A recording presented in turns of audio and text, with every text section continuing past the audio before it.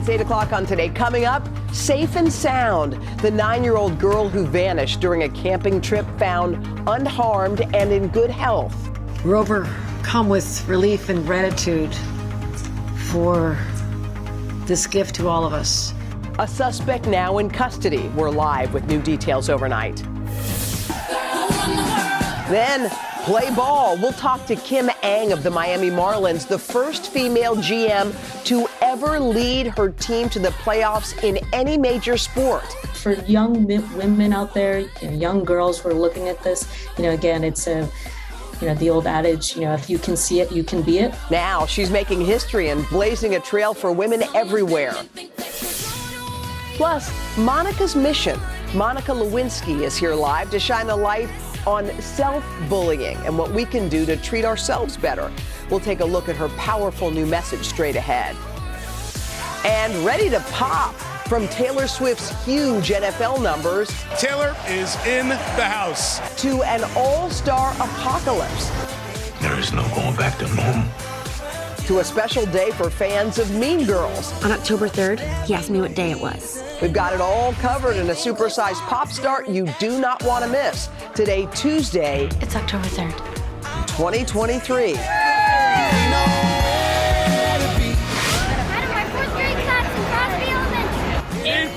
Texas!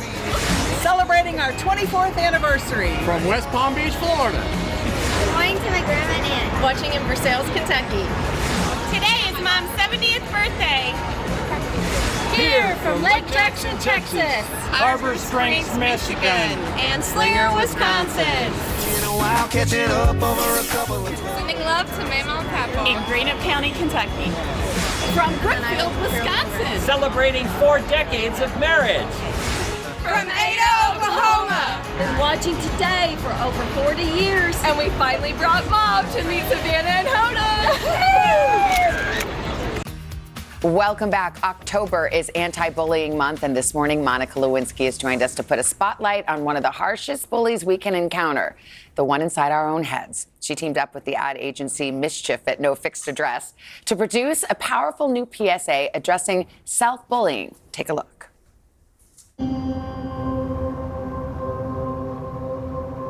You're so stupid.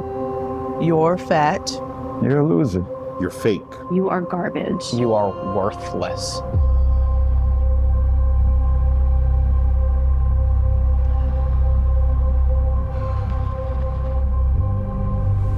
Everyone you like hates you. You are a bad mom. I'm sorry.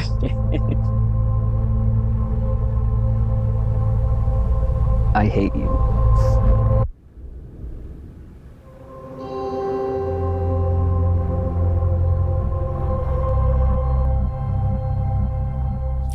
Monica's with us now. Good morning. Hi, Savannah. It's hard to watch that, honestly. It's very impactful when you see and you know that we all have that voice in our head. What made you want to address this kind of bullying? And frankly, that is what it is. It is. It is. Self-bullying is bullying.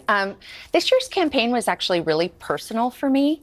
So I had an experience about 10 years ago or so where I had taken these course seminar things and anonymously, and they had us do an exercise where they put us into these groups of 3, told us to sit down and write out all the things that our negative voice says to us. So that was very easy for me, page after page after page. But the real kicker of it was that they then made us read our list out loud to the other people in the group. And in the course of hearing myself say these things out loud, I realized in a whole other way how cruel I am to myself, or was being, and that I would never say those things to someone else. So, and that's the genesis of this PSA. Yes. It's so powerful because not only are they saying out loud the terrible things they say to themselves, they're directing it at another person. And these were not actors, and they were not following a script. Yeah, no, this was unscripted, and they came So what did you tell people? Yeah. Yeah, so it was, what we ended up doing was we had, it was kind of very similar to the exercise that I had gone through. And so in terms of having people send us the night before their list of terrible things, They had no idea they were going to have to read them on camera. They were asked to bring a loved one who might be willing to go on camera as well. And so then we asked them to read their list on camera to a loved one. And they were so brave. And really what was amazing is not one person said, oh, I'm out of here. You know, everybody participated. So I think it's such a universal topic when you really stop to think about it. It really is, because I think every single person watching has some version of this inside their own head. I certainly do. You said Me you too. do. In the makeup chair this morning, you know. Every single day. And so, but it's hard because it's so automatic. To me, it feels like it's almost like breathing. This constant narrative. So how do you get control of those kinds of thoughts? Well, it is. I mean, exactly as you say. I think for me, and what I found is, you know, first of all, we have to recognize the likelihood we're going to eradicate the negative voice in our head is not very high. But it really, you can curb it. I have worked on this for a very long time, and my therapist works on it with me a lot. And I have found that, you know, really it's sort of about catching yourself and course correcting. And whether that course correcting is to something positive, and if you can't do that, then try going neutral. You told me a story about you were in your house, there were a bunch of unpacked boxes around. Oh my gosh. And, I mean, this is actually a really interesting example of how we can shift our thinking just the tiniest bit. Exactly. So, I mean, it may sound a little hokey to some, but I had boxes unpacked and there was stuff everywhere, and I tripped and totally fell, not like caught myself, totally fell. And I noticed that my reaction, the thoughts in my head were, oh, thank God I didn't hurt myself, instead of, you know, you effing idiot, like you klutz, you know, of course you fell. And that was a big shift for me, even though it's small. And I think part of what can be really important with this is actually the witnessing part, the noticing. And that's the first step with all of it, is just becoming mindful of how often we say these things. Absolutely. You just had a big milestone birthday. Welcome to the 50s Club. Thank you. You wrote something on, I think it was on Instagram. You said this past decade has been your best decade. Yeah. Can you imagine the post you would have written at 40? Could you have ever imagined how this last 10 years would have kind of changed everything for you? Would you agree? 1,000%. It has been the best decade for me. I'm incredibly grateful. Turning 40 was horrible, and turning 50 was very empowering. So I had a moment, I did a lot of personal work, just seeing out the old decade, what do I want for the new one, and found myself in the car waiting for something, and just started to go through mentally all of the things that had happened this last decade. And I was so overwhelmed with gratitude in that, you know, people see me for my true self now, that I have been able to find a purpose to my past, that my narrative has been, I think, revisited, and I was able to reclaim it in large part from younger generations. We've talked about this before, but I'm always so struck by that. For you to do that, for you to have had this last 10 years and reclaim your narrative, it required you to become public again, the very thing that was most painful to you. Yes, it is. It was terrifying. I mean, and I find doing this hard. It's not natural for me. But it was, you know, it's a long journey from 98. It's been 25 years now. And I'm grateful. I'm really grateful for where things are now. Well, you have found this purpose and passion. You're about to be honored for it. I have to say, you're going to get an award from the Hetrick Martin Institute at the Emory Award for your anti-bullying work. And real quick, you're a writer and a producer. Yes. So the writer's strike is over. Thank God. Can you give me any hint? You got anything you're cooking up or working on? Yes. I wish it were announced already, but I'm executive producing a limited series that's on another young woman who found her life decimated and ripped apart on the world stage, but she somehow managed to survive. And I think it's going to be really powerful, and hopefully they'll announce it soon. Well, you're an amazing messenger for many, many causes, and we so appreciate having you, Monica. Thank you, Thank Savannah. you. And if you want more on the new PSA and Monica's own experience with self-bullying, we've got a lot more about all of this at today.com. If you or someone you know ever needs help, you can reach the National Crisis Hotline by calling or texting 988. Thank you.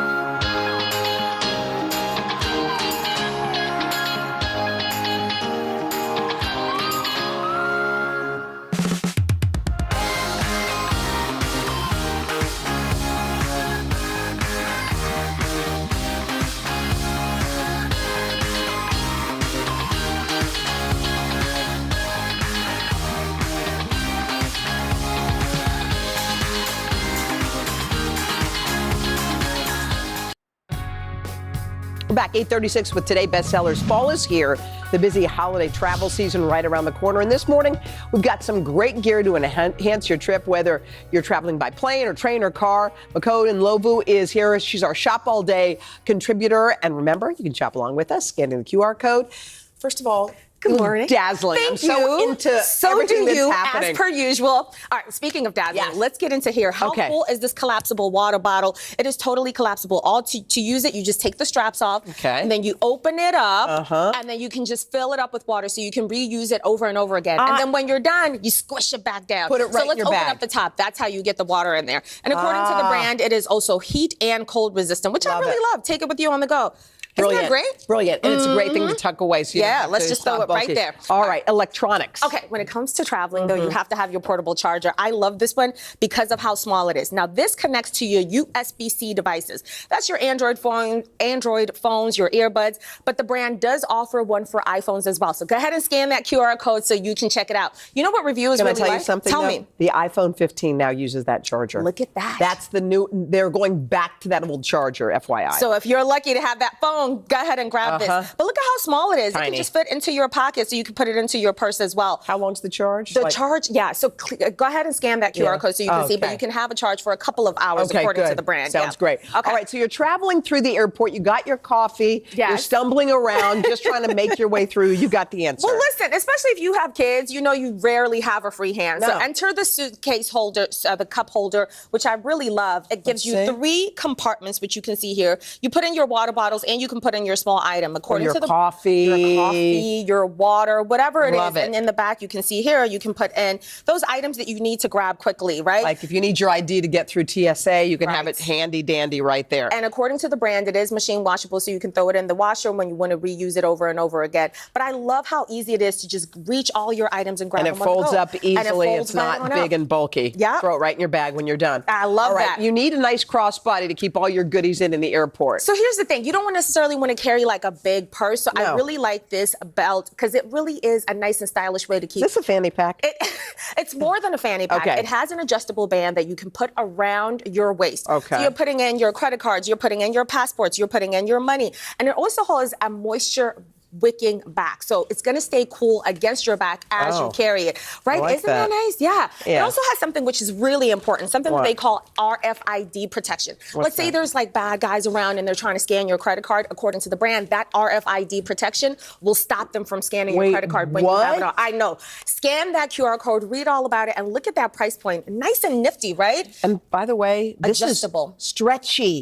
You don't usually see the stretchy band. Not at all. So it is durable according to the brand. Throw it in the washing machine and get it fresh and new when you want to use it. All right, let's get to our closets. Okay, so when it comes to traveling, you want to have something that is comfy, that you can also wear after your trip. It looks good. It looks good. And a 2-piece set is the perfect way to do that. There's so many things I love about it, but I love that you're feeling it because it feels nice and comfortable. According to the brand, it is not see-through, which we absolutely love. But look at this gorgeous top. You've got that crew neck, right? Which we love. You can pair it with some jewelry like you have on right now. Then you have the long pants, which are really nice, a wide leg pant, and then the elasticized oversized waist, which I appreciate. Let's see. Oh, Dress yeah. it up or dress it down. Wear with it is the sneakers. right weight for a plane. You Isn't don't it? want, you don't want something that's too heavy. Yeah. But it seems comfortable. It seems like the right weight for a plane. A plane or a road trip, whatever it is. And then when you get back from your trip, you can wear it as well. All right, let's talk about this. So we have two options for travel jackets, both stylish, both amazing. Let's start here with the women's jacket, which I absolutely love. It comes with a pouch, which is great. It is fully lined. It is quilted. Comes in sizes extra small all the way up to extra large. You know what I like about it? Yeah. It doesn't look so bulky. Like a lot of these coats end up making you look kind of Michelin Man. That's so true. And reviewers good. actually love the fact that it's super easy to layer. And by the way, this comes up to 6XL as well. So Cool. really Perfect. size Beautiful. inclusive. And then this one here is for the men, and it comes with a pouch. You can use it in multiple, right? Very lightweight, so you can pack it up and take it with you on the go. But it is waterproof. It is windproof. Great for outdoor activities. So if you get caught out in the rain, then you're good to go. Exactly. Great for layering. Comes in sizes extra small to extra large. You rocked it, Nicole. All right, again, purchase any of these items, scan the QR code or head to today.com/shop. We should mention that Today does earn a commission from purchases through our links.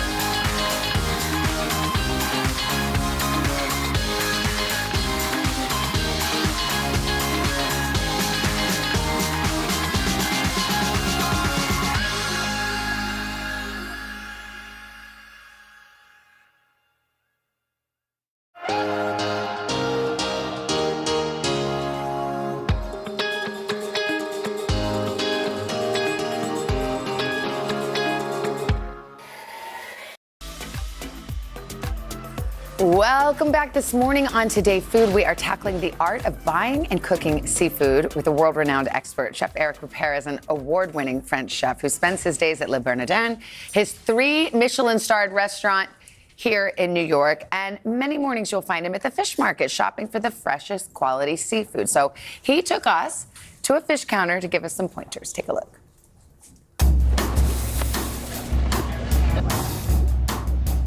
We are at Citarella. This is the seafood stand. Joe, the owner, is here. We are going to choose some fresh fish.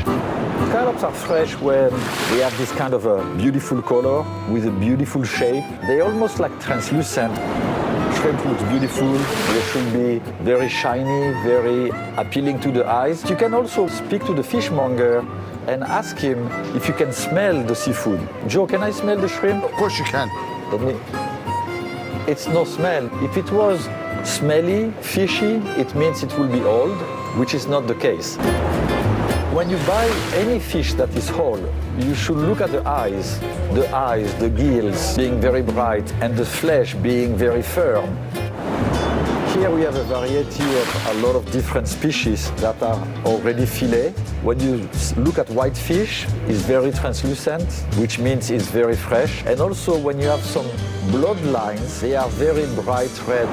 Here we have some farm-raised salmon. It's very easy to know when it is farm-raised. You look at the lines here, which are Basically the fat, you can see them all over the fillet because salmon is a very rich fish. They should be very white, not kind of like grayish. Wild salmon has less fat content and you can see it's very lean and therefore it may be a bit drier.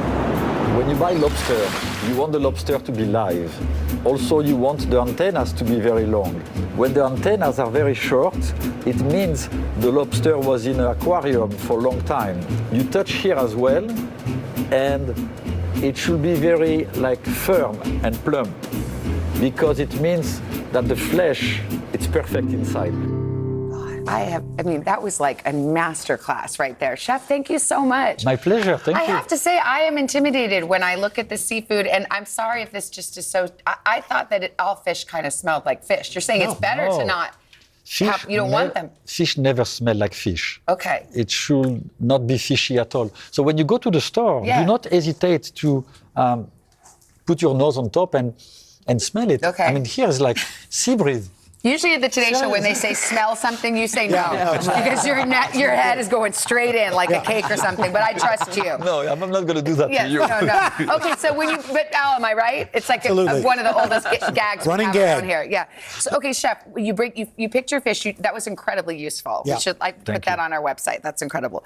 What do you do when you get it home to keep it fresh? So when you get it home, you put it on ice and like this? Yes, to separate the fish from the ice, because the ice burns the flesh of the fish. Right. You put a piece of parchment paper, and then you keep it in a fridge for maximum 24 hours. Okay. When you buy the fish, you have to cook it the same day almost. There's no keeping your fish in the fridge all week. Do not. And You can't freeze. You can't freeze. What about frozen fish? Why buy it fresh and freeze when you can buy fresh and cook directly? But Craig makes a good point. Chef, how about frozen fish? Are you against it? I'm not against it. Okay. It's better to have good quality frozen fish than bad quality fresh. Then yucky, smelly other For fish. sure. Okay. Do you have any special way to prep it? Like some people do lemon. Yes, so we have, of course, many ways to prep. I mean, salt, pepper, that's basic. And then lemon at the end, depending on the recipes. But the lemon, the acidity brings the flavors of the fish. Okay. Do you have to clean it?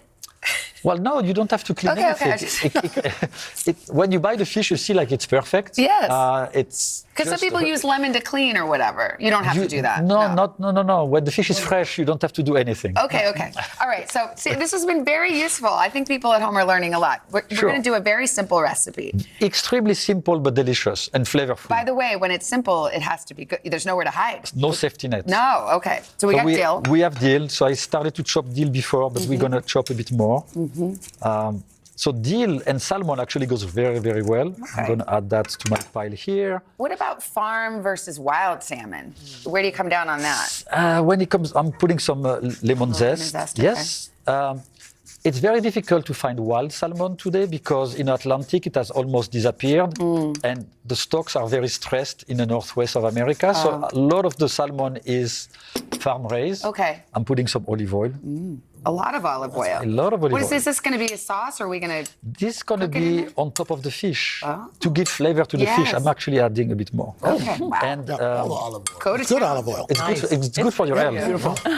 But most of the fish is farm raised. Yes. And that's okay. And that's fine. Yes, okay. So I have the mixture. I'm going to put salt, pepper on the fish, like that.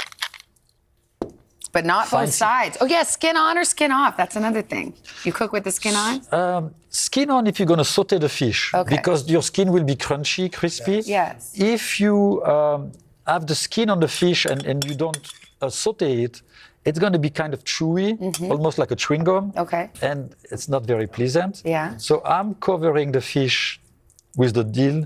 Yes. The lemon zest. Okay, just kind of, the olive oil, like that. Watching you cook is so relaxing. So easy. I know. I just very zen. Right. I finished my meal already. So Me now too. I know you did. We didn't serve any sides today, but how was it, y'all? This is great. It Really was good. Like this. It just melts in your And mouth.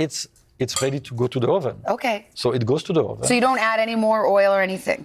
Nothing, because Okay. the oil is going to drip. All right, because I see it over there. Yes, And so I wonder. it's going to drip from the dill when you're going to cook it, and it's going to end up in a plate. Okay, so you put this And in the oven for how long?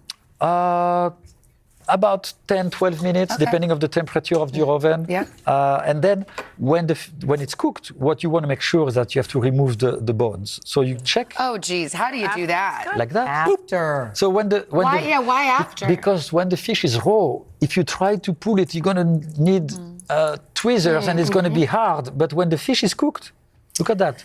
The flesh contracts. So with your finger, you follow like that. It just melts right off. Yeah. You find them. You guys find any bones in your Nope, fish? not on that. No? Okay. So, Chef, could you serve this warm or like room temperature, kind of almost like? Yes, you can serve it even. Yeah, room temperature is perfect for a buffet if you have a brunch on the weekend. Might be nice on a salad or something. On a salad is delicious. Oh, you like that idea? Okay, good. Yes. Wait, I've tried to ask every question about fish that I could imagine, but if you have at home any others, there's a whole new cookbook by Chef Repair. It's called Seafood Simple. Seafood Simple. Yeah, we love having you here. Thank you so much. Thank you for the clinic. He's back in the 4th hour with a simple shrimp dish. Oh, I love And you can get the recipes. You just have to scan that QR code you see on your screen, or you can go to today.com/food. Thank you, Chef.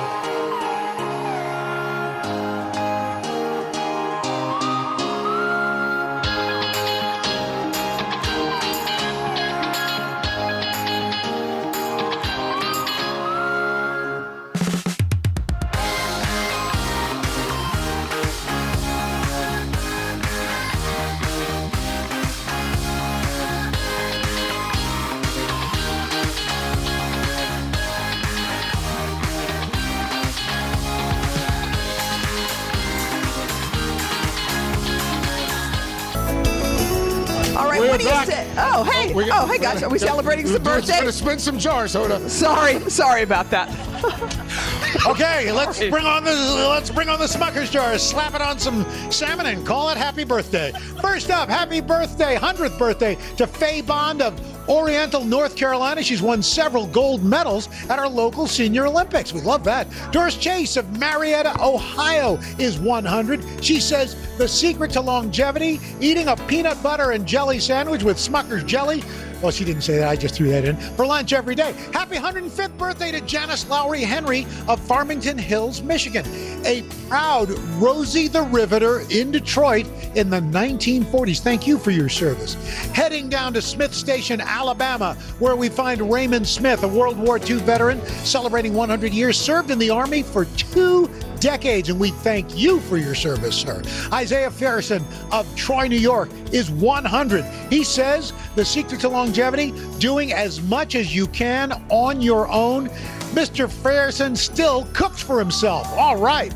And last but not least, happy 105th birthday to Bob Miller, an active guy from Kingsport, Tennessee, the home of our late, great John Palmer. He visited all 50 states and 23 countries. Wow, so there you have it. By the way, beauty. This baby, which We're on the selfie train over here. James from Marblehead, Mass. How old are you, James? Okay. 15 months. What do you like doing in your free time, James? Blowing kisses. You want to blow a kiss to America? Say hi, America. One more kiss. No kiss. Wow. Wow, you're so close, James. He's not buying it. He's not buying it. There we go. There we go. James did it. Hey, now. That's an adorable baby. What's coming up on the 3rd hour? 3rd hour, Tyler Hubbard. Tyler Hubbard will be here to perform his latest More hit. James. More James. More James. Wow. Just back to James. Wow. Back to James. Hey, they got Reese Witherspoon coming up on the 4th hour. We do. Back to James. Back to James. Blow another kiss, James.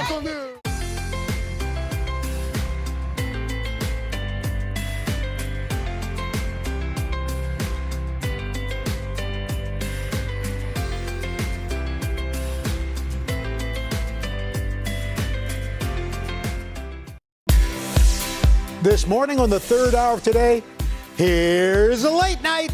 Late night talk shows returning overnight for the first time in 5 months. The studio was empty for so long, NBC converted to a spirit Halloween. And that's just that. The laughs, heartfelt messages, and when the rest of our favorite shows and movies could be coming back. Then later, actor and model Elizabeth Hurley live in Studio 1A, sharing the important cause that she spent decades fighting for. Plus, it's harvest season.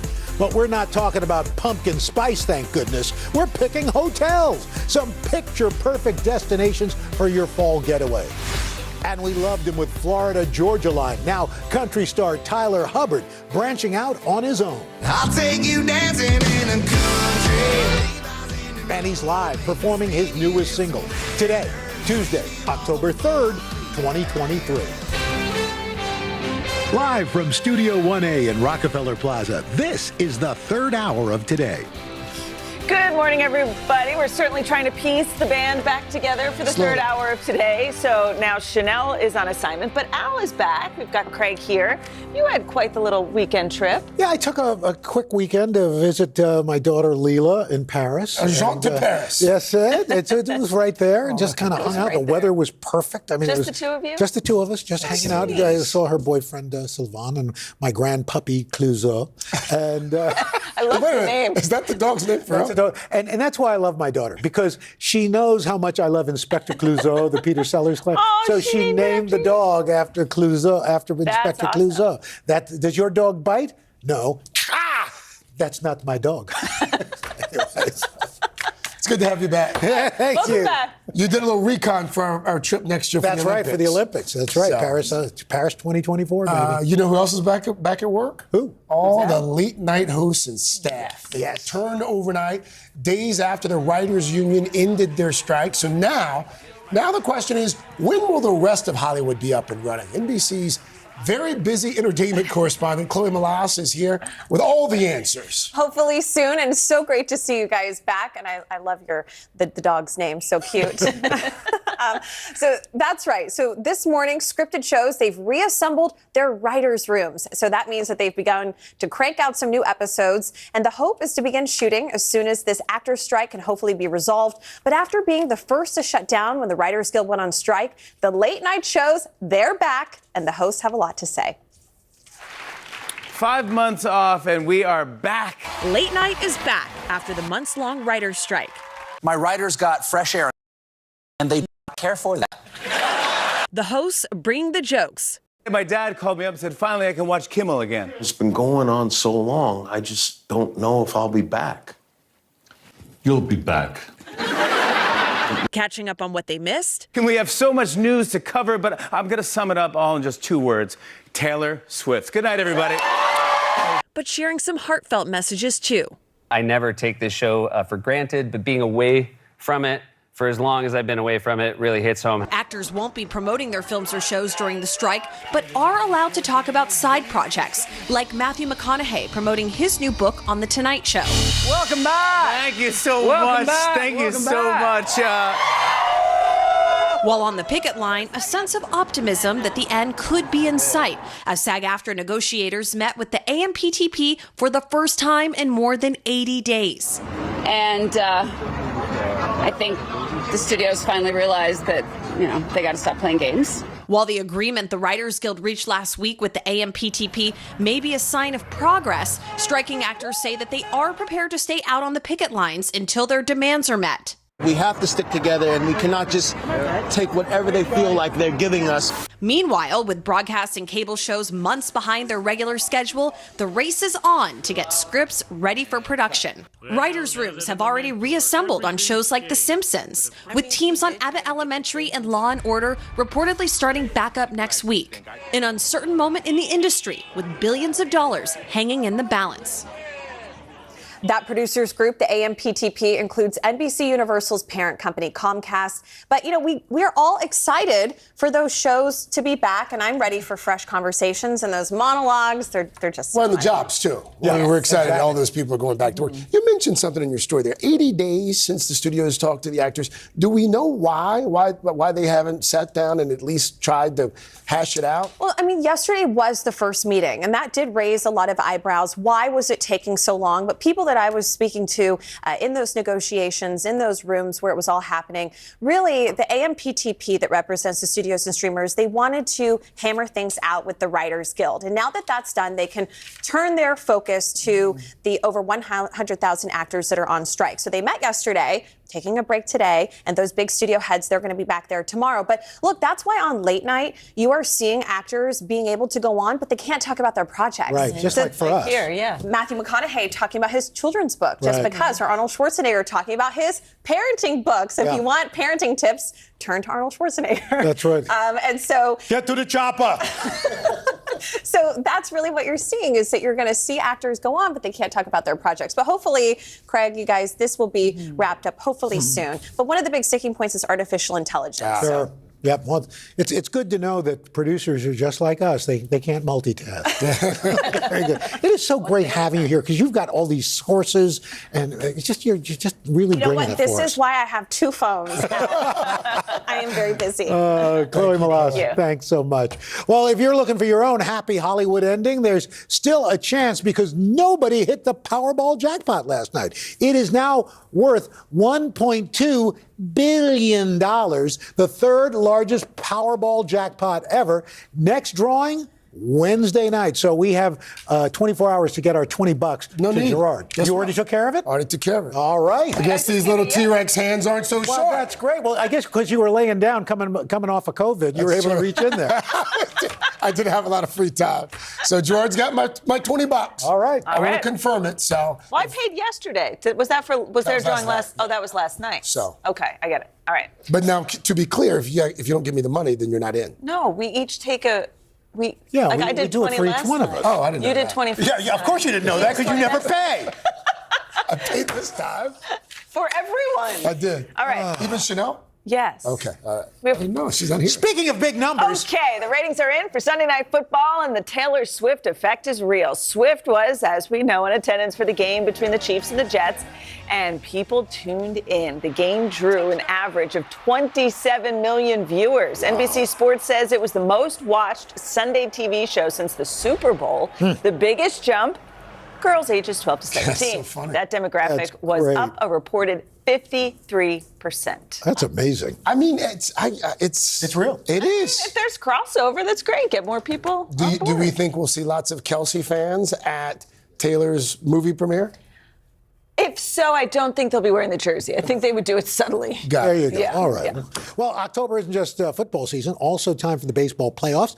Down in Miami, the Marlins, they're making sports history, not because of who's on the field, but because of who's in charge. NBC's Sam Brock is live from Lone Depot Park in Miami. Hey, Sam, what's the deal? Al, good morning, guys. Good morning. The deal is there is more magic in Miami. Kim Ng just became the first woman to serve as a GM at any of the 4 major U.S. professional sports leagues and to take her team to the playoffs. So there is history going on right now. She says whatever happens next, it is already icing on the cake for what has been an historic season. In a year that saw baseball's rules transform the sport and speed up the game, America's pastime is continuing its evolution with a historic first. Kim Ng, the only woman in the general manager's chair in any of the 4 major sports, guiding the Miami Marlins to the playoffs. For young women out there, young girls who are looking at this, again, it's the old adage, if you can see it, you can be it. We welcome Kim Ng. In 2021, just months after taking the job, Ng chatted with Hoda about overcoming decades of adversity and doubters. What made you not put your hand up and say, you know what, this isn't really working for me? I just never saw it as there was any other choice. Yeah. You want what you want. You know you're good. Why would I do anything else? And she's quickly helped to build a winner. Trusted Kim and her staff, and we love you guys. First time Miami has qualified for October baseball after a full season in 2 decades. What does this precedent mean to you? The glass that has just been broken by your work in the Miami Marlins? Yeah, I think when I got the job, I understood the magnitude and I understood the hype around that. In terms of us getting to the postseason, that's my job. The team Ang put together on the field is led by all-star second baseman Luis Arias, a player she acquired in January. There's another base hit. That's only 4 for him today. Who just became the first player ever to win batting titles in both leagues in consecutive years. Ang praising him as a positive force. Just watching him every day makes you appreciate him even more. As the playoffs start today, there are 12 teams in all now eyeing World Series glory, including one in South Florida, whose leader off the field is just getting started. We are set up for a nice little run here. Under principal owner Bruce Sherman, Kim, of course, is the GM. You also, guys, have Carolyn O'Connor. She is the president of business operations, which is to say their front office is predominantly women.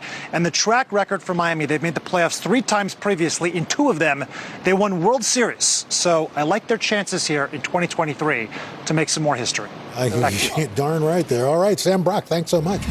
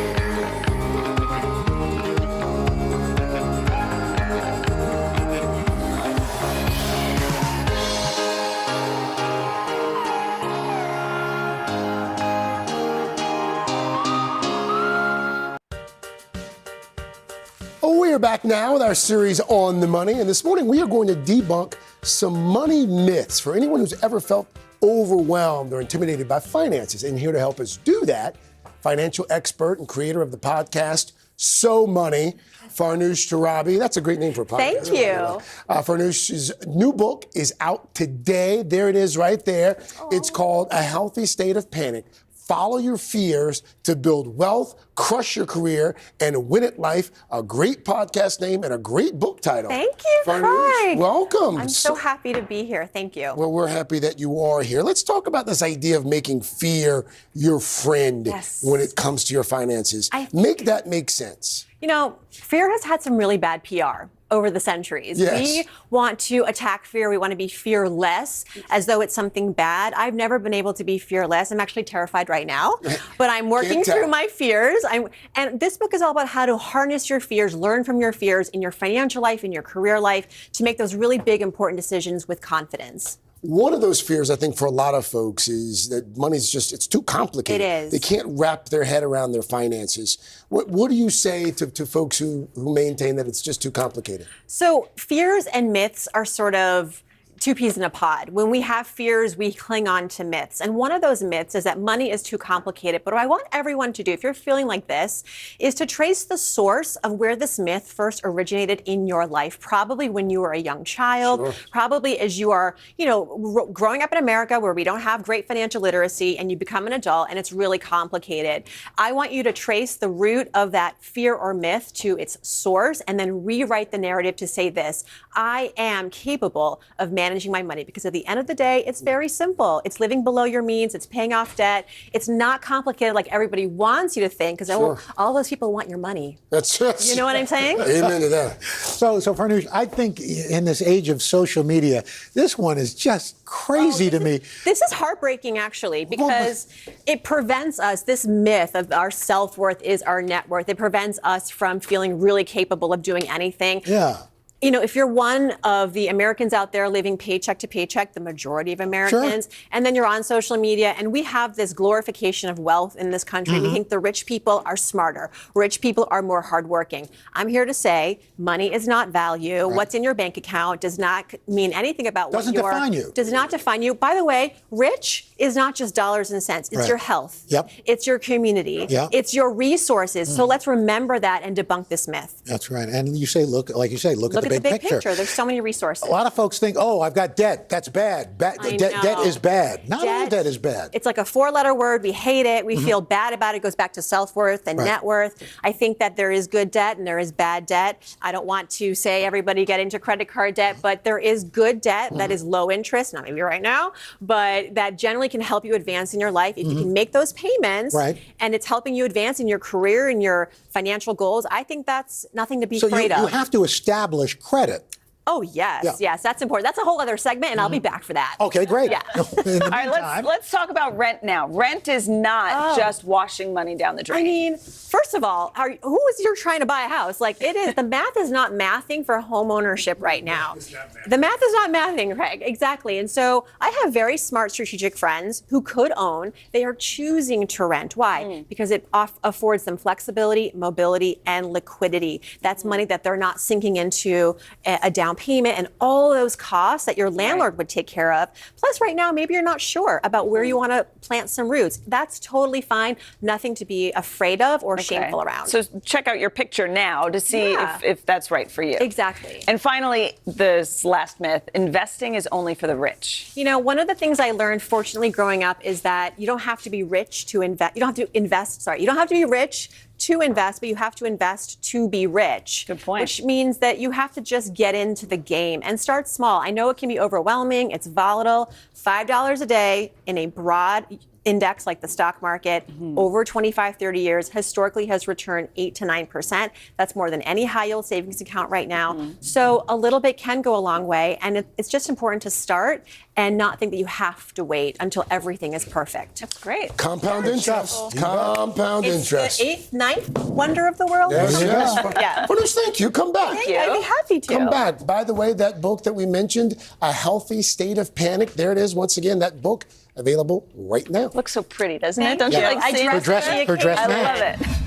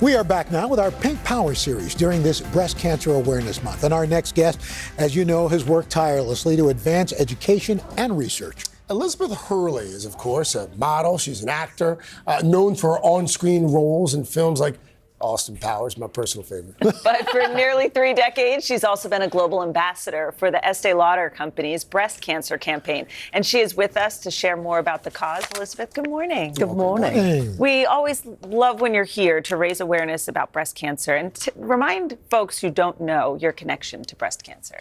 Well, I've been raising funds and awareness for breast cancer for nearly 28 years now. When I started working for the Estee Lauder Companies, Evelyn Lauder, who was Estee's daughter-in-law, told me all about a campaign that she'd started, and she said women all over the world are dying of breast cancer and there's not enough being done about it. And that's where it started. It was raising awareness, giving women the confidence to talk about their diagnosis, their treatment, educating, and of course raising a lot of money for research. And enormous strides have been made in those 28 years that I've been doing it. But 1 in 8 of us are still being diagnosed with breast cancer, and women are still dying. In fact, breast cancer is the most diagnosed cancer worldwide now, and it's the cancer that kills the most women. So that's why we're back. Every October, we're back to talk again and to remind women to look after their breasts, talk to their physician if they're worried, and, raise money. You mentioned it's almost been 3 decades that you've been this paid spokesman for this. In that time, have you seen that awareness rise, but has it also helped in other areas as far as breast cancer research? Oh, it has. It's risen enormously. I mean, back then there was no pink ribbon, there was no Breast Cancer Awareness Month. Women didn't talk about breast cancer. There's no way anyone would have sat on a morning show like this and talked about their breasts. And now, very brave people come forward who are going through treatment, who've survived. People talk about people they've lost. All that is very, very new, but at the same time, huge amounts of money have been raised. We've raised $118 million, which 93 million has gone to the research. And research is the way forward. Research is the way that this disease will finally be put an end to. And that's why, we keep going to raise funds, but at the same time, remind women to keep thinking about their breasts. You're an advocate, you're an actress, model, but, oh, by the way, you're also a mom. Yes. Damien's 21 now, I believe, right? He's 21, yes. How has your relationship with him changed as he's become an adult? Man, he's almost as gorgeous as you. You know what? It's changed a lot. He's a grown-up now. He's 21. He's written and directed his first movie. Oh. And he's doing really well, but he's still my baby. Oh. He'll always be my that'll baby. never change. Of course he will. I'll still tell him to pick his socks off the floor. Tidy up a bit. I'm very jealous of you because you and your son got to go to Elton John's final concert. And what was it like to be there? Because you're not just a fan, you're a friend. In fact, Elton John's your son's godfather. Yeah, he's a wonderful man, and I have to say, I believe he's at the best point of his life he's ever been. He's so happy. It's only world touring he's stopped. Right. It's not that he's not going to play again. Right, exactly. He's definitely going to play again, just not on a massive, massive world tour because, he's got 2 boys. He's a brilliant daddy along with his husband, David. And they're raising their kids and they're loving it. And I think it was lockdown that really reminded them how lovely it was for him to stay home. He hadn't stayed home since the 70s, ever. So it's a wonderful, he's in a great place. And he's always been a big supporter of breast cancer too. He's played at a lot of our galas. He's a great guy all round. He is. And speaking of icons, real quick, I was just reading that the black safety pin dress, it's almost 20 years now. There it is. There it is. Is it true you didn't even have a full-length mirror to look in? It is true. Before you stepped out? Me and my then boyfriend, Hugh, we lived in a tiny little 1-bedroom apartment, and the mirror did only come up to here. So it wasn't until the next day that I got the dress in all its dressness. And it was a little alarming in a good way. Yeah. But yeah, those were early days for us. And then you see the picture, like, oh, that's what I look like. Okay, good. Yeah, a little bit like that, yeah. Well, we always love when you're here. Thank you so much for stopping by. Thank you. Thanks for what you do. Yep, you beat me to it. All right. Well, coming up next, the sweet story behind a Los Angeles institution. Family that's been serving up amazing pastries with a rich history. Then later, you're going to fall in love with these vacation spots when we share some great getaway ideas. Third hour of the day, I'll be right back.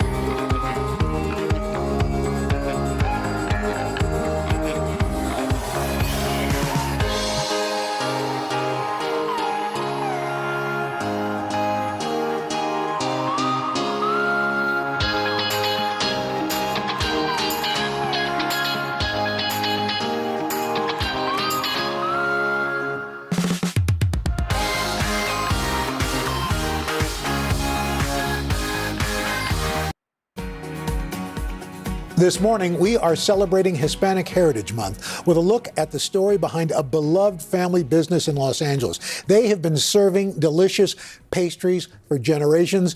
Gotti Schwartz, I'm going to tell you, I can attest to it. These are fantastic. Porto's pastries are unbelievable. That's right. When you live in LA, one of the best ways to say I love you to your family or I love you to your coworkers is to bring in one of these iconic boxes to share. And I promise you, people will come flocking just like they did when we brought all this into the studio this morning, because what is inside is pure magic that started with a dream in Cuba, a freedom flight, and the Porto's family secret ingredient, their matriarch, Doña Rosa. It's not your normal business. I mean, it's different. And it's just something unique that we don't even know how to explain it. Porto's Bakery has been a Los Angeles institution for nearly 50 years. It's owned by the Porto family, Margarita, Raul Jr., and Betty Porto, who carry a legacy that began on an island during a very different time. This was something that was born in Cuba, right? How did this start? I remember being a little girl and my mom would make cakes for us just for fun, you know. So when Castro comes to power and neither one of them has a job, my dad goes to a labor camp away from the home. My mom has to kind of reinvent herself. In the midst of 1960s communist Cuba, to make ends meet, their mother Rosa began the underground business of baking right in the family's kitchen. So it really neighbors and friends knew that she knew how to make cakes, and that's how she started. It wasn't something that she was planning to do, but she just kind of had to jump into it in order to survive. In Cuba, making cakes and selling them, I mean, that was dangerous, right? It was illegal because all private property and private business were closed down. And so if she would have been caught, back in those days, it was 25 years in jail. Then came a hope of a different life via the freedom flights from Cuba to Miami. So one day in 1971, Rosa and her husband Raul Sr. gathered their 3 children with nothing but the clothing on their backs and boarded a plane and left Cuba forever. Do you remember the day that you left? I remember my best friend, the bus was leaving and she chased, you know, waving at me. That's what I remember. And when we came into the airport, there was maybe 100 people that were leaving on the same flight to Miami. So I could feel the tension in the room as a kid. I mean, I'll never forget that. The family settled in California, and within a few years, Rosa opened the first Porto's Bakery, with the whole family pitching in. We were just trying to have one shop, be successful, and survive, and be able to buy a house one day. Porto's allure usually starts with a craving for their famous potato balls or guava cheese strudels, and that quickly gives way to their countless cakes, pastries, empanadas, Cuban sandwiches, and specialties. One store led to more, and soon Rosa had started what she hoped would be a family empire. She wanted us to go to school, to get an education. She didn't realize it until we graduated. And then we decided to start on board. Then she became the opposite. She would tell the children, okay, I built this for you. When are you coming in? We all enjoyed something in the business, and we liked working alongside them. And then after we graduated from college, we all decided, why should I go anywhere else? And this is something that is great. The siblings took over the business, and Rosa Porto retired in 2003. Today, with 6 locations in Southern California, the next generation of Portos are already in the mix. Raul's son, Adrian, is a chef. Butter, ham, pork, 3 pickles, no more, no less. I've been told if it's not 3 pickles, it's not a Cuban sandwich. Got it. Margarita's son, Diego, is also a chef and a master of all things pastry. My grandmother was like another mother. I see her and everything, I think about her every day. There you go. Not bad. Mine doesn't look like yours. No, it's okay. It takes practice. If you had to sum it up, what is the magic?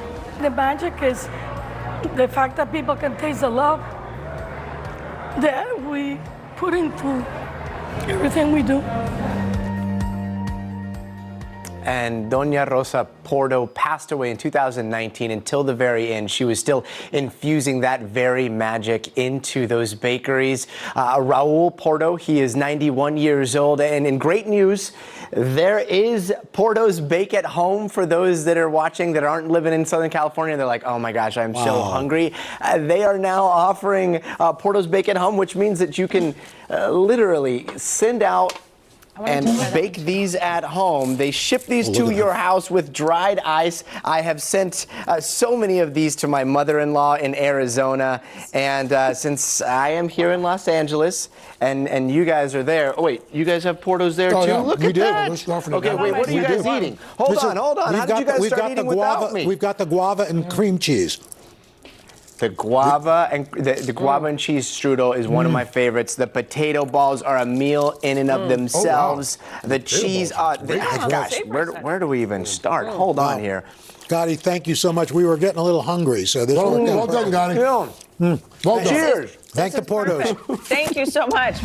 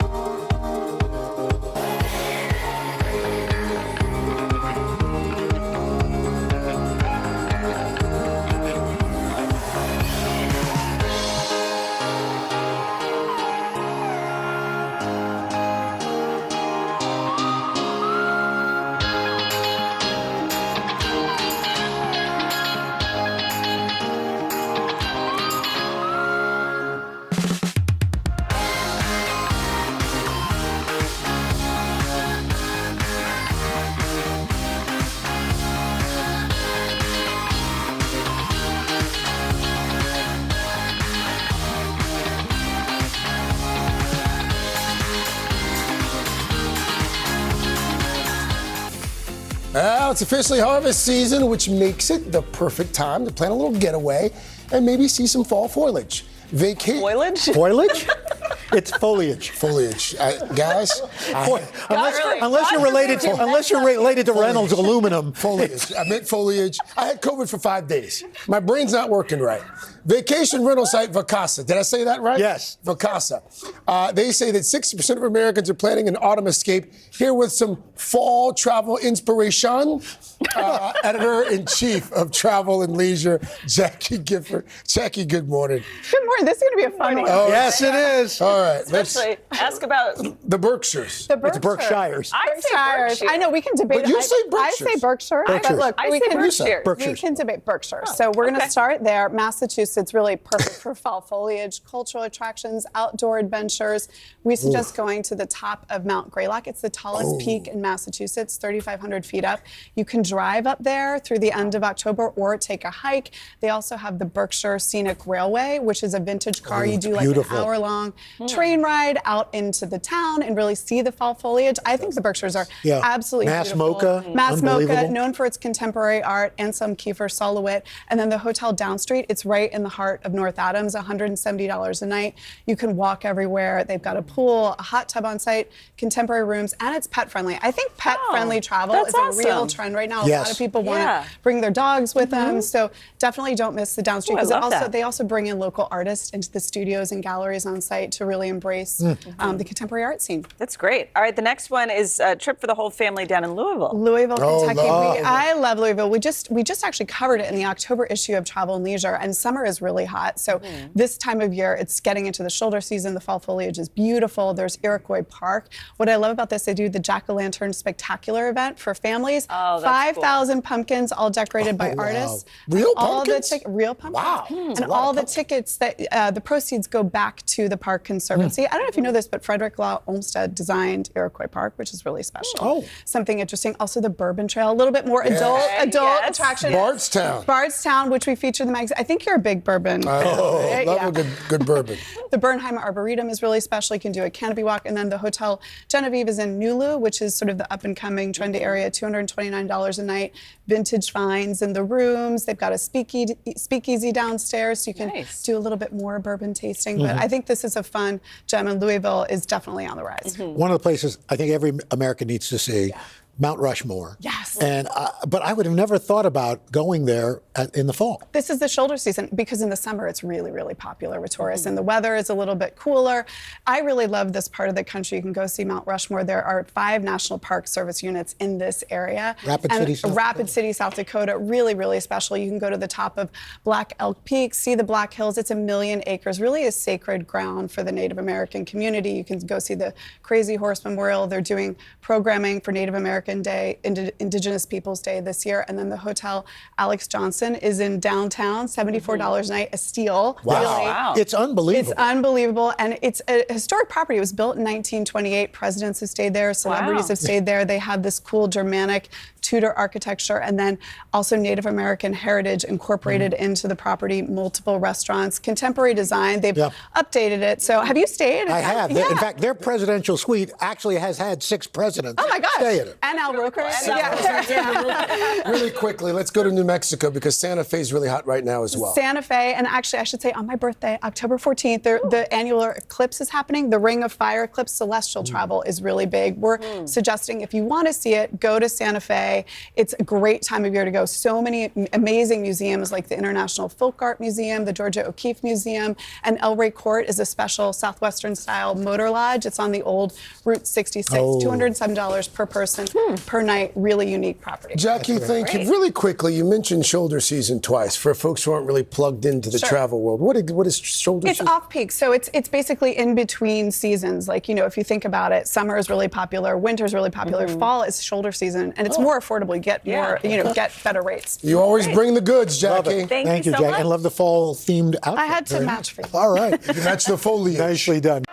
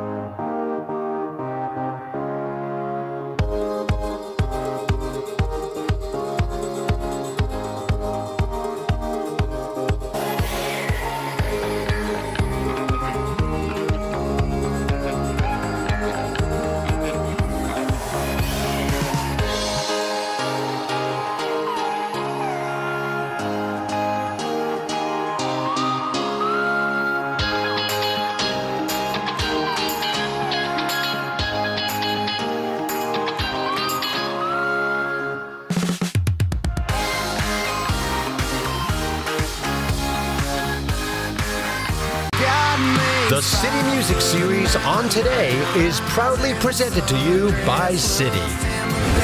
We are in for a Tuesday treat because we have been listening to this next singer-songwriter for years now. Tyler Hubbard climbed the charts as a member of country duo Florida Georgia Line with hits like the Diamond Certified Cruise. Well, now he's charting his path as a solo artist. He's already had 2 back-to-back #1 songs off his self-titled solo album. And Tyler is here to perform his latest single. It's called Back Then, right now. Tyler, good morning. Good morning. Welcome Thanks back. for having me.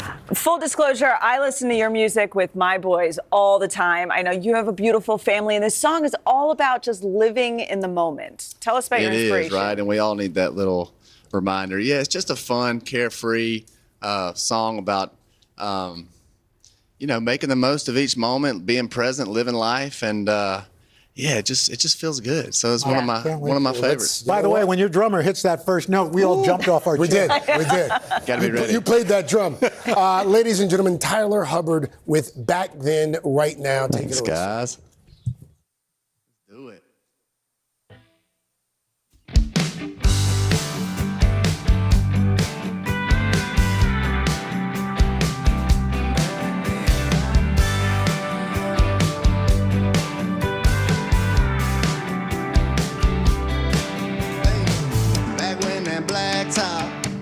a gravel road. Back when that Walmart was just a fishing hole. Back when my old guitar had some brand new strings. Yes, it did. Back when a work truck was just a stick shift. Back when you took a pick and didn't have to post it. Back when a Baptist church is where we learned to sing. Yeah, we did. I could use some back then right now. 98 Chevy with the tailgate down. FM only with the gold of a loud. Burning up the night, innocent and wild. I could use a little more wide open. Back when all I wanted was the hand I was holding. Living in the moment with the good time crowd. Making life count. Damn, I could use a little more back there right now. Back there right now. Back when a how you been came through a phone call. Back when a pastime was watching baseball. Yeah, back when politics, it wasn't table talk. Back when you had a fight and you could just walk it off. I could use some back there right now. 98 Chevy with the tailgate down. FM only with the gold of a loud. Burning up the night, innocent and wild. I could use a little more wide open. Back when all I wanted was the hand I was holding. Living in the moment with the good time crowd. Making life count. Damn, I could use a little more back there right now. Back there right now. Back then it was simple, it was slow. We didn't worry about what we didn't know. That's right. I could use some back there right now. 98 Chevy with the tailgate down. FM only with the gold of loud. Burning up the night, innocent and wild. I could use a little more wide open. Back when all I wanted was the hand I was holding. Living in the moment with the good time crowd. Making life count. Damn, I could use a little more back there right now. Back there right now. Back there right now. Yeah, back there right now. Just a little more back there now. Yes. Yes, thank you. You know, Tyler, listen, Tyler, here's the deal. Our country North Star is this lady. And when she's down dancing, you know it's a big deal. Always. We love you. We had to come down. We heard you I love it. upstairs. We Thank had to come running down. Thank you. Beautiful Thank wife, you. family here. The whole group. The whole We love group you. is here. Back then, right now, it's available now, and you can catch them on the road with Old Dominion, and next year with Kane Brown. Wow. Is it? A lot Ooh, going on. is it? Woo. Third hour today, I'll be right back. Back when you had a fight and you could just walk it off. I had to hear.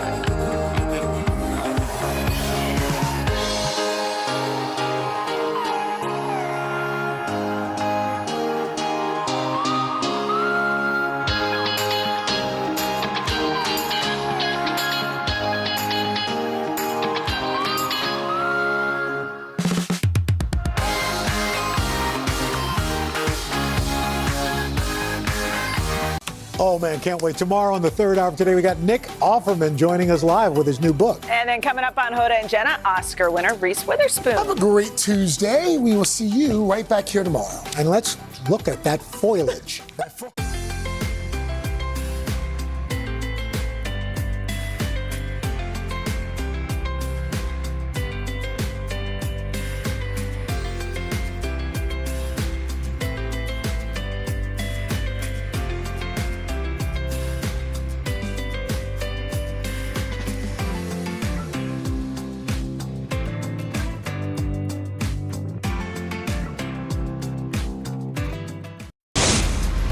Today, Oscar winner Reese Witherspoon is here, and you're going to love her brand new book.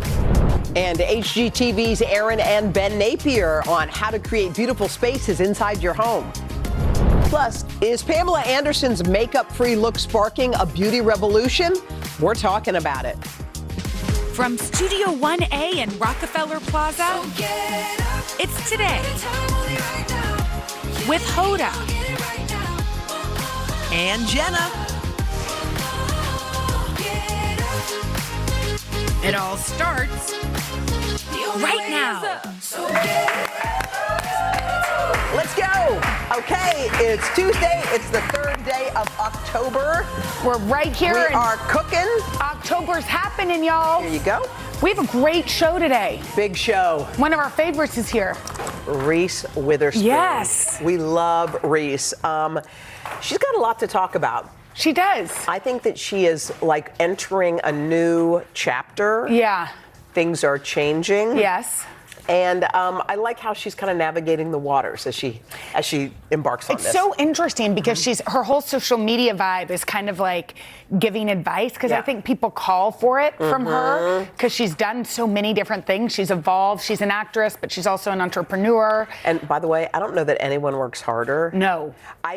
Her work ethic is like to beat the band. Crazy. And, sometimes when you're in a full-on sprint, it's like you're going vine to vine. Like you're catching the next one and catching the next one and catching the... Yeah. I feel like she's midair and then grabs another one. Like she's got what a else is million kind of things. cool? It's like she didn't see roles for herself. Yeah. So she didn't just sit back. Like there's a lot of proactivity in her. She's creating. She creates them. Yeah.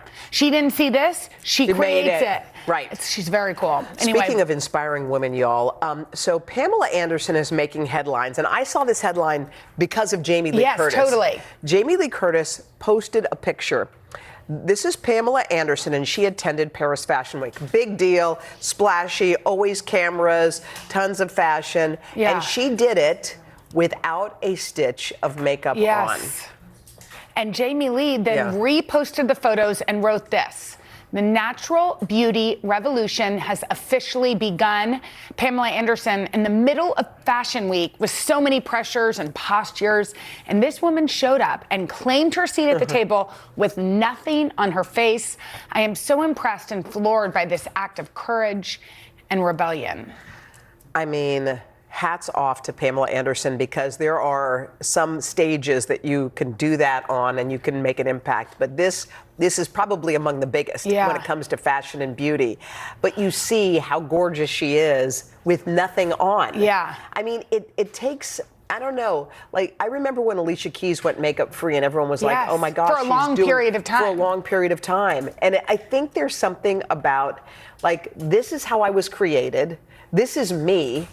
I'm not hiding behind a mask. I'm not pretending. This is who I am. Well, and I think especially in the world of everything's filtered and everything's edited. And everyone's highly critical. Everybody's highly critical. But also, our kids are growing up in a totally different world than we did. Yes. Where they go on social media and change their eye color and change the thing. You know, I mean, we talked about it last week. Yeah. So to be just exactly who she is, and frankly, for Pamela Anderson, who for a lot of her career was judged on her beauty. That's it, yeah. And beauty is such a subjective thing. I mean, look, our parents, our moms, when they were going out, my mom never left the house without her lipstick on. Never. Yeah. Because, and you know what's funny? There's two ways to look at it, because I remember watching my mom get ready, and I saw her, I didn't see it as she's putting on a mask. I saw her as taking care of herself. Totally. She always put face cream on. Yeah. I remember watching her get ready, put lotion on her arms. It's like, I love my body. Yeah. I'm caring for it. Yes. You know, so there was a different way that she entered the world, almost not hiding, like, No. oh, I don't have my stuff on, but just sort of like, confident. yeah, it's almost like someone came in and stepped into the world and said, this is me. So would your mom, because I think about Yeah. this, I leave the house in the summer every day. You know, Yeah. obviously Yeah. when we're here, we have to wear makeup. we wear stage makeup. Yeah. But later, and Yeah, of Mila course. collects my eyelashes, so I'm not sure what that's going to do to her. But anyway, add it to the therapy bill. But we, you know, in the summers, and you do this too, Yeah. I know, because I see pictures. On the weekends, my hair is wet. always. It's up in a bun. I'm not blow drying No. it. My mom would never have Go done out. that. Go out My that mom way. would have had her hair blown. You know, she did it herself, but she didn't let herself. And it's interesting. I feel like there is a sort of freer way. Yeah, there's probably an in-between way, because there is nothing that is more attractive than confidence. If someone walks in the room with a swagger, Yeah. sometimes it doesn't matter what they're wearing or what's on their Totally. It's like, oh, here comes so-and-so. Yeah. Like, you feel their presence when they walk into a room. Yes. Sometimes if I'm not all put together and I have an event and I feel, sometimes I sort of Totally. feel like, ugh, and you enter that way, Yes. you know? Yes. We've all been there, Yeah. right? Yeah. Anyway, okay, grab your popcorn, y'all. It is time for another. Can't wait for that. Uh-huh. Okay, the trailer just dropped for Leave the World Behind. It's Yeah. starring Julia Roberts and Mahershala Ali.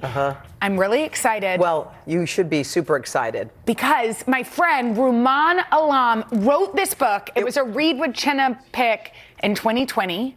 Which, gosh, how is it already 2023? So 3 years ago, you picked this book, and now it's being made into a movie with Julia Roberts and Mahershala Ali. Yes, and Ethan Hawke. Okay, here's the plot. Listen to this. Give One it. family's vacation is upended when two strangers arrive at night seeking refuge from a cyber attack that grows more terrifying by the minute. Ooh, I like Take a it. look. Why did you come here? In my line of work, you have to understand the patterns that govern the world. It can help you see the future. And I knew something was coming. I don't understand. What do you mean? We are seeing ongoing cyber attacks across the country. The truth is much scarier. What is the truth? That looks Scary. terrifying. Scary. And you know when I read it, like during the it came out like a year in the fall, I believe, of 2020. I read it during the pandemic.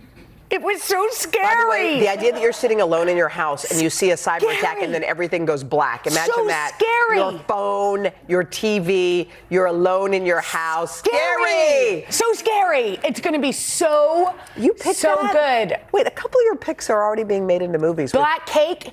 It's a show on Hulu that Oprah did. Y'all, I can't wait to see that too. What is going on? They had it ready. What is going on with your picks? I don't know.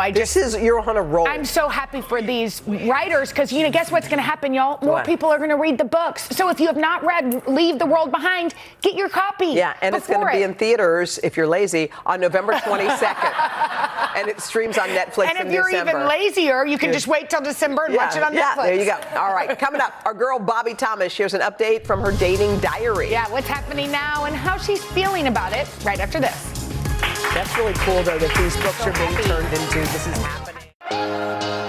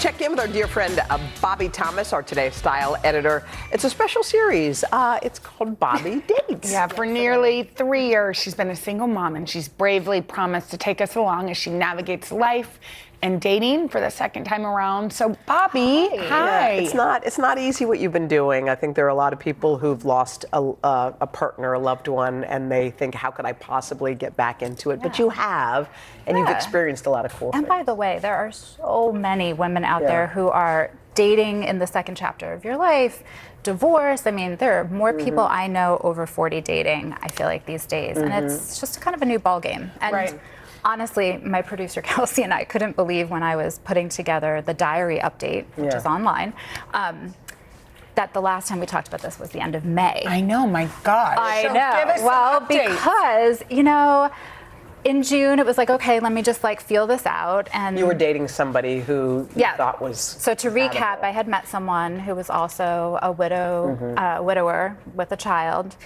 and it was fun. I mean, it was so exciting to have, like, to get dressed up, to go out. I mean, it's so Butterflies, weird. like to have that Yes, again. Yeah. because after I said I do, and you get into the groove of a marriage 13 years on, you know, it's just like, it almost like you wake up one day at the restaurant and you're just like, this is so weird. It's surreal, and it feels amazing. So we had some fun, and then we made plans in July to spend a week together with the kids. And so it was exciting and nerve-wracking and all of the rest. And so in July, I was like, give me a little more time. Let me feel this out. And then, oh my gosh, it's just wild because when Kelsey checked in at the beginning of August, I was like, I had taken a step back to break things off. And, you know, at first it was really, it hurt. And I was shocked because it's not like, oh my God, I'm so in love. I think it hurts because as an adult, when you date, you kind of push aside the BS and you're more mature. You put yourself out there. And so you don't expect it to sort of come back around because you were really, you know, hoping for something to unfold. I guess even something short term can be a heartbreaker. Yeah, It's funny definitely. Because it was also your first kind of venture back into the dating world. Right. What did you gain or glean from that relationship?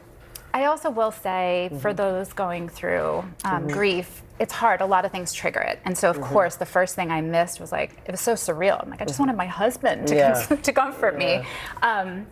What I did realize after taking a few weeks, because again, I was like, I'm going to push the dating diary off. I'm so glad I did, because I really woke up this one day and thought, I sat right here and asked to feel. I was like, I just want to feel. Remember? Yes. I said, I just want to feel again. Guess what? I felt. Well, that's good. And what does it tell you about yourself? You Because can I mean, do I hard hope things. you. I can do hard things. And I really, all of a sudden, got this weird sense of excitement. And I poured my heart. I was so nervous pressing send on this diary update. I was shaking. I was like, oh my gosh, because I really just, it was my whole heart. Vulnerable. Telling you exactly why I got to where I did. And in the end, I do feel like I'm taking forward this gift. If you would have told me when we first sat down in the beginning of this year, oh, you're going to have a relationship and you're going to break up in this, I would have said, no way. So does this mean going forward, sometimes when you feel a little bit burned, you're gun shy, like, I don't want to do that again. Does this make you want to continue dating or wait?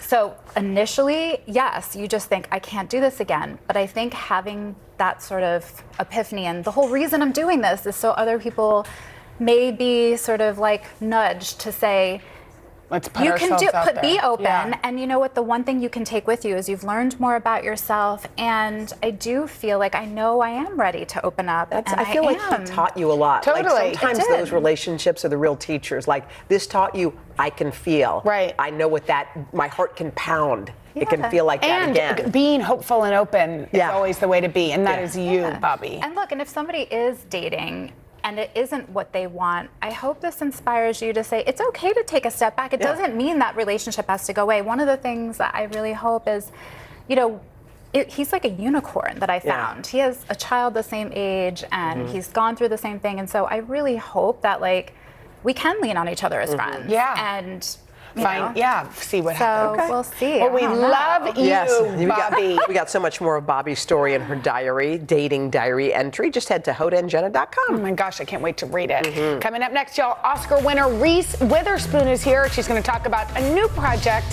that's close to her heart right after this.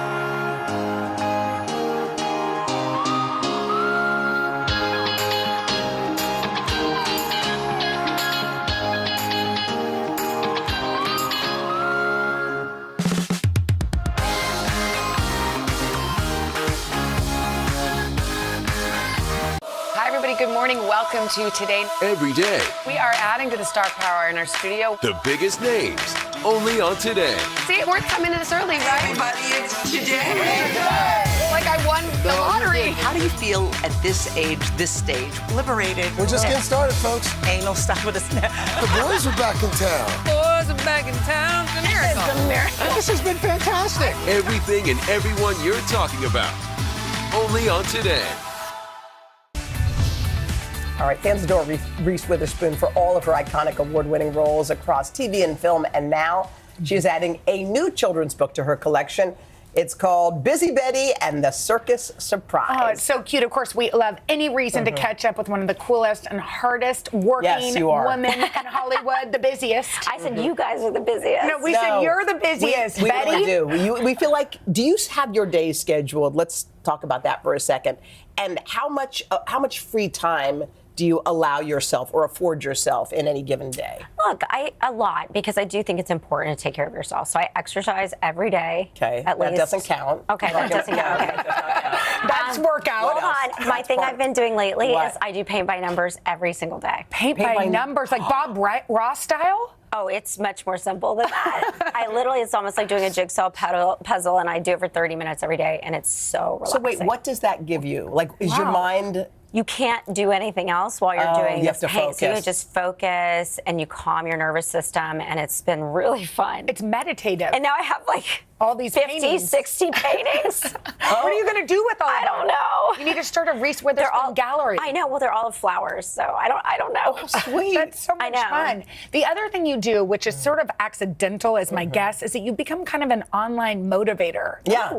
Do you know that? You're like the Mel Robbins. Yeah. Oh my gosh. I know, we love Mel Robbins. I saw Mel Robbins in the hotel lobby, and I was like, I saw your note in Jenny yesterday. She's the best. I love her so much. No, that means so much to me, because I do think when I'm people grew up watching TV shows, and a lot of people call me and ask me for advice. So I just started sharing a little bit of it on Instagram. Like when people call me, I go, okay, I'm just going to put this advice. And maybe it's good advice, maybe it's not. I think it's good. Okay, let's talk about one of the pieces of advice. Okay, you said edit your relationships. Everybody, and this is what your grandmother used to say, is a radiator or a drain. Wow, was she tough, ahead of her grandmother? time? Yeah, no, she was just very discerning. Like, she didn't spend time with people who dragged Made her her feel down, bad. right? Yeah. So we all know people who drain your energy, make you feel bad, or subtly cutting you down all the time.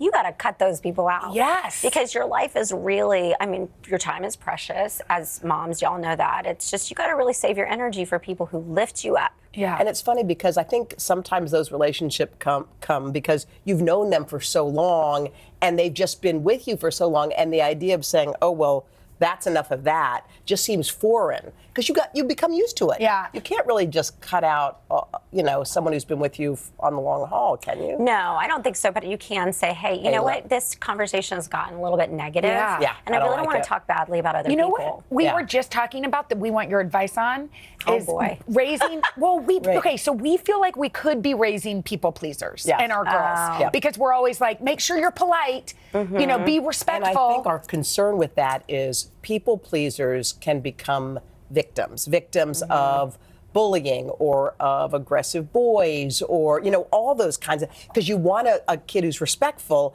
but you want someone who's comfortable stating their own opinions. Yeah, I think there's something that's really important about kindergarten and preschool age kids that you don't realize. They're learning how to pick friends. Yeah. So as they're coming home and telling you, so-and-so made me feel like this or so-and-so made me feel like that, really listen. Yeah. And I think it's okay to say to them at that point, that doesn't sound like a good friend choice for you. Maybe we shouldn't play with Susie or Bob. And I think you're giving them the right to say no. Yes. To I don't want to play house right now. Yeah. Or I don't want to play school. Or that's not a game I want to play. Can we find something else to play? Or I don't really want to play right now. And that's because my daughter went with a little boy to get ice cream and he ordered strawberry and she doesn't like strawberry. And then she ordered strawberry and I was like, she goes, no, I like strawberry. I was like, first of all, she's little, she's 6. But I was so surprised. And I said to her later, honey, you can order what you like. You can order what he likes. But that's happening. I think also don't worry too much. They're trying to assimilate. Yeah. They're trying to fit in. And they will grow out of it. They do. They become individuals by the things that you tell them every day. And the fact that you're even thinking about it means you're a really good mom. Reese, you're our therapist. Let's talk about where you are in your life right now. You're kind of at a new chapter. Yeah. You are opening brand new doors. Yeah. At this stage in your life, describe how you're feeling and how you're navigating.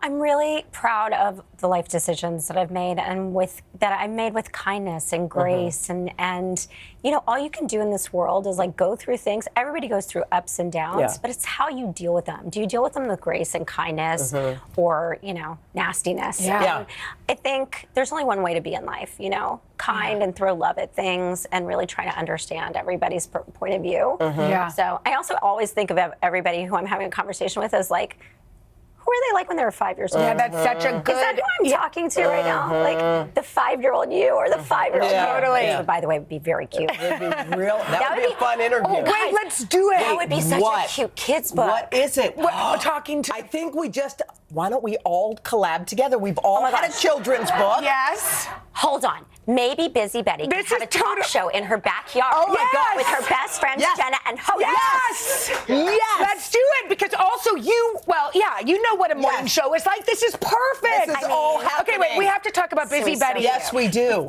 First of all, can I just tell you that Busy Betty is surprisingly my son Hal's favorite book. Only surprising because boys are into Busy too. Yes. I love that. Right? Yes. Okay, so now Busy has created this whole circus. It turns out Busy made a little, we're not going to give anything away, right? Because we don't want to spoil it for the kids out there. Alert. Yeah, spoilers.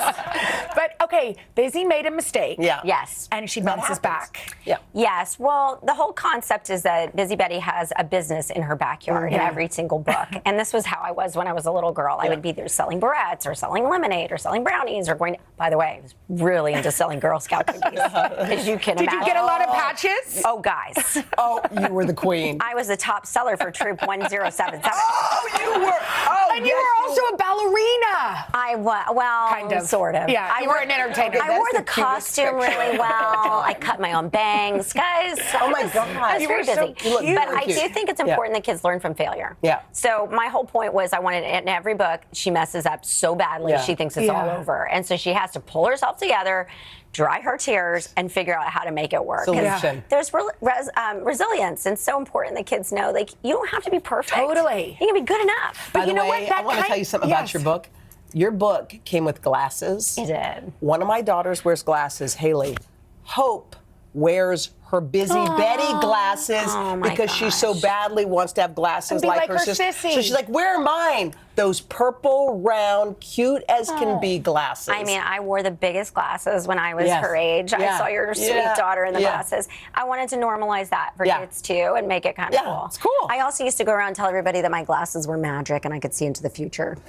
You said that? You were like, and I'm going to be a famous movie star. Just y'all wait. I was determined. Actually, they asked me in second grade what I was going to be. I was like, I'm going to be the first female president of the United States of America. Well, it's not too late, Reese. Girl. Well, yeah, it is. No, it is not.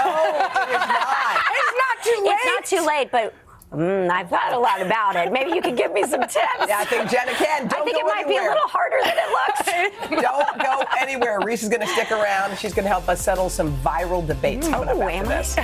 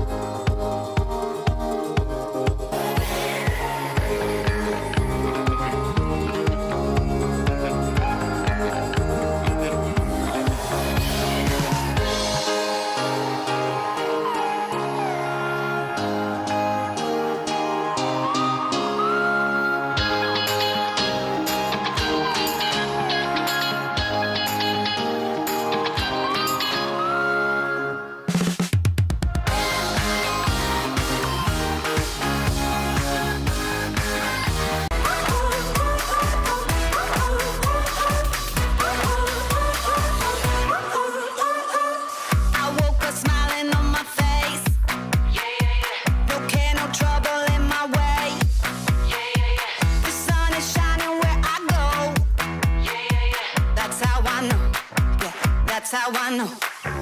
Today's gonna be great, gonna be great, gonna be a good day. Today's gonna be great, gonna be a good day.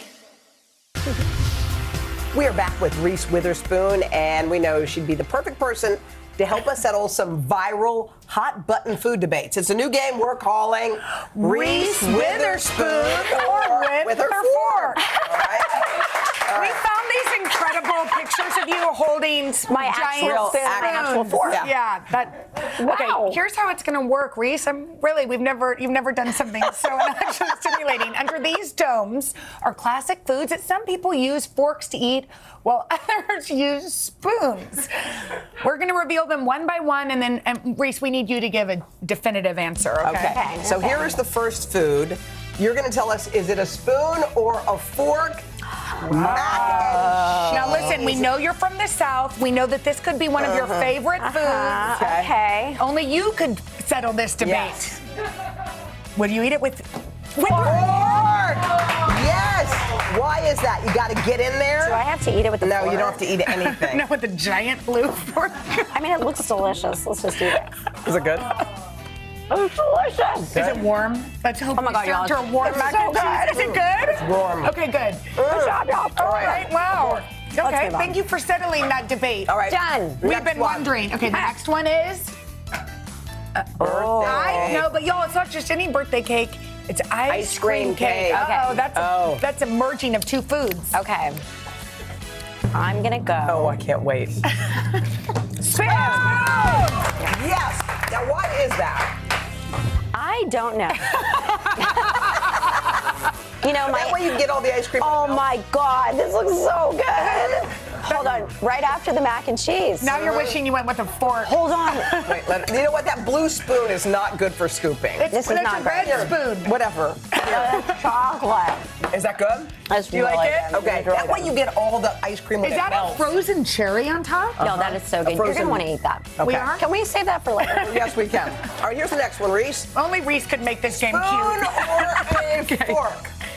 Peas. Oh, this is interesting. Peas are a very divisive food. It is. Do you like a pea? Oh, this is a no-brainer. I know exactly what to do. And do you like peas? I do like peas. Okay. How would you eat that? Yeah. With your I agree. I 100% agree. Like, what are you gonna do? It's all gonna. Have you ever seen anyone eat peas with a fork and knife? How they smash the pea on the back of the fork? What? No. What do you mean? Were you in the UK when you witnessed that? Yes, You were in the UK. Yeah. They smash it on the back of the fork and eat it like that. Fork and knife. What are they, animals? Sounds terrible. That's very strange. I'm not eating the peas. Very strange. We don't blame you. We don't blame you at all. All right, come on, Reese. Okay, here's our last finally. one. Oh, it's warm. I can tell by the dome. Come on, girl. I'm excited. Ooh. Chili. Nothing like chili at 10 a.m. You know what I mean? Yeah, chili. Smells delicious. Okay, what's it gonna be? I can't wait. Spoon! Yeah, chili is a soup. Yeah. Chili is a soup. Yeah, I mean, what is it gonna do? It's gonna like drip off your fork. Right. Guys, chili is a soup. only. Reese, you have to come back and visit us, and we promise we won't make you play this game and again. don't forget about our children's book. Oh, yes. Okay, we got it. We're going to collaborate. We can't wait. We've got lots of businesses. Okay, but you guys, before that children's book comes out, Reese has a new one out. It's called Busy Betty and the Circus Surprise. Get it for your kids. It's adorable. You can get it on today.com/books or wherever you buy your books. The sweetest. Thank you, Reese. We love having you. Thank you, Reese. We love you. Coming up, HGTV's Aaron Napier has some simple ways to upgrade your space right after this. The best.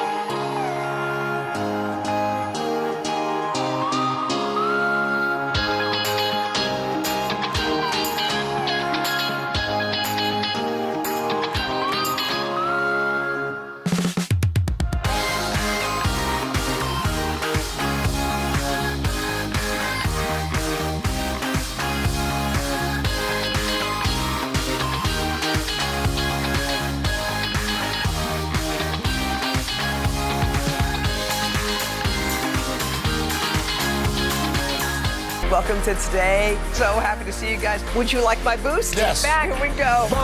Sometimes we just do things to help. That's our Hoda.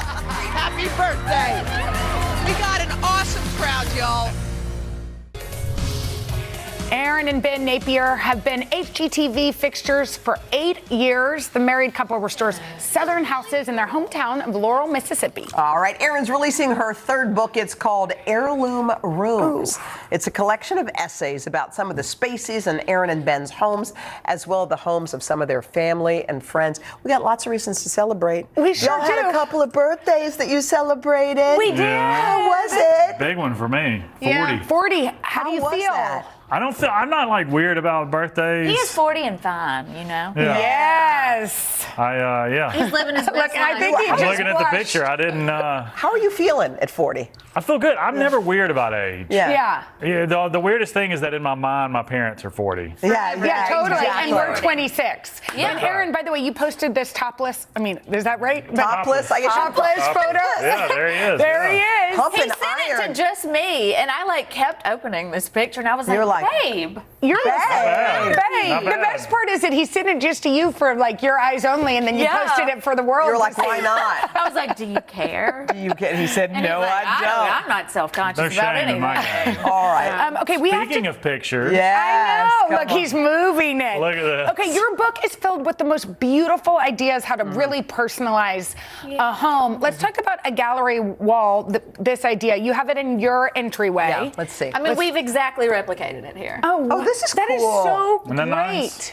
That's our house. So those are all family photos of generations past. Yes, and my mom started this. She did it in her house, and then I had to do it when I had my own home to feel like this is home. This is what you do when you're a grown-up. So you did it for us. And you So we made did it our for wall. you. By the way, I like how you arranged it too. Well, okay, here's the thing. Don't you hate when you walk in someone's house and you're looking at great ancestral photos and you're like, who is this? So whose side of the family is whose? We have the the Cotby family on this side. This is your mom. It's my mom, yeah. It's a my little mom and mix everybody. there. Everybody's And look there. at, oh my God, is that your grandpa's wedding? Yes. Oh, look Isn't it so precious? So I don't know how you found all these photos, but we love it. And anybody can do this. Tell us how. Yeah, you just search for like mini brass nameplates. Okay. And then I glue them onto, these are dollar store frames. Oh my They God, each cost amazing. like $2 or $3, seriously. And then you just put the name of whoever it is, and it could be as personalized. And I don't use the originals. I keep the originals safe, but I digitize them and reprint them. Do you like a mix of colors for the frames? And how do you decide how to arrange? If it's a pretty frame, I buy it. I You don't care what color it is. Yeah. I love it. Oh my gosh, Arrangement's this is beautiful. so awesome. Okay, another idea in this incredible book of yours is to use shadow boxes to really display beautiful memories. Yes. Yeah. Can you show us how you did it? Yeah.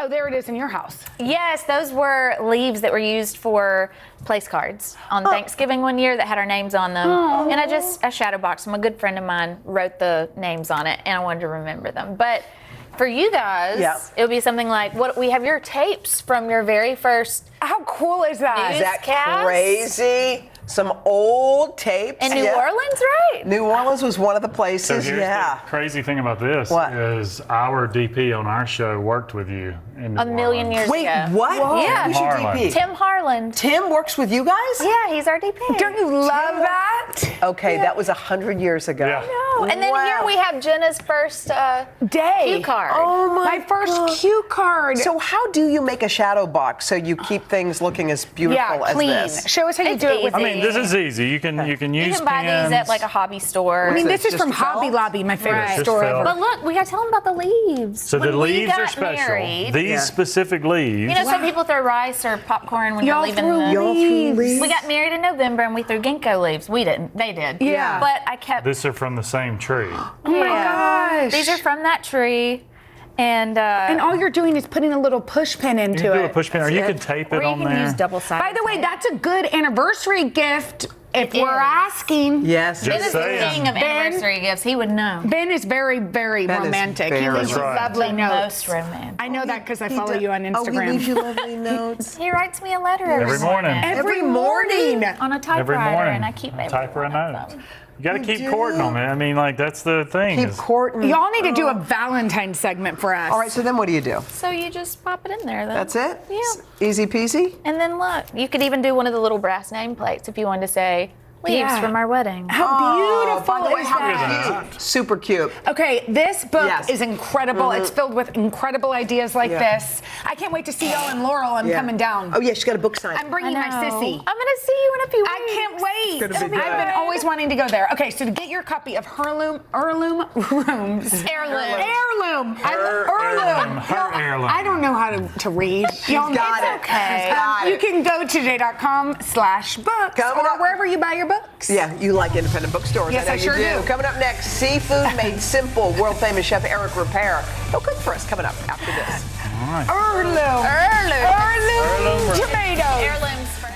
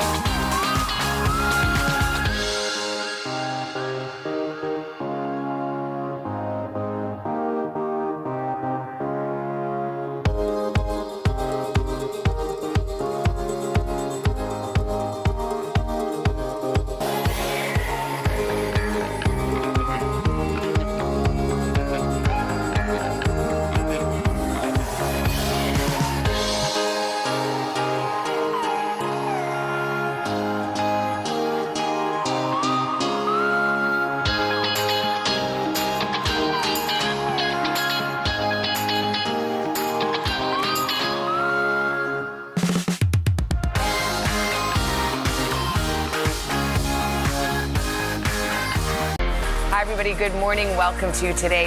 What's shaking eggs and bacon? Hold on. I'm just going to say it. What? Badass. Oh, thank you. So do you think you'll act forever? Boom. We're going to have lots of fun this morning.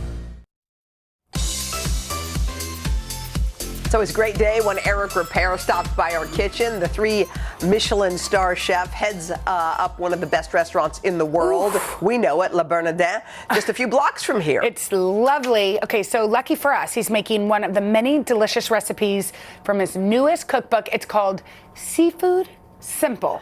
I love this, Eric. It's all recipes that no matter where you live are things that all of us can make, cook. And it's simple for sure and delicious. Well, people get scared of seafood. They're like, how do I get it? When do I get it? What's the right kind to get? How do I know if it's good? Yes. So what we give is a lot of tips how to, when you go to the store, know when the fish is fresh or not. Yeah, how to know when it's fresh. And one of the trick is that fish never smell like fish, never fishy. It should never smell fishy. So you should smell it at the store and bring it home, and then you can. And how about shrimp? Shrimp should Same smell thing. like nothing. Like nothing. Like nothing. Okay, that's good to know. Sea breed. Okay, so we're starting with this beautiful sauce. So we have some lemongrass here, so you can smell that. And can you buy lemongrass anywhere? Yes, it's very easy to find lemongrass. I'm going to slice a little bit of it, and it's going to go in our sauce. We're going to make like that sound. Yeah, me too. Knife. Very satisfying. I like that sound. We are going to put some onions. Onions. Oda, you want to take that? Or this one? Okay. Garlic. Put some in. Yes, we put it here. Lemongrass. I give you the tomatoes. You have the ginger, Oda. I'm doing ginger. nothing. I'm the chef here now. Yes, I we're like your that. sous chef. I love ginger. Is that miso paste? No, this is a green curry paste. Green curry paste. Is that hot, spicy? It's spicy, of course. So we're gonna let it sweat a little bit, cook. Sweat. So sweat means like go, Oh my soft, gosh. basically. How good does that smell? Some salt. You want to grate some? Yes. And does this go in? You're in charge of the coconut milk. So you want coconut? Look Go what's ahead. happening, JBH. Coconut milk. Look what's That's it. happening. Yes. Oh, look at How that much lime? thickness. The whole You thing. can put all of it. Oh, dump it. All of the lime? Yeah, that's it. all the coconut milk. No, it's coconut milk. We're not putting How wine much here. lime zest I do think we do? we're good. We That's good. And now what's we go. this? It's to put a bit of water. Oh, just water. Just so a it doesn't thick- get too thick. That's Yeah. it. Perfect. And we're gonna let it cook. Okay. And Now we're moving on. we're gonna to make the pineapple. shrimp skewers. Before we do the shrimp sir. skewers, Yes. we have pineapple. Okay. So pineapple, as you know, the center of the pineapple, the core, it's hard. It's so hard. we have to remove it. Yes. Oh. So we Get rid of remove that. it. You already and did then it. I'm gonna make dice Yum. like this for the shrimp. So that's very simple, very easy to make, right? Yeah. You have some here. Why is there something soothing about watching Eric chop up things? He does it so gently. There should be a whole channel. You have to Eric be- chops. Eric Just chops. chopping it. I don't know if we're gonna finish the segment today. I'm not sure. Okay, So then we put you cradle it right in there. You put him right in there, in Yes, in and between then- the shrimp. Oh, pop. Put him on the through skewer. it. So on do the you? So skewer. you leave the tail on, right? I leave the tail on for presentation, but if you Easy don't, to hold. if you don't want, you don't have to. Okay. I'm going to put another Do you pineapple. wet your skewers so they don't burn, or? Yes, the Good. skewers have to be wet, Yeah. so that way they don't burn at all. I'm gonna. Okay, so I wanna now put it we like have to this. come here real quick. Yes, we're gonna come Salt? very quick. You put salt, pepper, Salt. And what's and that? cayenne. Oh, cayenne. Oh. Cayenne. Pepper, Yeah, a bit of cayenne for the a spiciness. bit of cayenne. Yes, I have great sous chefs here. Okay, It's we amazing. tried. And I pop Right them here. on the Barbie. Yes. Okay, now how long do they cook, Eric? About 1 minute, 1 minute. 1 and a minute, half 1 minute, on that's each it. side. On each side. Oh, and then thank you. You're this welcome. is for you, Jenna. Thank you. Here, I'm going to come on this side because This looks beautiful. Okay. And we dip it in that sauce. And you dip it in a sauce. And if you wish, you can put some lime juice, but you don't have to. What's that sauce, yummy? Yeah, it's good. I mean, Simple I'm and biased, delicious. Of course. But the recipe is in the book. And as you can see, it's very, very simple. That sweetness Simple. of the pineapple with the savory, it's delicious. And the sauce. Thank you very much. To get this recipe and to get Eric's book, just go to today.com/food. Eric's the best. We'll be back right after this. Thank you so much. I'm That making is Eric chop. delicious. That.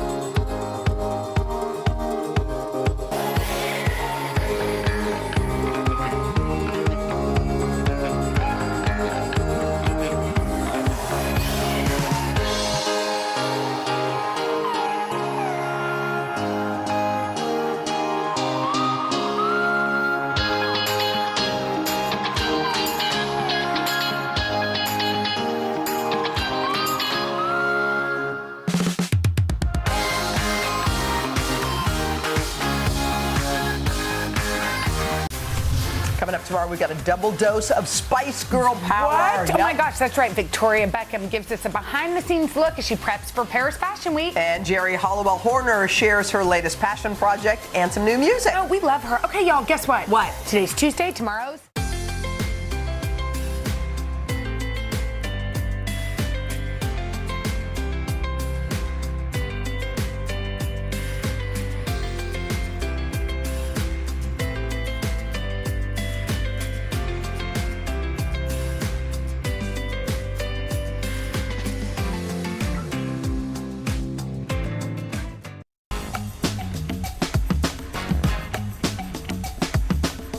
On today's food, yes, chef, I'm lucky to get to go behind the scenes at some of the hottest restaurants here in New York. The idea behind the show is not just my love of food, but my respect for the chefs who pour their hearts and souls into it. So while we hang out and eat and drink, we get to learn a lot more about what inspires the chefs. We also get to take a little peek back into the kitchen, of course, where the magic happens. First up, Rafts from the team of the famed Musket Room north of Houston Street is now co-owners and chefs at Rafts, just down the block. It's a century-old space where the famed Reese Bakery used to be, but now they're going for an Italian-French vibe while paying homage to the rich history of the place. Take a look. Today I'm going to take you inside exclusive access to a place where two powerhouse female chefs are absolutely killing it, and they're doing it with the help of a nearly 100-year-old oven. This is Rafts. Come on in. Baby, tell me why. How did you guys meet? We met at Musket Room 3 years ago when I was hired as the executive pastry chef. Executive Chef Mary Attia and Executive Pastry Chef Kamari Mick worked so well together at the famed Michelin-starred Musket Room restaurant, they teamed up again with Rafts. How did your guys' sort of relationship in the kitchen work? It was just the two of us. We would be listening to true crime and Broadway, and we just bonded outside of food. You guys bonded over true crime and Broadway? Yes. Bread, Broadway, and true crime. Rafts serves up French-Italian cuisine and fresh baked goods in a location with a rich history. Even brick ovens called hearths from the 30s are still used today. They put these ovens in the back that we have running now. These same ovens that are Same here? ovens, yeah. Have been here almost 100 years? Yeah. What It's makes incredible. Knowing that the hearth was the heartbeat of the neighborhood, they were here making bread. We wanted that to be the first thing people saw when they walked in the restaurant. The chefs co-own Rafts. They partnered with the owners of the Musket Room, twin sisters Jennifer and Nicole. Rafts is named after their grandmother, Raffaella.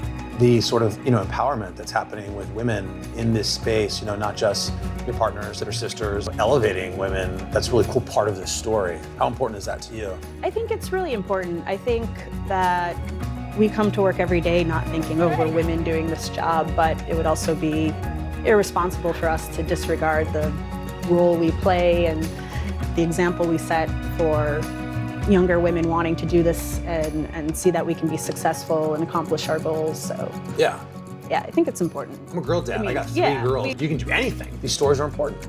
They really are. How did you get into cooking? And your sort of Lebanese background, how has it influenced what you do here? Well, the I think smells of your the career of, childhood? I think I grew up always, I loved eating. I grew up in a family where we celebrated food. My background was Lebanese, so I was always eating, pita and hummus, which were unique at the time, but now obviously everybody enjoys those. I would go to lunch with grape leaves in my lunch bag and tabbouleh, and people would be looking at what I was eating. And, I felt a little bit like an outcast, but also very proud that I was enjoying this great food and able to teach, my friends about it. So you weren't like 10-year-old super chef? No. I just think it was never taught to me that it could be a career. I would watch, food shows on the Food Network and be enamored by it, but not ever think, well, I could go do that. Right. So I think when I moved to New York, it really, it spawned this interest, and it was like, oh, people actually do this as a career. Right. And you didn't even there wasn't a pastry chef in your family, right? Where did that come from? My parents are really great cooks. My mom is from Brooklyn. My dad is Jamaican. Amazing cooks, terrible bakers. My mom would only buy the roll-up cinnamon rolls. I know them and have them. like the proof and bake, and then she would overproof them and then underbake them. So it was a little bit of a mess when it came to baking in my house. And then I decided to ask her. I was like, hey, can we bake together? I would love to learn. How old were you at this time? I was 12, even that. So we started baking, and I got really good at it. We went from cake boxes to from scratch, and then I started selling things in school, cakes, cobblers, pastries, yeah, to not only students. You're hustling. I was hustling. I was always an entrepreneur. Good for you. Made fresh today, I can tell. Perfect. Fresh out of the oven. God, that's good. What are we gonna eat today? Because you work on a morning show, I've brought you out a candied orange almond croissant. That looks too good to eat. Oh, wow. Not too orangey. That's delicious. For our croissant, we use a Karen spring flour, which has a really nice caramel note to it. So details. It goes into the details and the trial and error and the work. Yes, yes. We ate a lot of croissants. Right. Yeah. That's the tough work. It's the hardest That is part the of our hardest job. part of the gig. Yes. Do you ever just eat one bite and just go, oh, that's just garbage. That's terrible flour there. I'm at this point now where I cannot look at a bad croissant. This is our carte de musica, French ham, jambon de Bayonne, and some Parmesan, rosemary, Sicilian olive oil. Very crispy, flat cracker from Sardinia. We cook in the oven as well to give it a little char. It's one of our popular dinner time snacks to start the meal. Oh my God, that was crazy. Yeah. I could eat this for breakfast, lunch, or dinner. Yeah, Be honest, does it bother you guys when people come in like me and they just they're not paying attention to detail and they're just ordering food? Because every detail obviously means so much. You drove through Sardinia and here it is. It pierces the heart a little when you see somebody not. Yeah. Right. Right. If the pastas hit the table and then you don't see them eat it for 10 minutes. Right. This is our sfincione. On the bottom, as you can see, this crispy, nice crust is our house-made focaccia, tomato sauce, anchovies, and caciocavallo cheese. It's a Sicilian pizza, more or less, and we believe they were probably cooking these on the hearth 100 years ago. So a little bit of homage. Yeah. Lots of flour. You need another log on the fire, chef? I love it's behind you, and your spidey senses tell you that the 1935 oven is down a log.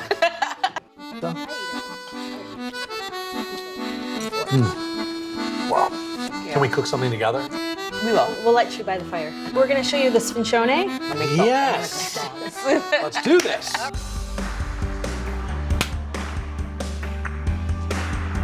Mine's not so bad. No, I think James Beard nominee. I think you're actually hired. I think it's huge in there. Oh yeah, it goes 14 feet back. 14 feet back. So then we do one more layer of cheese. Okay. It's like practice boxing in here. I know, we can only hire shorter people. Hey, it's a beauty. Can I get a doggy bag, please? All right, on to my croissants. All right, we got a croissant. A croissant. Yeah? Yeah, good job, good job. Ooh la la. Roll like the wind. How are you with piping bags? Ooh, you might have exposed my no-fly zone. So I've never done a piping bag in my life. Yeah. Oh yeah. Wow. Oh yeah. C'est magnifique. Cheers. Cheers. Oh. Appreciate it. This is incredible. What you guys are doing here. Come back soon.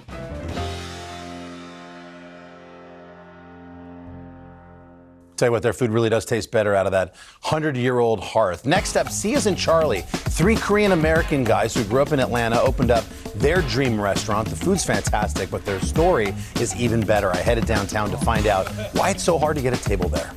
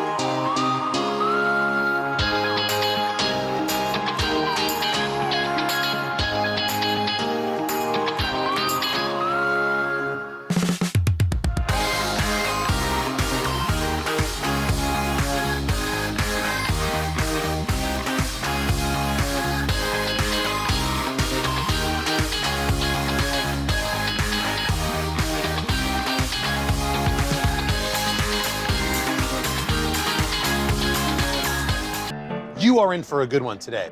Taking you behind the scenes. They're closed right now. C as in Charlie's the name of this restaurant. And they're doing stuff, man, that nobody else is doing. Come on in.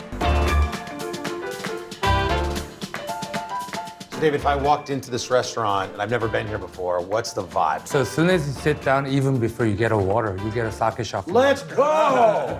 So that's our little gesture of saying let's be friends. In Korean, there's a saying, 한잔해, which literally means let's have a drink. Are we gonna be friends? Right? Oh, of course, of course. Hey, cheers. Thank you so much for having me. That's a great way to start your experience at C as in Charlie. An experience quite unlike any other. The guys describe their food as part Korean, part Southern, a reflection of themselves. All born in Korea, but raised in Atlanta, Georgia, where brothers Steve and Eric met David and became lifelong friends. So, after high school, you guys all had jobs in the food business, different types of jobs. What did you do? So as soon as we graduated high school, we came to New York for college. And we actually all worked in the restaurant as a part-time job to me. Okay. Right. So we were a server. At the time, also Eric was a server. So we all started out as a server, but eventually went at different restaurants, or you guys worked together? So we started off at different restaurants, but first, like manager job, we ended up at the same place. So he was a line cook. We were like assistant managers, like captains. So we worked together. At the time, it was difficult to work with friends because it was our first time working with friends. But that's when we actually had a shared dream and shared thoughts that, oh, maybe we should open up a restaurant one day. And tell me about those early conversations of what the three of you thought if you had an opportunity to open up a place like this. What did you want to achieve? What was important? We definitely wanted to show our identity through our restaurant because we thought we were very unique in the sense that we're partially Korean, but partially from southern states. So we really wanted to bring that to our restaurant. So at C as in Charlie, what we do is that we serve Korean tapas with a little bit of Korean and southern flair.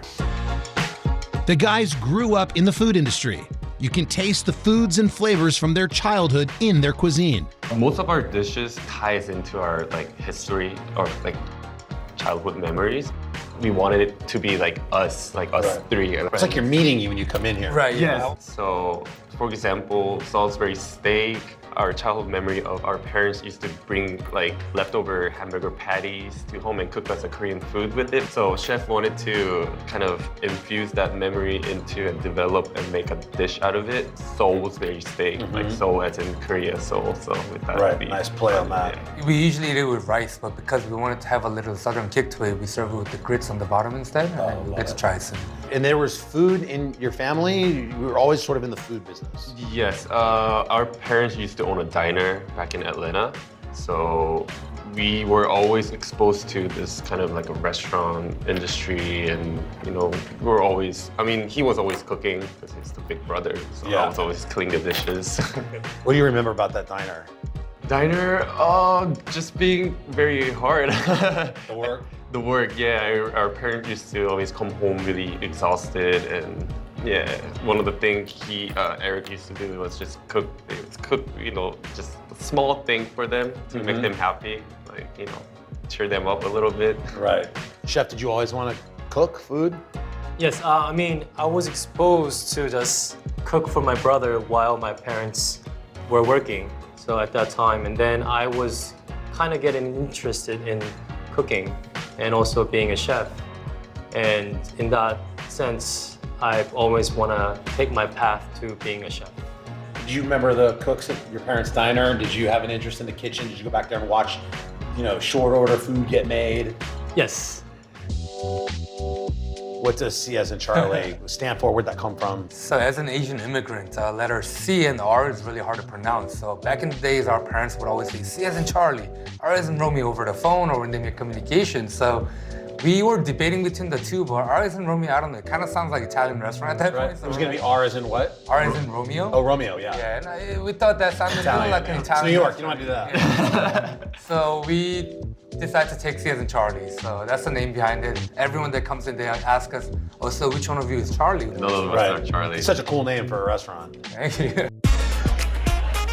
Their recipe for success includes a cool vibe, fun dishes like popcorn chicken, and a dessert shaped like a bagel. Usually bagel is the first thing you have in the morning, but at our restaurant, Bagel is the last thing you're gonna have. It literally looks like a bagel, but it's actually a Monaco wafer filled with cream cheese gelato and a homemade strawberry jam inside. I love that. Can we try some food? Oh yeah. Absolutely. Here's our fluke ceviche. Beautiful. Fluke and Clementine from Jeju Island, which is like Hawaii of Korea. But Steve's parents are in Jeju Island at this moment, so it's like they're sending you clementines in the mail? So this is like one of the ways to kind of express our feeling of missing them. Instead of a FaceTime call, you get eat this. Puts you right with them on that island. It's known to drive men's stamina. Oh, kind of a straw, please. All right, what's next? So this is a sake that I share with my favorite guests, my regulars usually. Let's go. Cheers. Let's drink the whole thing, huh? Oh my God. This is like discovering long lost relatives. Oh, chef, you're missing out. Oh wow, look at that. So this is the popcorn chicken? Yep, yes. Double fried, so it's extra crispy. I've never had anything like it. It's like your version of fried chicken, but it tastes different. It's unique, you know, delicious. We call it KFC, cream fried chicken. Next, we have the shrimp toast roll. I mean, that's incredible. I mean, I could see you doing 400 of these a night. Oh yeah. These are one of the very popular ones since we opened. It looks like a carbonara. Right? Wow, I can smell it. Wow, that's delicious. This is gonna win you a Michelin star. Chef, delicious. Thank you. What do you have here? This is our Salisbury steak, and on the bottom is our grilled cheese grits. Oh my gosh. So we swapped out the rice for the southern connection. Yeah, sure. Wow. That's incredible, chef. Wait, what's the cheers again? Sorry. Carbone. On the menu, a popular kid-friendly Korean dish. They say it's a staple, like PB&J. Ooh. Here is our mushroom bibimbap. Whoa. Wait, this is the childhood Yes. peanut butter and jelly play? Of course, now it's more than a peanut butter and jelly, but That's magnificent. So we'll make that together? Yes. All right, let's cook, chef. All right. We're gonna make some bibimbap. You have fancy mushrooms. Pickled shallot with dill, butter, minced garlic, and poached egg. Great! I mean, that looks beautiful. And now crack the egg. Very gentle so you don't pop the egg yolk. Wow, that's like perfect timing. Thank you so much. Looks like 5 to go.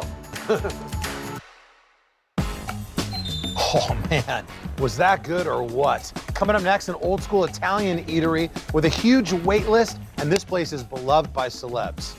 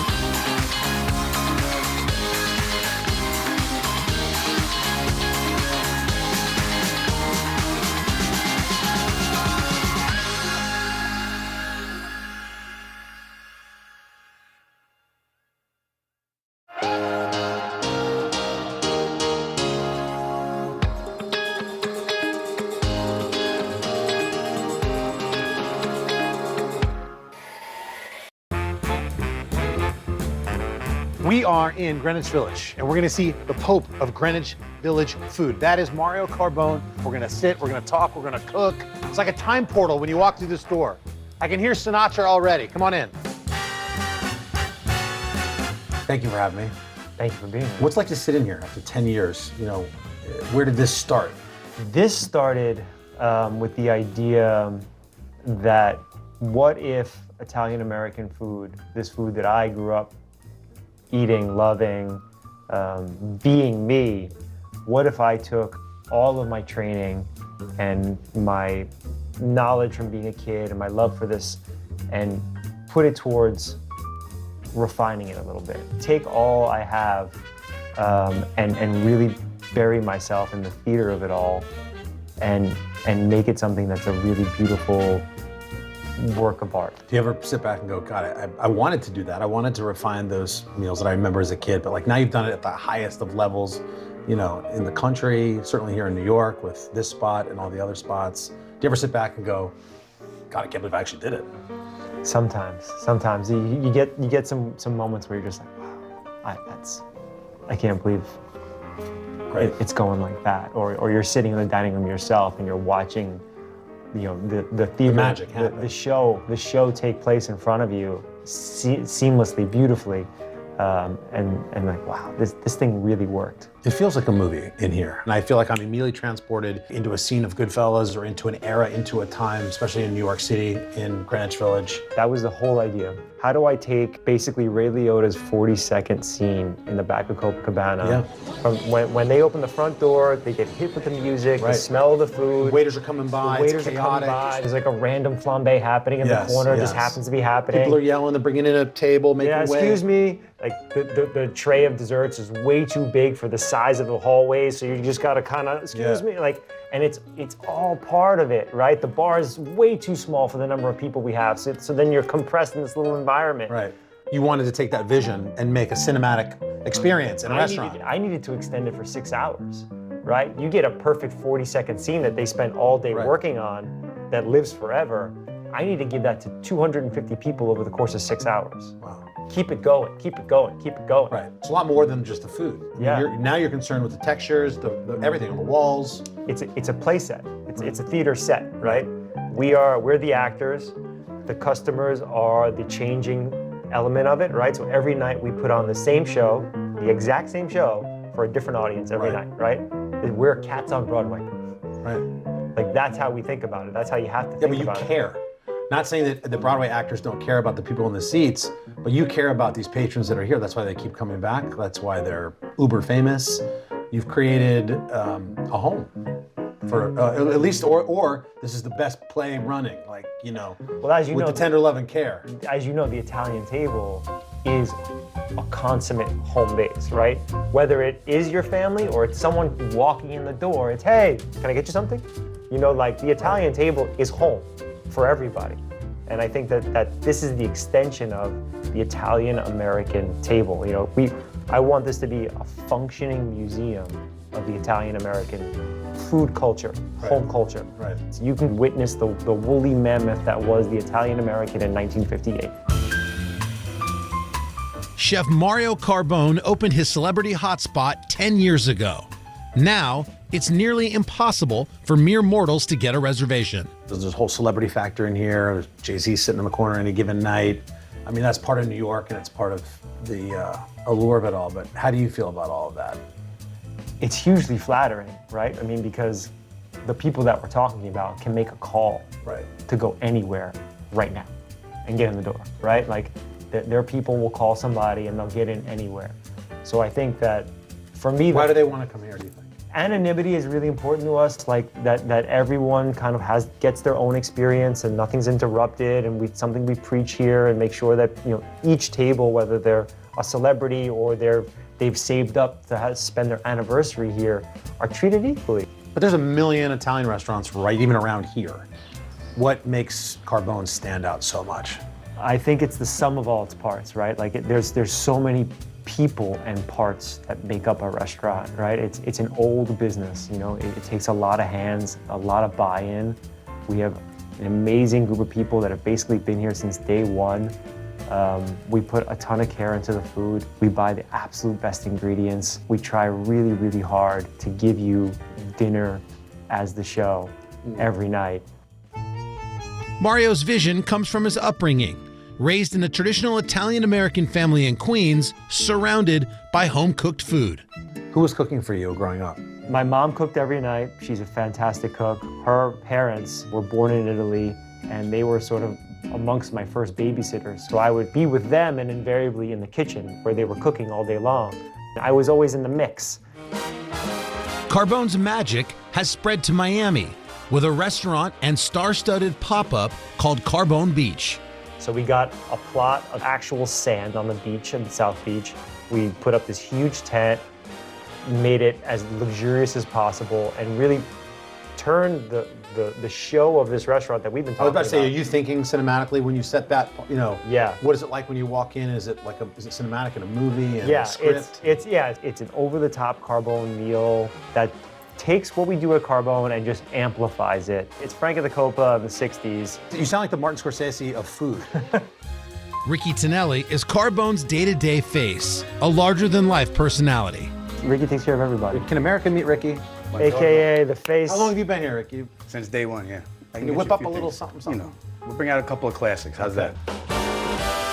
Carbone classics like spicy rigatoni. Oh, come on, Ricky. The world famous Look at spicy this. rigatoni. Right? Beautiful. There you go. Look at that. Buon appetito. Grazie. That's delicious. You get the sausage, right? Of course, you get the bite of it. With the tortellini, there's a pinch point. You have to pinch them together. All right, let's learn how to cook it. Let's do it. You are going to get a special pass today. At the Carbone kitchen where a few people can say they've been and actually cooked in. About to rock it. All right, chef, what's the first step to the tortellini? Okay, first step we've already done for you, which is baking. You're welcome. Baking the dough. Sheeted super, super thin. These are the things that people at home can make. They can make a touch of Carbone by making it. 100%. Here's our filling. 2 different ricottas. This is sheep's milk and cow's milk. Salt, pepper, thyme, nutmeg. Put a little dollop here, drop of water to adhere it. And then you're gonna pick it up, roll it into a half moon, give it a little pinch. Bring the 2 ends together here. It's art. They're so thin. It's crazy. Just right in the water. Right in the water. How come you don't ask Siri to set a timer like I do at home? And then the sauce is just melted butter and water. This is our Sunday sauce, bolognese. Same mix as the meatballs. That's one order. I think a couple of these are mine. How do they look to you, chef? Yeah, I think maybe that one. You can tell. The one that's like, That is literally the perfect bite of food. Thank you, chef. Thank you. Thanks for having us.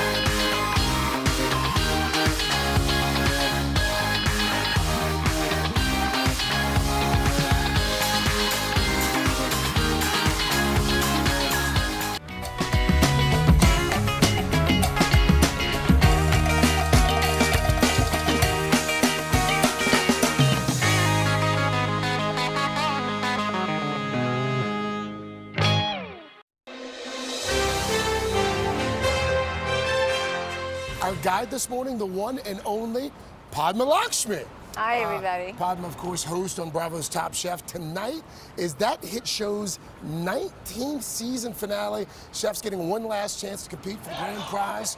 Padma, you've been there from the very beginning with the exception of that first season. Yes, that's right. Yeah, and it's been a really long, great ride. I never thought that it would last this long, but I mean, you know, we're doing well. The show is better than ever, and the critics still like it, so I'm very lucky. And not to give away too much, but the scuttlebutt is next season, you guys are going to do something you've never done before. Is that right?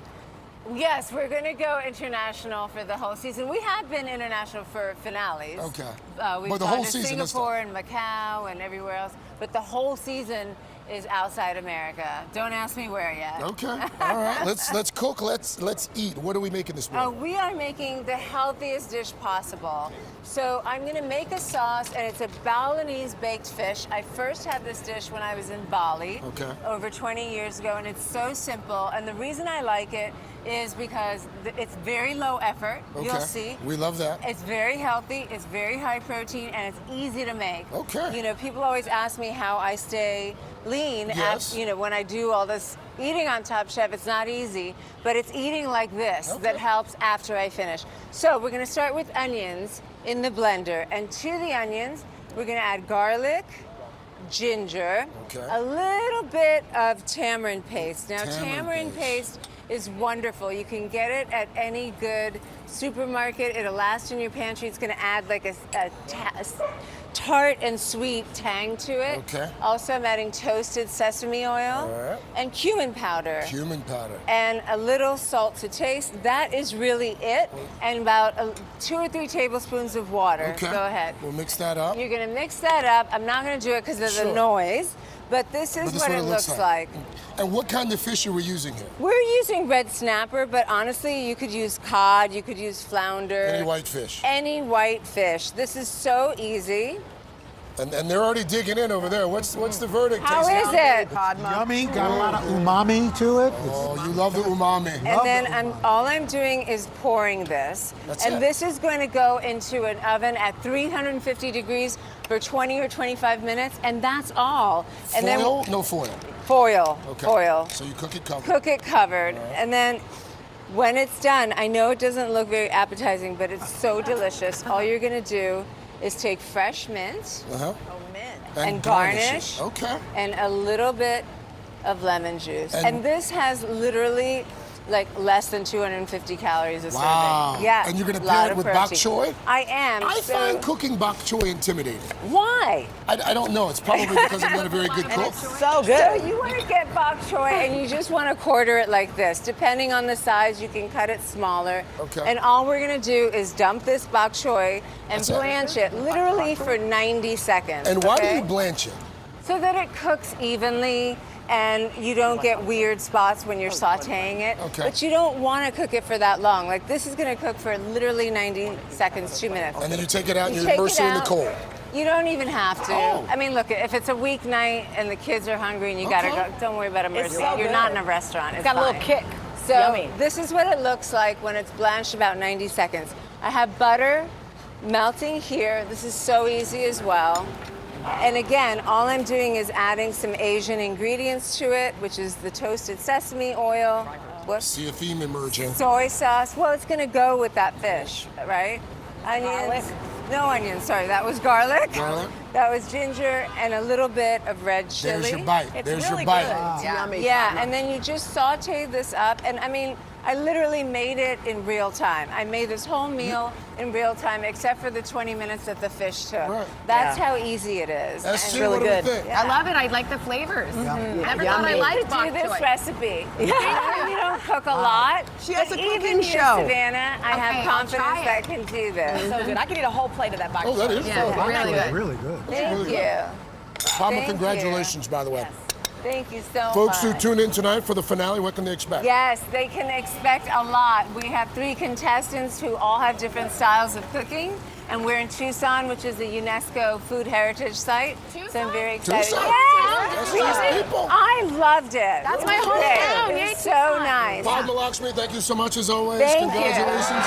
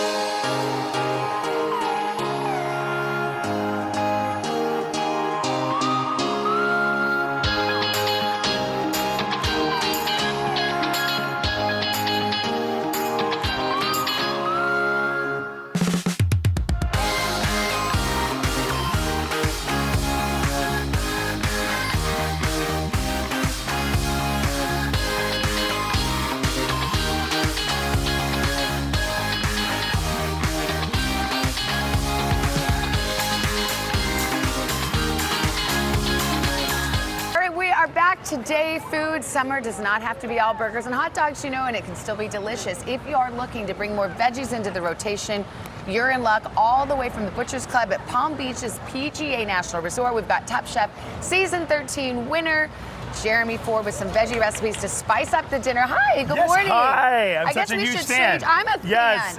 All right, veggies. Now look, I'm a little skeptical because I'm a carnivore, but this all looks delicious. But all of this goes with carnivore stuff. Okay, so you're great. Good. So show me what you yeah, got. this is one of my favorite dishes from the Butcher's Club at PGA, and we basically take these beautiful sweet Vidalia onions. Yes. And we put them in a pot, skin on. Oh, skin on. And we have a little bit of milk, water in there, some aromatics such as thyme, a little rosemary, some black peppercorn. You just put it in sprigs and all. I love that. Yeah, how easy can that be? I mean, I'm into the ease of that. Okay. And the reason we do this is because we're basically poaching the inside of the onion slowly. So we'll bring this up to a boil and let it cook for like 5 or 6 minutes. Okay. And then we'll just check it by, pulling it out and doing a little squeeze. And what do you want it to be, kind of soft? Just a little softer than a raw onion. Okay, so like great. 5 to 7 minutes. All right, we got our tasters over there. Wow. So we'll get Oh the my verdict God. in a second. Yay. Oh, we already got an OMG. This is 10. It's so good. Okay, Yes. so now what happens? So basically now we take off the root end without taking off my finger. Yeah, right? that's always You tricky. need those. And then we just pull the center out. So it's really, really easy once it's soft to pull this out, right? Oh, Take 'cause off you're the gonna outside. stuff it. Because we're gonna stuff. There we What? go. I know, right? So we'll pull all these layers off and leave the outer two. Wow. And if you want to make it look cool, you leave the little top Yeah, on. that's your little neat. hat. Okay, and then we're gonna stuff it with this Yes. looks like potato salad of some Yes. sort. So in here is a little bit of horseradish, some heavy cream, potatoes. A light lunch. Yeah, I know. My goodness. You said we didn't say it was low fat. We just said it was vegetarian. We just said it was going to be easy and fun. So Yum. we stuff our gratin in here. Okay. Oh, it's a very simple. gratin. Yeah, gratin. Oh my God. Or gratin, The as we onion. would say, Hotzi. Exactly. Yeah. I actually learned this from my mentor, Dean Max, taught me this years and years ago. It's a beautiful recipe. Okay, then what? Now what do we do? So now that's stuffed in there, are you trying to stuff some? Well, I feel like this guy needs to wanna be get in there? stuffed, doesn't Okay, he? I don't all want to right. waste my time here. Okay. I mean, I don't want you to so waste the onion. Not my time. I meant to say I don't want to waste this beautiful onion. I have all the time in the world. Oh, love it. All right, let's do it. So then what? We roast it? So then we just pop this thing in the oven, let it get all crispy and delicious like that. Is and it so then- yummy, you guys? Oh. This is so yummy. Good. Fun, right? Like there's Nuts. gratin, but you never had gratin in an Oh. onion. Horseradish is Yeah. perfect. Wow. Yeah, okay. Cool, and then we bake that off and we roast it. So then Okay. we can move on. And then you can serve it with this cream spinach. So how do we make that? Yes, the cream spinach is my claim to good. fame. At the Butcher's Club in PGA, this is our top selling dish. Oh, okay, wow. Everyone loves this dish. It's amazing. Even at Stubborn Seed, in my other restaurant in South Beach, we run this dish. Okay. So everyone's had cream spinach, right? So simple, shallots, Usually from a garlic, box, but- to be honest. No! Yes. I will come to your house and cook it for you so you never do that. Oh, I'm going to learn from you Okay, right now. okay, good. So what are we sauteing there? So that's shallots, garlic, and onion. All right. Right, so you'll get that nice base, which is goodness. kind of like the base for most cream spinaches, right? We're adding a little flour. We're adding a little Is flour. this a roux? This is a roux. Okay, you're hired. Second French word, roux and gratin. Okay. And then we cook that out for like 5 minutes. Now it to make looks sure kind of dry and crumbly. Is that it's all dry right? and crumbly until we Finishing go, this. ta-da! We add the heavy cream and let that cook for a little while. Okay. What makes ours so cool though, Yes. right? So typically you have your spinach and your cream, Okay. which is this cooked down. Yes, and you already cooked your spinach. We already cooked our spinach in boiling water, shocked it in ice water so we keep that beautiful green color. But what makes ours funky and cool is tarragon, basil, and dill herb Ah. So it gives you this. You taste it. She knows. I mean, we're about to be finished over here. Oh my gosh. But wait a minute, you take these herbs and you just put them in the blender or the food processor? Yes, and then also ice it. So so I forgot Okay. to tell you, you gotta ice it before you Oh my blend gosh. it. That way it doesn't continue to turn brown. Oh, Because you okay. want nice bright green spinach like this. Okay, we're right? gonna put all these specifics. You're gonna share this recipe. Of right? course. Okay, The yes. secret has been revealed. So it the has world that will herby know. flavor. You guys have a kit? Does It's that have a great, kit? Chef. How do you get it so it's not too soupy? It's got perfect texture. The right amount of flour into your heavy cream mix. That's what's gonna give you the perfect consistency. Okay. So I always like a little bit more just in case so it doesn't get too great. runny. Okay. Right? This is amazing. I'm glad so you're you- enjoying. You're cooking it up, and then here's a dumb question. Do you then put it in the oven after this step? Yes, Okay. if you want to. You could serve it hot out of this pot right here Okay. onto a dish, but I like these little casserole dishes to get it really hot. Yeah. You know? Hot, and then does it like brown off on the top or something? Could you put a little cheese on top? You could put a little, hey, you know what? Let's put some cheese on top. Oh my Let's gosh. go. Yeah. And then you bake it And then off. Bake it off a little Bake brown it off. on Get top. it, yeah, maybe even put the broiler on. Why Yeah, not? the broiler. Yes. Now we're talking. So- Guys, so what's happening? underused. Clean Plate Club? Listen, over here? I was about to say, it's like, You don't even miss the meat. I was about to ask you, does anyone miss no, the meat? that onion was insane. Yeah. I've never had That's anything like raw- it. Yeah. Okay. It's such a fun reiteration of our classic favorite two things, right? Gratin, creamy spinach, but just done a little differently, right? Yeah. Wow. Phenomenal. Say gratin again. Gratin. Gratin. Gratin. Gracias for the gratin, Chef Jeremy. Thank you so much. If you want to find these recipes and a lot more, go to today.com/food.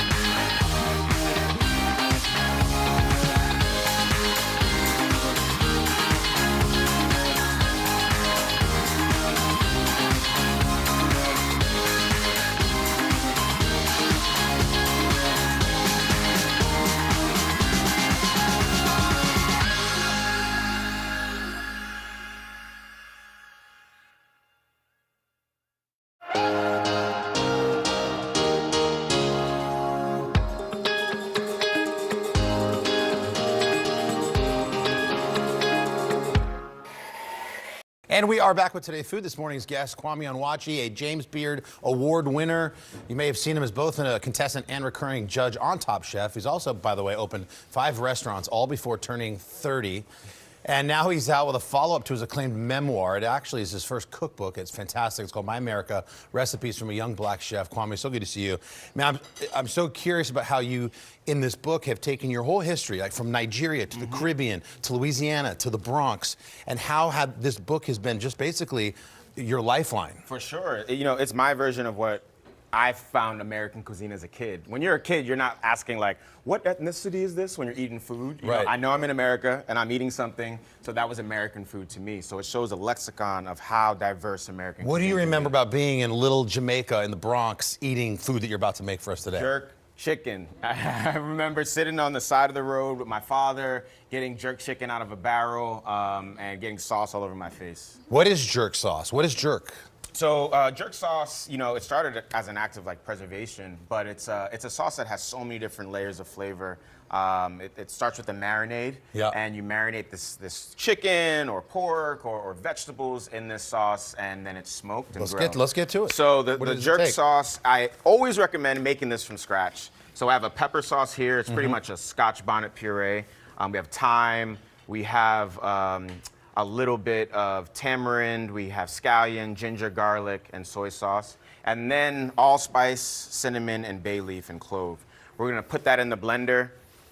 Act like this blender's going. No need to do that. Well, then the sauce comes out like this. So I like Is it in like the barbecue sauce family? Is no, but you can make a barbecue sauce, which we're gonna do now. Okay. So we have ginger and garlic and onion sweating. You know, you add some ketchup to this, you add some brown sugar, and then you add your jerk paste, and then you let this simmer for about 30 minutes until it gets nice, deep, and dark like this. I was saying when I went to spring break on MTV, we flew into Montego Bay, and the weather was so bad, I had to drive to Negril, and we stopped on the street along the way, and I had my first jerk chicken. It's like a culinary thing I'll never forget. Your first real jerk chicken, Is it a right? street food? Yeah, it's actually a street food. There's a lot of history in it, and that's the beautiful thing about My America. It gets into the history of the dishes and why they stood the test of time. Perfect. So you got your jerk barbecue. You can blend it if you want to make it smooth. I like mine a little bit chunky.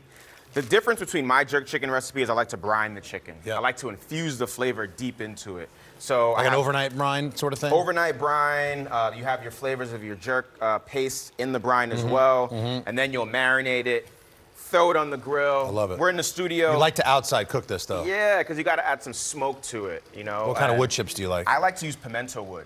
The Wow, wood that never heard of comes- that grows the allspice berries, so Right. you accentuate those flavors. Let's see our little chefs over there. What do you think of the jerk chicken? Plates are almost empty. Are you serious? I mean, now you joke. Come on. We got oh my plenty. God. Oh my All right, gosh. We need more. You know what's interesting? A lot of times jerk chicken, it's too wet. There's too much jerk sauce. Yours is perfect because it's just a little bit, and it gives you that hit. You know. Well, so good. When you do it properly, like it's such a refined dish. You know. What is doing it properly? What are the cooking tips on the chicken? How does it differ You from gotta making? you gotta smoke it. You gotta cook it in the grill. You gotta let it marinate. You gotta make your jerk seasoning from scratch, and that's how you build those layers of flavor.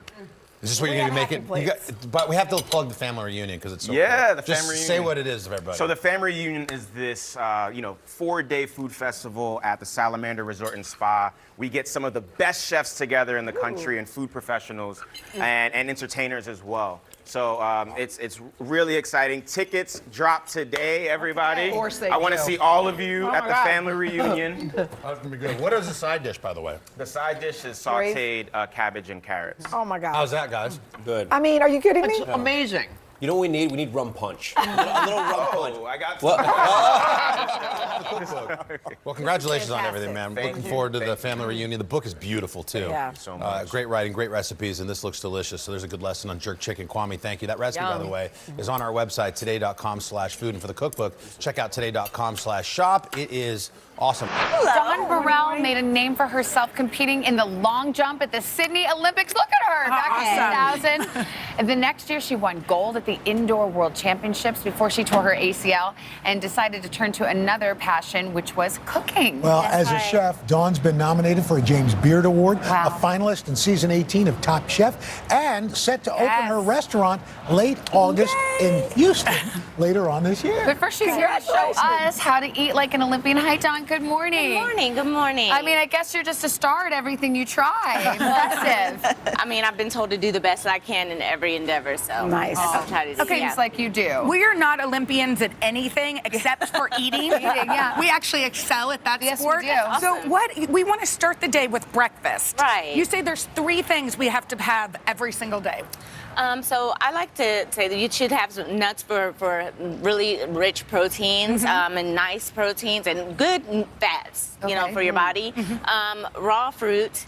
And some grains that are also rich, So what and is will help this? you. This is a chocolate granola. Chocolate granola. Yeah, and so try this chocolate is sort granola? of fun on vanilla yogurt, or on top of maybe like a little chia seed bowl or something like that. That's great. Beautiful, yeah. And then this is a power smoothie. This power smoothie is filled with protein, antioxidants, and good fuel for your workout in the morning. Okay. And it's a good grab and go like breakfast that you can take to the track with tastes you good, or on too. your run with Little you or banana? whatever. Yeah, some bananas in Blueberry? there, dates, blueberries, and almonds. Love it. It's delicious. That's where you Yummy. use the protein. And then avocado, you say start your day with some good fat. Exactly. So if you are a savory breakfast person, this is a way to go as well because you have some nice protein from this is a chili paste with almonds in it. Yum. And so, Al swears by yeah. this. Is this the paste you love? That's the Trader Joe red chili. Yeah, onion punch. and then you add a little bit of almonds in there, and then Yum. you have some wow. protein-packed breakfast for yourself with delicious. some nice And we fat. have a little Yes, avocado have a little avocado Yum. toast. Now, once we Okay. moved to Yummy. lunch, one of the things we never had when we were in Tokyo were some greens. Oh, I haven't eaten anything green in 3 weeks. Help us out here. Well, I'm going to help you out with that Yes. because we all need them, right? So here we have a vitamin-rich salad with great antioxidant qualities also because it's a turmeric and vinegar dressing. I mean, turmeric. it's ginger dressing. And what you'll do is you'll I'm going to top this off a little bit. That looks beautiful. This is a versatile dressing. You can use it on chicken or fish. And know, you it put has seeds on your salad, too, which I Yes. think is interesting. Seeds are also like rich fats, good fats for the body, and also some fiber. Some fiber that's great delicious. for That looks digestion. so good. Let me let you do thank this you, thank one. you. Sorry. And for dinner, you swear by this chutney. This is this is a go-to chutney. It is Trinidadian as far as culture is concerned, but you can also puree it and make it into a glaze that is functional for like roasts and things like that. What we did here is we just used it as a chutney or a relish on this chicken. It's called cuchilla. Wow. It's a little bit spicy. It's made with mangoes and ginger. This amchar masala, which is a Garlic very and lovely peppers. spices, garlic Delicious. peppers, and everything like that. Dawn, thank you so much. Oh, my pleasure. Thank you for You having can me. find the recipes at today.com/food. And she's back on the third hour to tell us how to turn an athlete's cheat meal into a breakfast of champions. Oh, by the way, speaking of champions, our champion weather person, Dylan Dreyer. A little birthday. I will. We have a special bubbly drink. Oh, yes. for You get cider. So, Thank you for the cider. There you As I- go. as You're I gonna ring drink in- while you have apple cider? Yes, I ring in 40. Wow. You're only 40? The big 40. That's it? Wow. I was Hanode wanted when to I say woke up happy this birthday morning, too. How old are you, Hanode? Are you 21? No, you better not. No, I can't drink. I know he's just a baby. Yeah. Well, congratulations. Happy birthday. Happy birthday, Dylan. We love you so much. Wow. You guys are so sweet. Cheers. Dilly Dilly. We love you. Oh, there we go.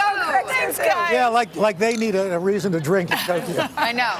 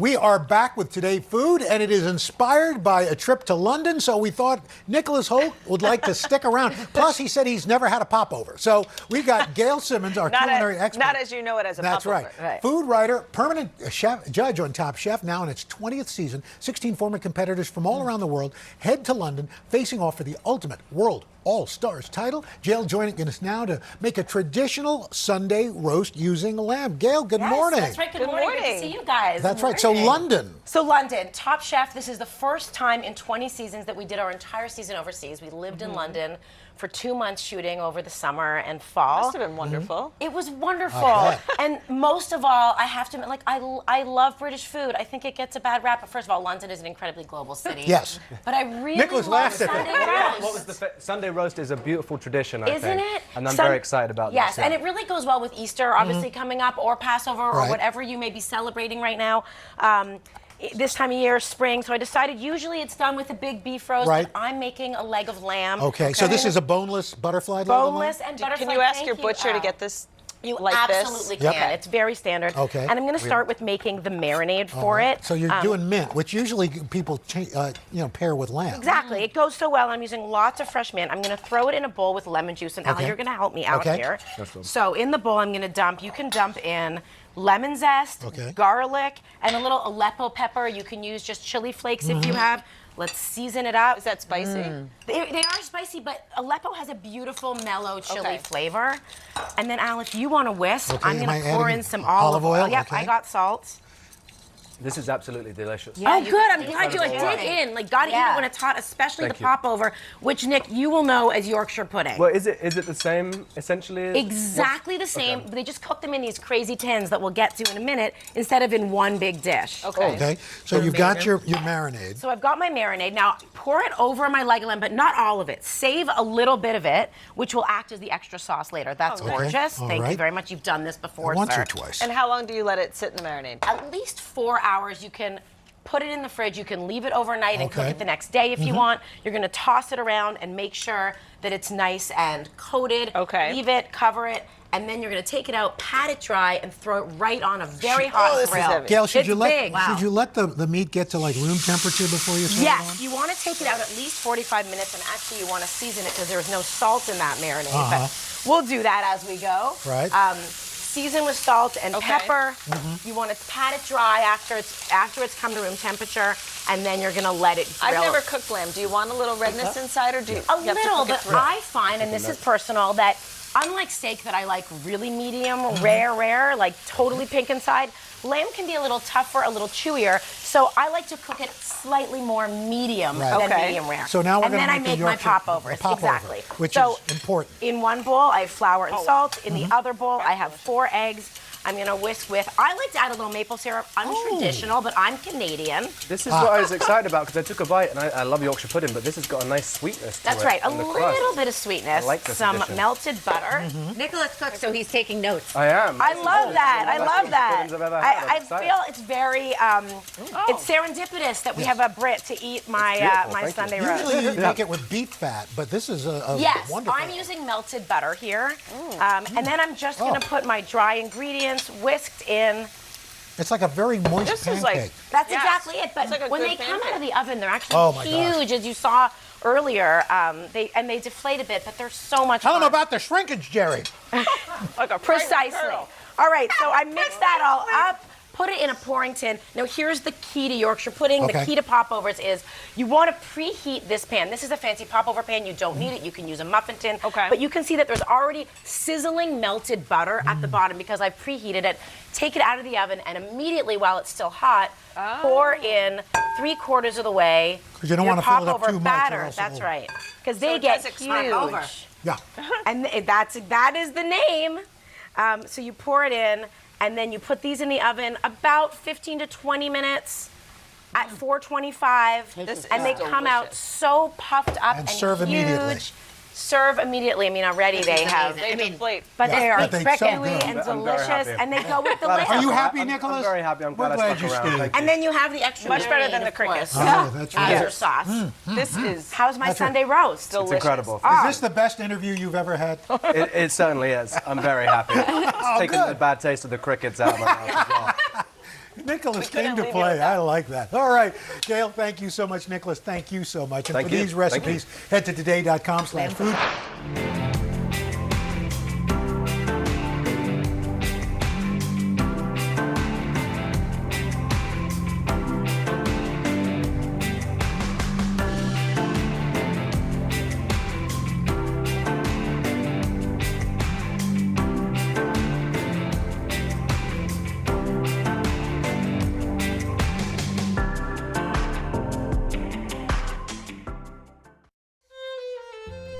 Ah, pizza. The golden crust, the tangy sauce, and that ooey gooey cheese. It's no surprise that this divine creation is one of America's most popular foods. But in the countless pizzerias I've been to, it's still pretty rare to see a woman tossing dough or tending a giant oven. I'm Elena Besser. I'm a professional chef, recipe developer, and content creator, so I'm constantly curious about who is making my meals. Now I'm heading out to meet the women breaking barriers in the pizza world today and creating more space for everyone at the table.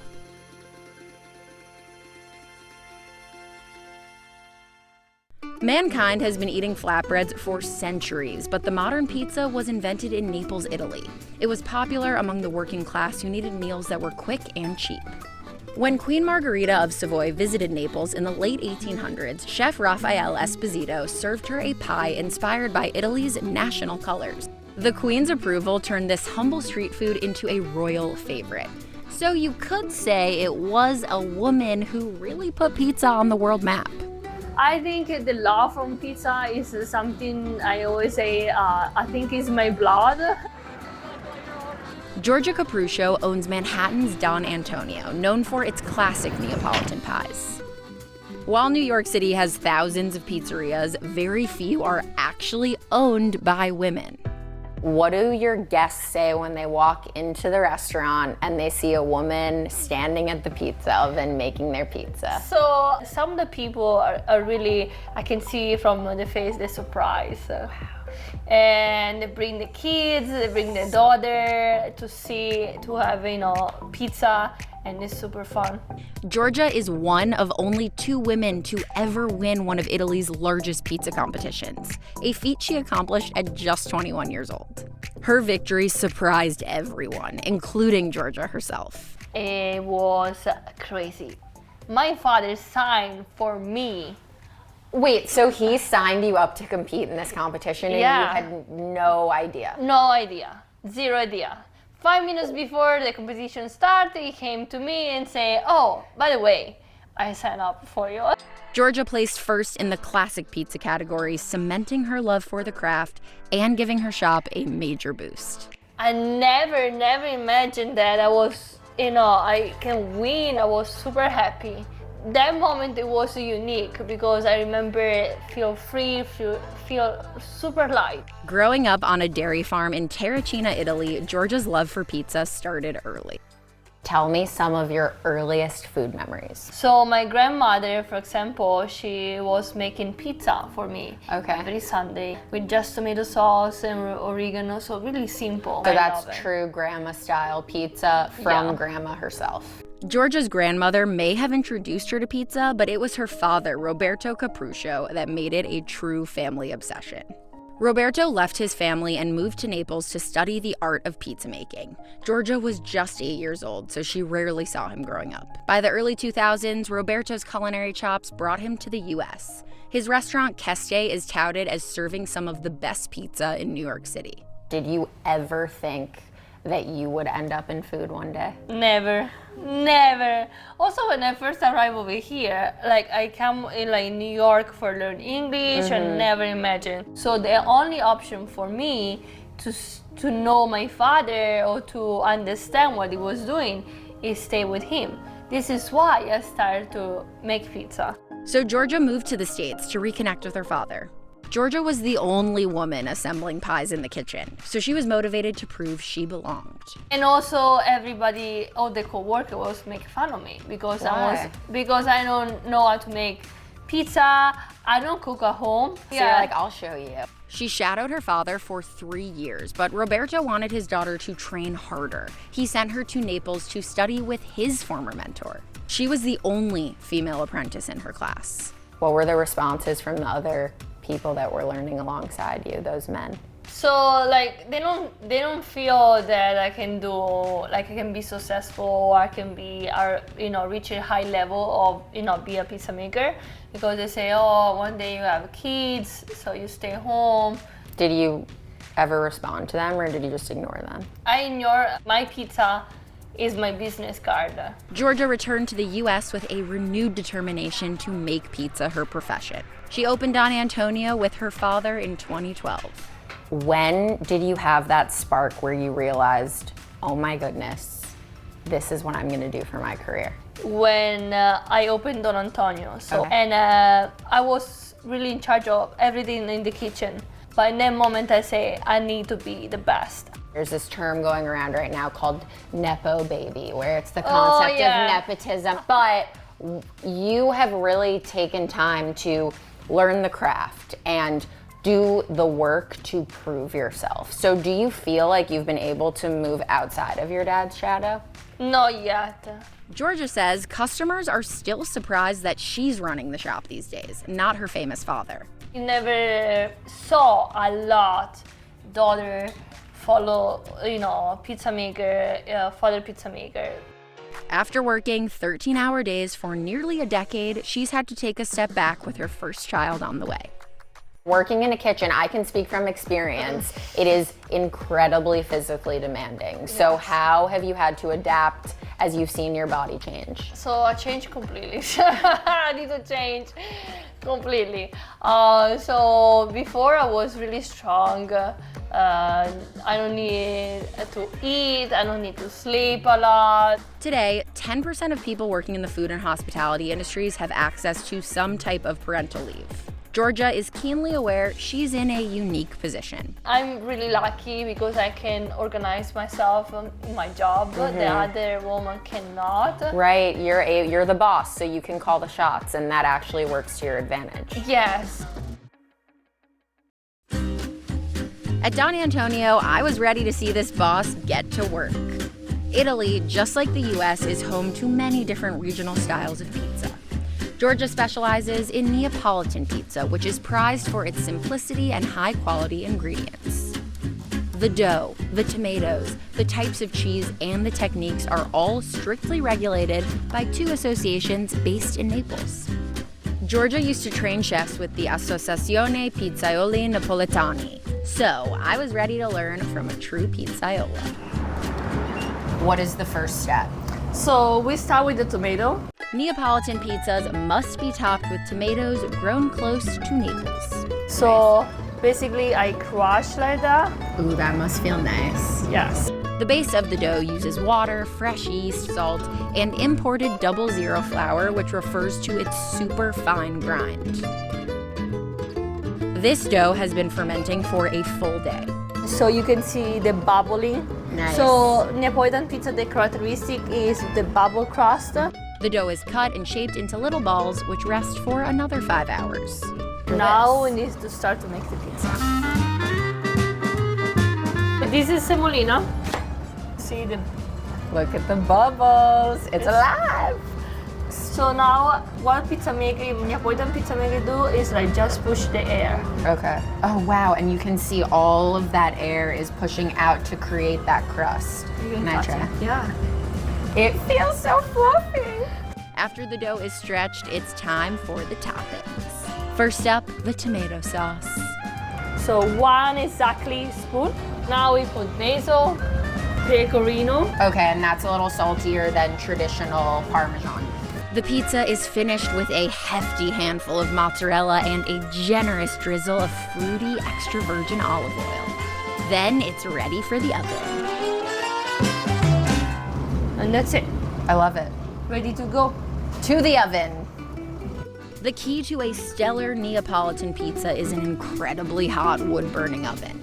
This one, brought over from Italy, burns at a scorching 900 degrees, so it only takes 2 minutes for the pies to cook. There we go. Wow. It's your pizza. This is stunning. God. Cheers. Cheers. Oh my goodness. Wow. This is the crust that you want on the bottom. Like thin, but you have the crunchy also. I cannot handle how much flavor is in such simplicity. I am in heaven.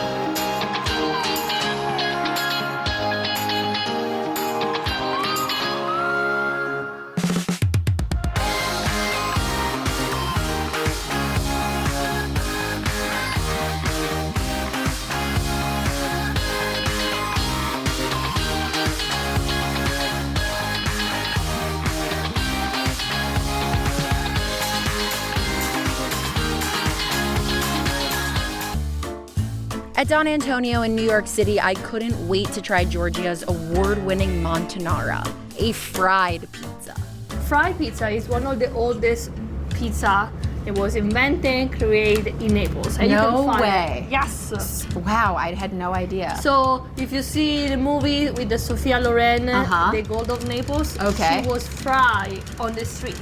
Women are tied to fried pizza. Can you tell me a little bit more about that? Yes, so the women in Naples try to help and sustain the family. They was Right. really poor Mhm, family. mhm. So they start to fry and sell on the street. The Okay, pizza. amazing. So it really all started with the women. Let's not Yes. forget that. Yes.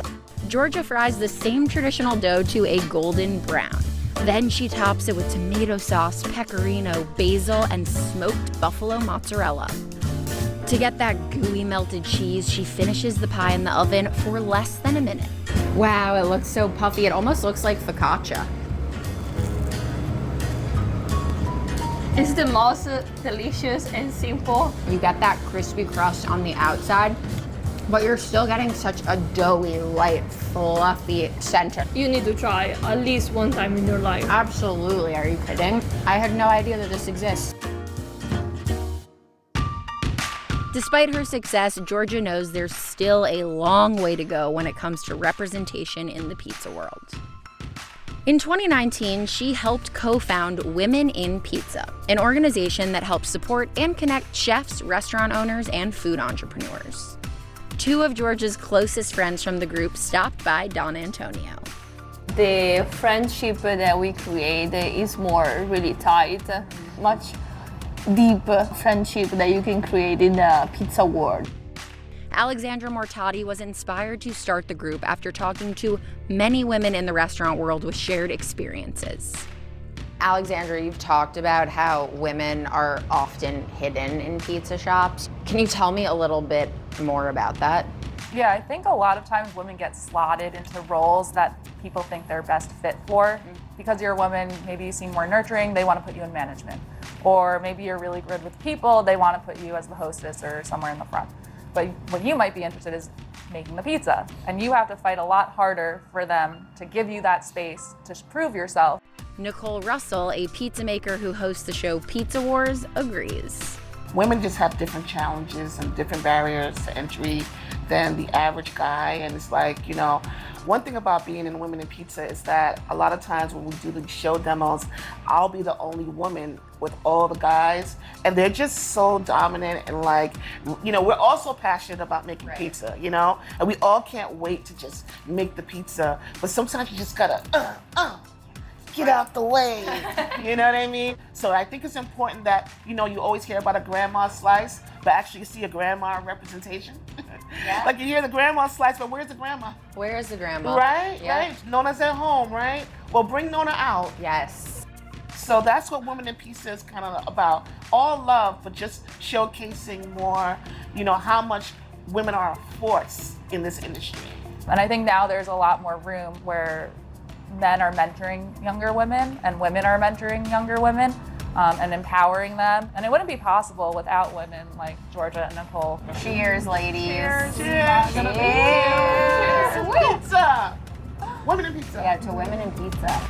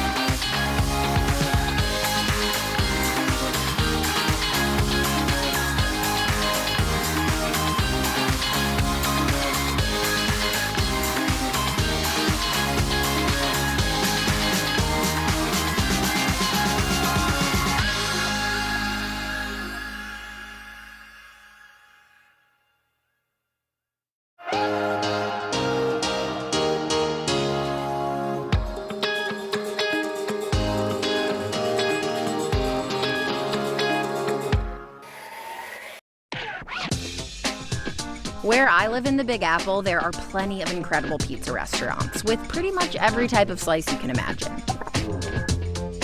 But there's a surprising place down south where folks are really flipping out for something special.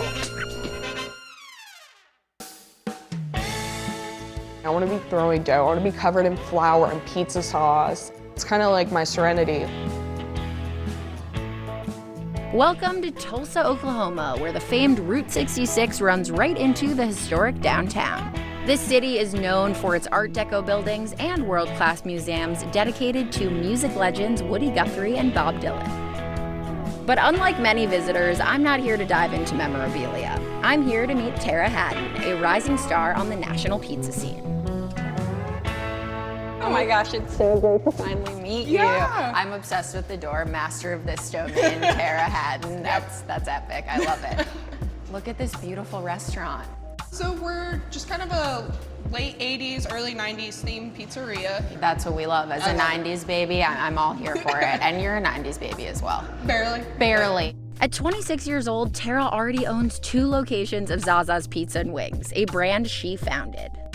The name is a nod to the infamous Joey Zaza from The Godfather Part 3. Here, Tara is putting her own spin on a classic pizza shop with some very non-traditional offerings. So these are all of our slice pies. We'll usually keep like the basics and stuff that people come in to try, like of course pepperoni, cheese, sausage. And then we kind of have some of our weird stuff going on, of course. Pickles. Our pickle pie. And believe it or not, it's one of our best-selling pizzas. No way. Tara started working in pizza when she was 16, honing her skills at local pizzerias before meeting her mentor Mike Bausch of Andolini's Pizza, a small pizza empire in Tulsa. Mike and his brother were in and out of the restaurants all the time, and he came in and he saw me throwing dough, and every time he came in, that's what he saw me doing. So he was like, "You're good at this, aren't you?" I'm like, Good was an understatement. Mike recognized that Tara had a natural talent for throwing dough, so he started teaching her some basic acrobatic tricks. Yup, this is a real sport. Professional pizza acrobats spin, toss, and twirl dough at competitions around the world. During 3 to 5 minute choreographed routines, they're judged on the number of tricks they perform and their difficulty. One of the most well-known pizza competitions is the Pizza Games at Las Vegas's Pizza Expo, where pros from around the globe gather each spring. This year, Tara is competing in her 5th games. As usual, she'll be one of the only female competitors. How did you even learn what pizza throwing was? I saw this guy that I worked with at like my first ever pizzeria kind of doing it, and they had told me about Pizza Expo, and at that time it was just like a dream to go to Pizza Expo. Tara has come a long way since a disappointing last place finish at her first Pizza Games. Reflecting on that time, she says her head and heart were elsewhere, grieving the loss of her mother, the woman who sparked her love for cooking as a child. I just kind of fell into like making food and stuff at home with my mom. Her, my grandma, long line of like women who cook and making recipes, and that was kind of what we would leave like down to our kids, where it's just cookbooks. When Tara returned to Vegas the following year, she had a new purpose. I made the reason I was going there worth everything that I kind of put into it. When I placed first in the preliminaries, it was such like a powerful moment. It actually fell on the anniversary of when she had passed away. So I was like, oh my gosh, like this is because of you, like you helped me, yeah.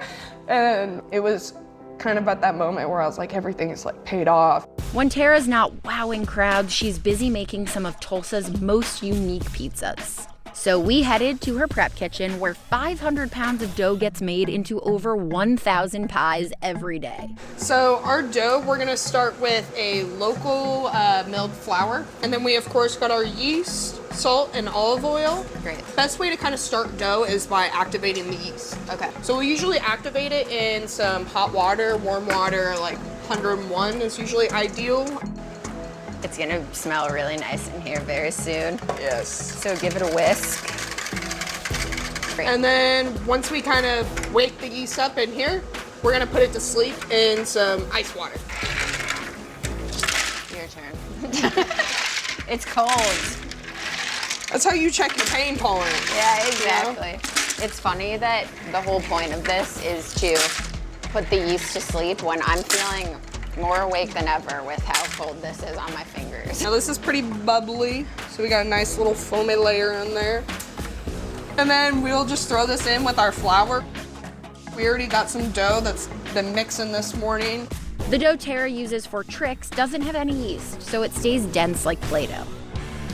Back at Zaza's, it was time to learn some tossing tricks with a few new friends. Good job, guys. Each month, Tara holds a pizza making and throwing class for kids and parents at her shop. I'm a little older than her typical student, but I could not wait to join in on the fun. We're gonna take it across our body. Okay. And then throw it up. And then throw it up in the air. Yeah, just like that. 1, 2, 3. I just kind of spin it like on my finger, like my knuckles almost. Okay. Well, you have to get it going first. Yeah. Right? The best trick I show people that's pretty easy is throwing it behind your shoulder. Okay. If Show me you that. put your arm out, you know, like you're a little teapot, short and stout, you know, and then you just look that way and throw it. It's like doing a cartwheel. It's not. Around the shoulder. Just like effortless. She's effortless. She's a world champion.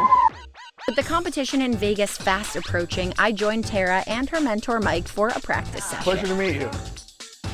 Mike, you're the whole reason why Tara got into this. So can you tell us a little bit about that? Well, I'm a dork for pizza, and her dorkage has just latched on to us, and it's exciting. It's about the love of pizza making, and this is a representation of that. So are we gonna get a chance to see the full routine right now? I mean, I guess we can do it. Oh my gosh. Tara uses silicone doughs to practice. They create the feel of acrobatic pizza dough without the floury mess. Transitioning from hand to hand is what will give her more points. Okay. And then going behind the back seamlessly. Some people will really lean into one trick and try and make it last 30 seconds. Okay. She's going a trick per second. Oh. There it is. Okay, That's the Tara Classic. That's her signature move. Unbelievable. There you go. Woo!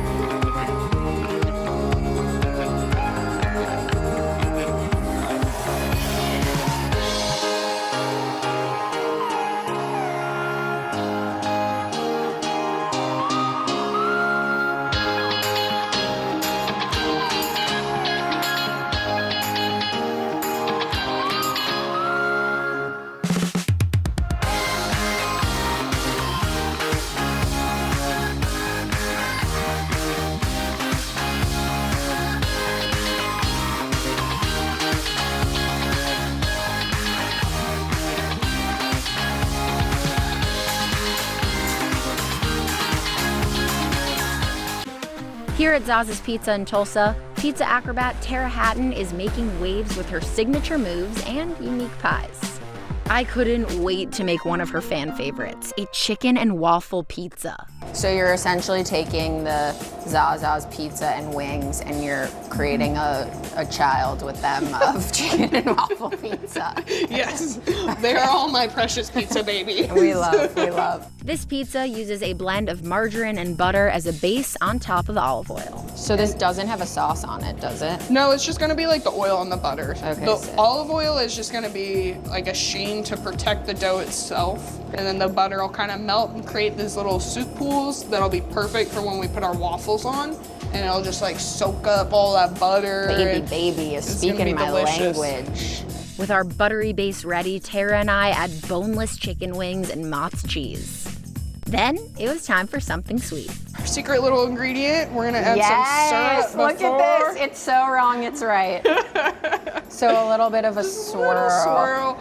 So it kind of bakes into the base and stuff and almost like caramelizes on there. The pizza bakes at 555 degrees until the crust turns golden brown before the final topping. It's smelling so good in here. Smells like breakfast. Jinx. Oh, we can't forget the Mike's Hot The Honey. most important part. Drizzle me timbers. Pizza time. Cheers. Cheers. So you get a combination of crunch and fluff with a little bit of that salty cheese. And then it's just hot. And the hot honey. It's good. It slaps. Of course, I couldn't leave Zaza's without trying the famous pickle pizza. I could see a Teenage Mutant Ninja Turtle eating this right now. Cheers. Cheers with your hot slice of pizza. Oh my gosh. It's got that punchy vinegar pickle taste, and the cheese mellows it out. I never knew that a pickle on a pizza would work so well. It does. I don't like pineapple on pizza, but like pickle on pizza, that's my move. Before heading back to New York, I had one more pizza party to attend. My friend and owner of Zaza's Pizza and Wings, Tara. Tara's routine wowed friends and fans of all ages who came to wish her well before the big competition.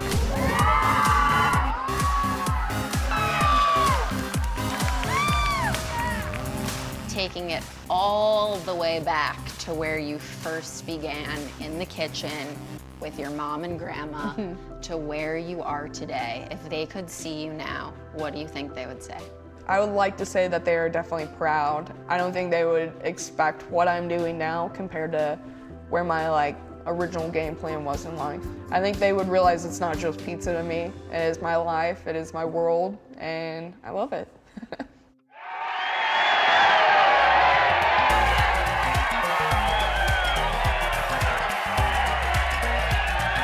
Tara placed second in the Masters Acrobatic Competition in Vegas. And she can't wait to come back and compete for the title again next year. Pizza is the ultimate comfort food. With so many unique styles, sauces, and toppings, it's truly impossible to go wrong. As pizza has evolved over the years, so have the chefs behind this iconic Italian staple. Whether they're cooking pies, running front of house, or going all out on stage, the women making pizza today are creating more space at the table for everyone.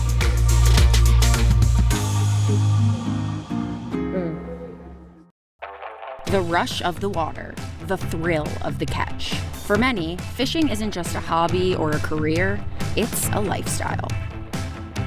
In the US, women account for roughly 10% of commercial fishermen, but they've long played a vital role in the global seafood industry.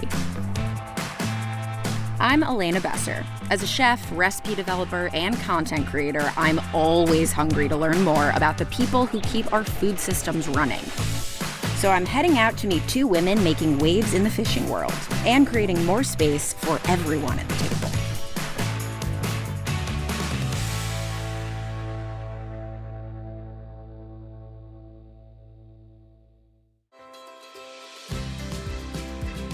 Welcome to the lush forests, expansive beaches, and pristine rivers of Washington State's Olympic Peninsula. Pacific Coast indigenous peoples have called these bountiful lands their home for millennia. The Quinault Indian Nation is one of many tribes that fishes, hunts, and forages here. As a non-native, I'm fortunate to be invited to the Quinault Reservation by fishing guide and tribal member Ashley Lewis. When I think about the rivers, the oceans, the lakes out here, what I think about is home. Ashley comes from a long line of Native Americans who fished these waters for years. In the 1850s, many tribes were forced to give up their land for white settlements, but they retained fishing and hunting rights on traditional lands. During the 1960s, as Washington State began infringing on those rights, Native Americans staged a series of protests known as fish-ins. These protests led to a landmark Supreme Court decision that protects Native fishing rights to this day. One activist at the forefront of that movement was Janet McLeod, dubbed the Rosa Parks of the American Indian movement. Her advocacy has inspired generations of Indigenous trailblazers, including my guide. When they were forced to cede their land for newcomers, their waterscapes, the rivers, the lakes, it makes so much sense that that was the thing that's like, no, we have to have this because it's so essential to who we are. Quinault tribal members have exclusive hunting and fishing rights on a portion of this river. I couldn't wait to see Ashley's favorite fishing spots with the help of fellow guides Ruben Estevillo and John Tater Bryson. If you want to think like a fish, just think like a really lazy person. Great. Like, what is going to be the easiest thing to do? Do you want to go up that fast water? Not really. You want to kind of be in like the slow, easy water. Time for a quick casting lesson. We're just going to swing straight back, and then we're going to swing straight forward. You can kind of feel when the current catches it. Okay. Go ahead and give it a shot. That was a good cast. That was a great cast. That's high praise coming from Ashley, who's been a guide here for the past decade. Now she's become something of a celebrity among outdoor enthusiasts, amassing a large following on social media where she goes by the handle Bad Ash. Her YouTube and Instagram pages are chock full of how-to videos and inspiring content from her many outdoor adventures. Can you explain to me some of the, stereotypical experiences that you have had that have been a little bit tough as a female fisherman in this community? Being a woman in a male-dominated sport poses challenges. Some people want me to stay in a lane that isn't my lane. I would like to see the outdoor industry be more welcoming to women. I would like to see it be more welcoming to women of color and people of color. I feel really proud to get to chip away at that on my own terms. There we go. Reconnecting with the Quinault and their fishing traditions has been a journey for Ashley. She grew up removed from her tribe, living an hour off the reservation with her mom and 2 siblings. I grew up in a really small community, moved to a smaller community, one stoplight in town sort of deal, and you had 2 options. You get in trouble or you go fishing, and I picked fishing. I love it. And why did your mom choose to raise you off of the reservation? She experienced a lot of adversity as a younger woman and as a Native American woman. And so some of that adversity caused her to be really protective of her kids, and she wanted us to love our culture. The Quinault are a matriarchal society. Women serve as the head of the household and often take on tribal leadership roles. The women here also help with traditional food gathering. Ashley grew up fishing with her mom, but didn't always appreciate the cultural meaning behind these trips. Tell me a little bit about how you met your tribal family. So about the time that I got a driver's license and I could take myself fishing, things really changed for me. And so I would kind of drive out to the reservation, explore a little bit, being out there among other Quinaults, fishing for salmon, that's everything that I needed. Yeah. And so that moment was profound to me. John Tater Bryson, one of the first professional guides she met on the reservation, soon became her mentor. I was taught from a young age how to harvest elk and deer and fish, and it's passed on to the younger people, so the tradition will keep going. I think I got something. Oh, you definitely do. What a cutie. Oh, hey, my guy. Bye. Ashley enjoys showcasing this beautiful place to new people, but she's also made it her mission to call out the effects of climate change to this land. What we're seeing here, this is a big slide, and we're seeing a lot of this along our river, and this is the effects of climate change. She's currently earning a PhD in Indigenous Studies, with plans to educate people about the tribes of the PNW and the environmental threats they face. With the weather warming, with different rain patterns, it changes the river, but it also changes where fish are going to be spending time. Fishing guides are like an indicator species because we're the ones out in the river day in and day out. We're the ones who see changes happening really quickly. Because of the climate threats to the Quinault, the Biden administration granted the tribe $25 million to help relocate members in flood-prone areas. This is, ancient village sites. This is burial ground sites. And so to see those places washed away, this is a really significant blow to us. Indigenous people are generally the first impacted by climate change, especially if you're situated right on the Pacific Ocean. Sustainability practices are tenets for the Quinault. 3 tribal-run fish hatcheries help maintain the populations of salmon and trout species that call this river home. Every spring, millions of salmon and steelhead are released from these hatcheries. So we were a few miles upriver fishing, but now we're here at the mouth. The Pacific Ocean is right on the other side of our fish house here, and this is where tribal members come and set their nets and commercially fish for blueback sockeye. It's the only place in the world where our blueback sockeye run, so it's an incredibly special fish to us. Commercial salmon fishing is a big part of the economy on the res. The most efficient way to get a big catch is by using a method called gill netting. Gill nets are placed near the mouth of the river to catch salmon by the gills as they head upstream. Whoa, double trouble. That's a huge one. As a chef, I've cooked fish many different ways, but this was the freshest catch I've ever tried. Cooking salmon the way her tribe has for generations is a cherished pastime for Ashley, who celebrates her culture through food. The fish is a really wonderful, tasty, oily fish, and we just want to highlight the greatness that already lives here. A little bit of salt, a little bit of pepper. The flavor that we're going to give it really is going to come from the alder fire and the cedar sticks. After the fish is on the pole, it's supported with cedar sticks woven across the fillet. The salmon cooks until it turns light pink, another 5 minutes, then it's ready to serve. So now we can enjoy ourselves some Quinault fish sticks. Let's do it. Oh my gosh. I'm never ever gonna look at a normal fish stick ever again in the same way. Comes right off of that skin. It really doesn't need anything else. Let the food shine. Absolutely. Yeah.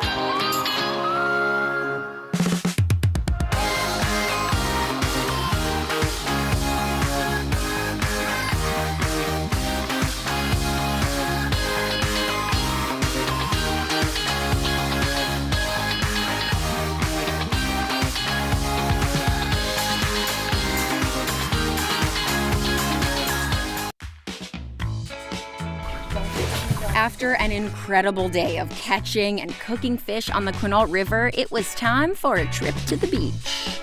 At sunrise, my guide Ashley Lewis and tribal biologist Scott Mazzoni are ready to show me another local pastime, digging for razor clams. Can you tell me a little bit more about what we're doing today? We are getting ready to have home use digs, subsistence digs, and commercial digs of razor clams. And before we do that, we got to go out and get clam samples and test them to make sure there's no toxins in them and they're safe for people to eat. Pacific razor clams are a meaty shellfish with an oblong shell. They can grow up to 6 inches. They're also a delicacy here and a major part of the Quinault diet. So we're going to use these spade-tempered shovels. They're kind of curved in a way that makes it easy for us to dig the clams. Great. So we're going to head out to the surf. We're going to look for clam shows. As we walk towards the surf, Ashley points out small holes and dimples in the sand. These are known as clam shows, evidence that razor clams are just beneath the surface. That looks like a good spot. Whoa! There we are. Down here they have their foot, and that they can use to dig very quickly down into the sand. Hey, He's like, I'm out of here, thank you and goodbye. Ooh. I gotta tell you, even though it's 5 a.m., all of this razor clam digging is making me extremely hungry and ready to eat them. And they are as delicious as they are fun to dig. It was finally time for me to see what all the fuss is really about. At nearby Ocean Crest restaurant, razor clams are a menu staple. Head chef Amanda Yeager has prepared a few of their signature dishes made with fresh local clams. On the menu, a panko-crusted razor clam steak served with pickled onions and a chili aioli. There's also a razor clam omelet, plus a flatbread topped with Amanda's house-made razor clam sausage. There's a common misconception with large clams, would it taste rubbery? But this does not at all. That's a lot of how it's treated. It's, low and slow heat, and that's why they maintain their flavor and their texture. Respect. Wow. So much. Everyone knows and loves a chicken cutlet. This is so tender on the inside. You're getting an amazing crisp exterior, that crunch and acidity coming from the onion. It is the perfect bite. As my time on the Quinault land comes to a close, I'm already sad to leave this incredible place.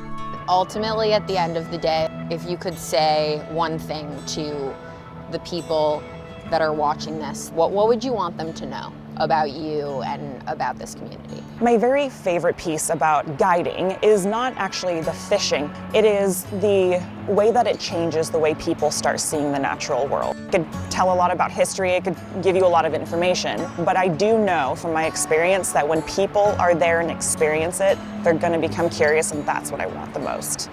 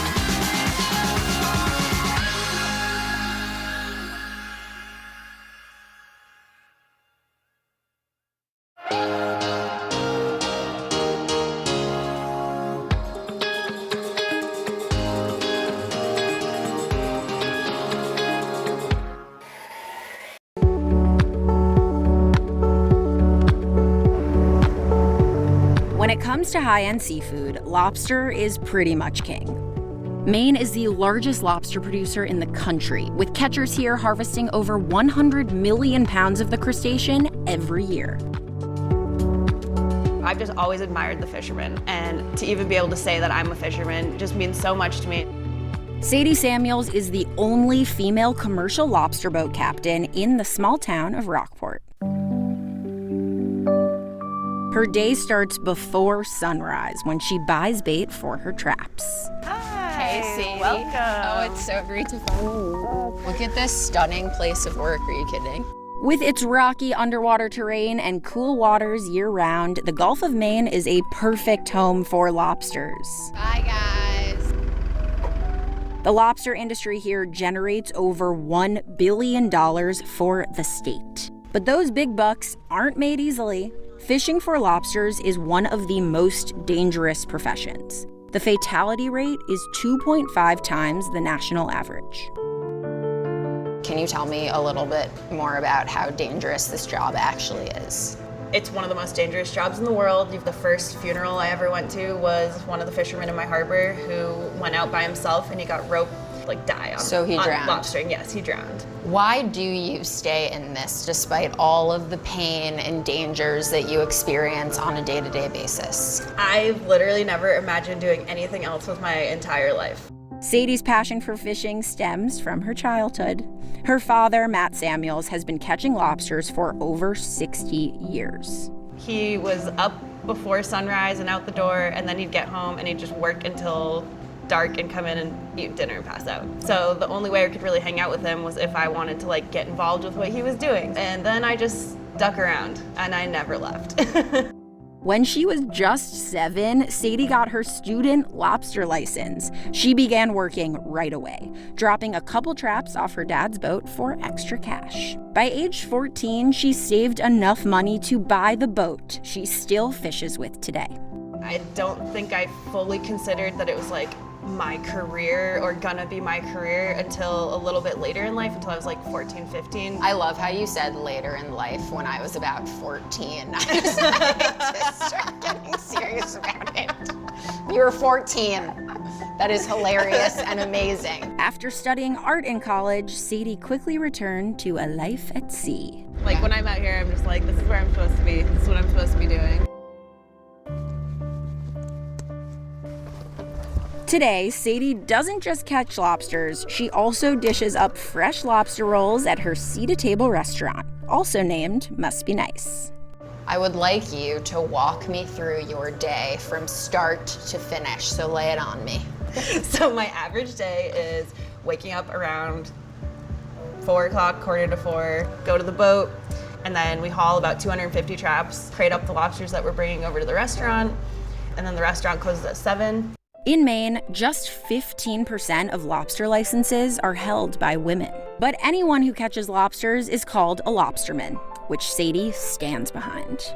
How do you feel about the term lobsterman? I'm very much on the side of I'm a fisherman, I'm a lobsterman. I've busted my butt and paid my dues. Nothing I do really has to do with my gender. Maine fishing laws have strict limits on the number of traps new lobstermen can set. Over time, they can acquire more traps, but it can take several years to make a livable wage. How did you get savvy with making sure that you could function as a successful business? That's actually how I started Must Be Nice Lobster. Is on Saturdays, someone was looking for someone to sell lobsters at a farmer's market. I started selling live lobsters there, and then now we're here. The trap limits are part of Maine's successful conservation efforts. In the 90s, there were around 37 million pounds of lobster in the Gulf of Maine. Today, it's nearly 120 million pounds.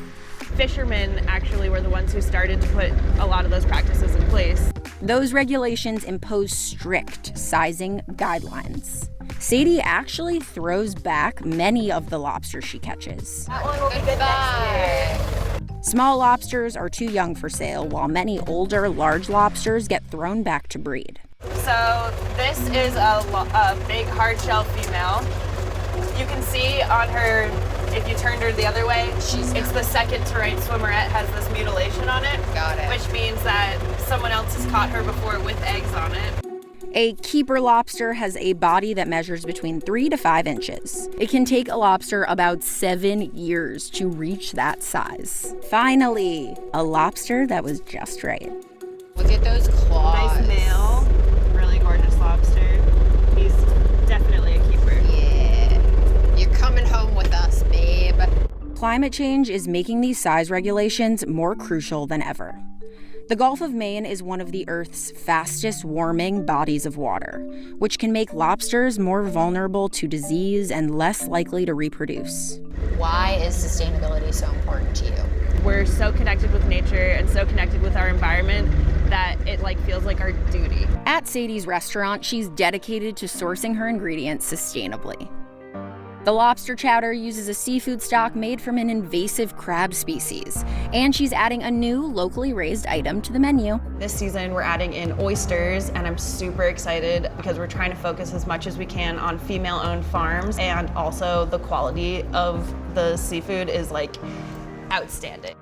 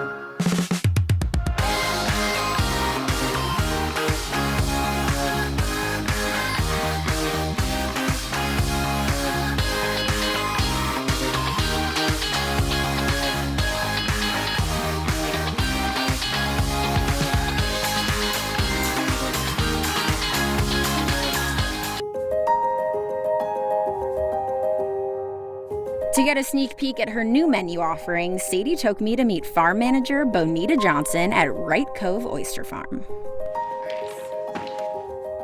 So tell me a little bit more about these oysters. We're a small operation here, and so we do kind of everything by hand. Wow. And yeah, they're raised with love. You can taste it. And yeah, you really can. Do you want to try one real quick? I thought you'd never ask. I've been waiting over here. Here we go. Cheers. Cheers. These are hands down some of my favorite oysters ever. So clean, but briny. I've never had anything like this before. I'm blown away. You don't do anything in the working waterfront type of industry unless you have passion for it. And that's a really nice thing for us to like get to share with each other. Yeah. This is definitely my happy place.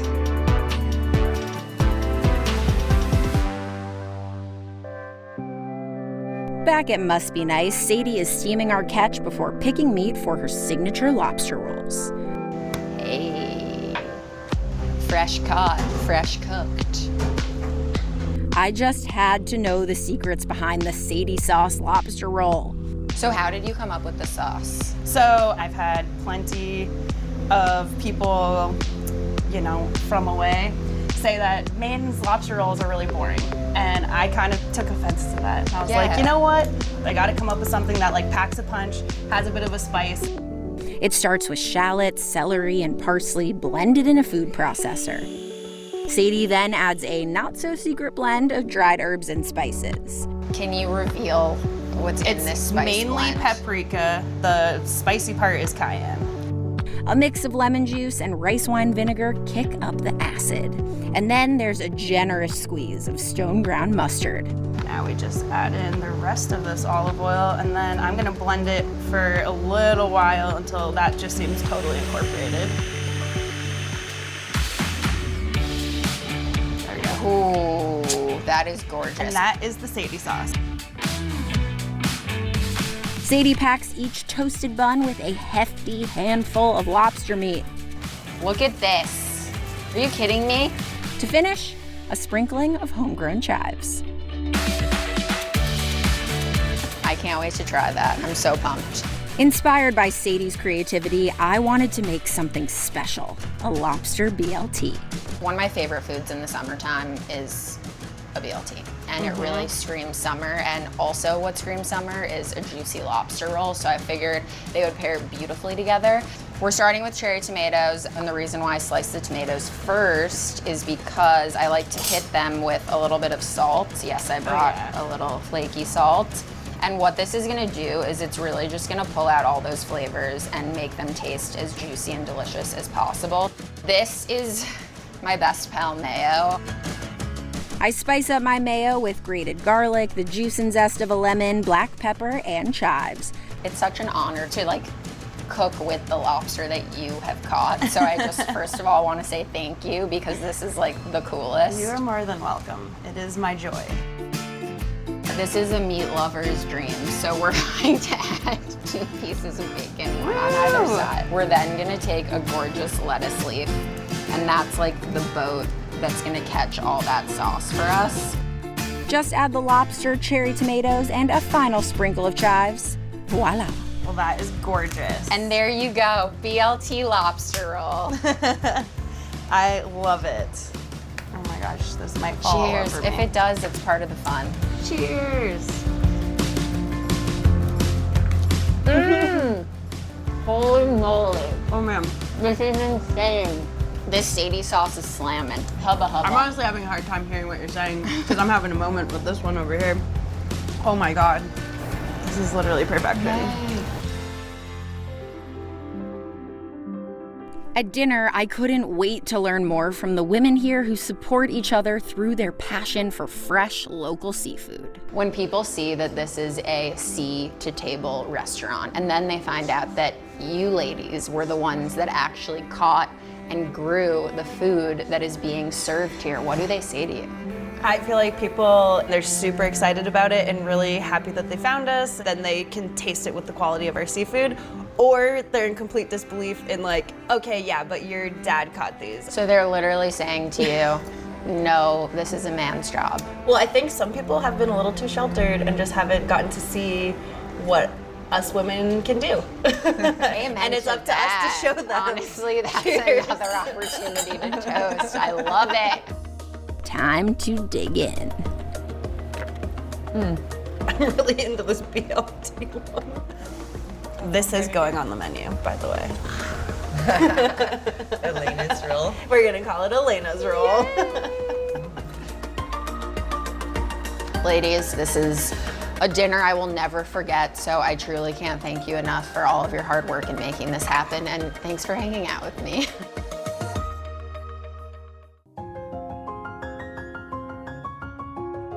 From the smoky salmon of the Quinault Nation to the buttery, sweet lobster of Maine, I'm in awe of our nation's most delicious seafood. But I'm most inspired by the women paving their own paths in this industry and ensuring future generations will have plenty of fish in the sea.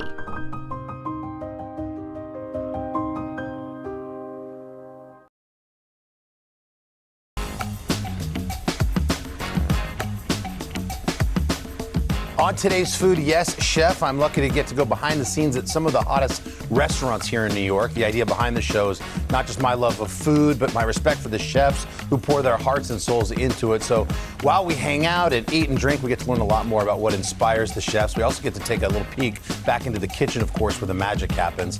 First up, Rafts from the team of the famed Musket Room north of Houston Street is now co-owners and chefs at Rafts, just down the block. It's a century-old space where the famed Parisi bakery used to be, but now they're going for an Italian-French vibe while paying homage to the rich history of the place. Take a look. Today I'm going to take you inside exclusive access to a place where two powerhouse female chefs are absolutely killing it, and they're doing it with the help of a nearly 100-year-old oven. This is Rafts. Come on in. Baby, tell me why. How did you guys meet? We met at Musket Room 3 years ago when I was hired as the executive pastry chef. Executive Chef Mary Attia and Executive Pastry Chef Kamari Mick worked so well together at the famed Michelin-starred Musket Room restaurant, they teamed up again with Rafts. How did your guys' sort of relationship in the kitchen work? It was just the two of us. We would be listening to true crime and Broadway, and we just bonded outside of food. You guys bonded over true crime and Broadway? Yes. Bread, Broadway, and true crime. And true crime. Rafts serves up French Italian cuisine and fresh baked goods in a location with a rich history. Even brick ovens called hearths from the 30s are still used today. They put these ovens in the back that we have running now. These same ovens that are Same here? ovens, yeah. I've been here almost 100 years? Yeah. What It's makes them- incredible. Knowing that the hearth was the heartbeat of the neighborhood, they were here making bread. We wanted that to be the first thing people saw when they walked in the restaurant. The chefs co-own Rafts. They partnered with the owners of the Musket Room, twin sisters Jennifer and Nicole. Rafts is named after their grandmother, Rafaela. The sort of, empowerment that's happening with women in this space, not just your partners that are sisters, elevating women, that's a really cool part of this story. How important is that to you? I think it's really important. I think that we come to work every day not thinking, oh, we're women doing this job, but it would also be irresponsible for us to disregard the role we play and the example we set for younger women wanting to do this and see that we can be successful and accomplish our goals. So Yeah. I think it's important. I'm a girl dad. I got 3 yeah, girls. You can do anything. These stories are important. They really are. How did you get into cooking? And your sort of Lebanese background, how has it influenced what you do here? Well, The I think smells of your the career childhood? I think I grew up always and loved eating. I grew up in a family where we celebrated food. My background was Lebanese, so I was always eating, pita and hummus, which were unique at the time, but now obviously everybody enjoys those. I would go to lunch with grape leaves in my lunch bag and tabbouleh, and people would be looking at what I was eating. And, I felt a little bit like an outcast, but also very proud that I was enjoying this great food and able to teach, my friends about it. So you weren't like 10-year-old super chef? No. I just think it was never taught to me that it could be a career. I would watch, food shows on the Food Network and be enamored by it, but not ever think, well, I could go do that. Right.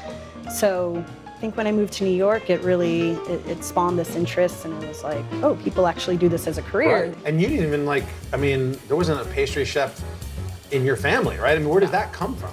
My parents are really great cooks. My mom is from Brooklyn. My dad is Jamaican. Amazing cooks, terrible bakers. My mom would only buy the roll-up cinnamon rolls. I know them and have them. Like the proof and bake, and then she would overproof them and then underbake them. So it was a little bit of a mess when it came to baking in my house. And then I decided to ask her. I was like, hey, can we bake together? I would love to learn. How old were you at this time? I was 12, even that. So we started baking, and I got really good at it. We went from cake boxes to from scratch, and then I started selling things in school, cakes, cobblers, pastries, to not only students. You're hustling. I was hustling. I was always an entrepreneur. Good for you. Made fresh today, I can tell. Perfect. Fresh out of the oven. God, that's good.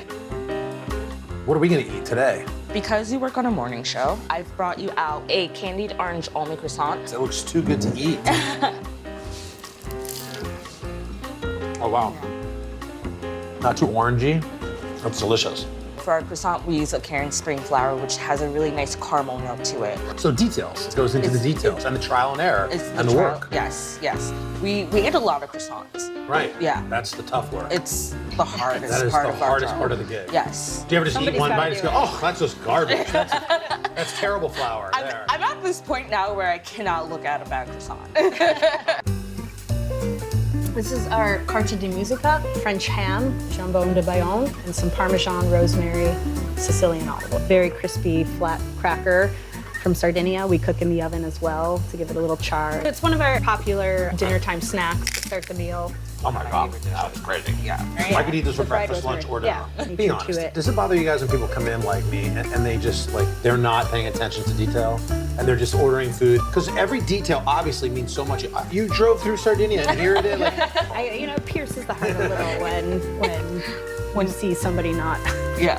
Right. Right. The pastas hit the table and then you don't see them eat it for 10 minutes. Right.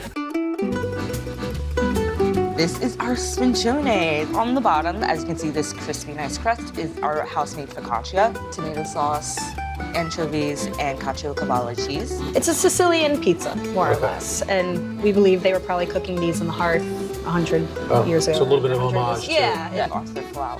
Need another log on the fire, chef? I love it's behind you, and your spidey senses tell you that the 1935 oven is down a log.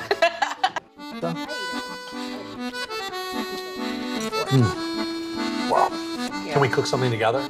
We will. We'll let you by the fire. We're going to show you the sfincione. Yes. Let's do this.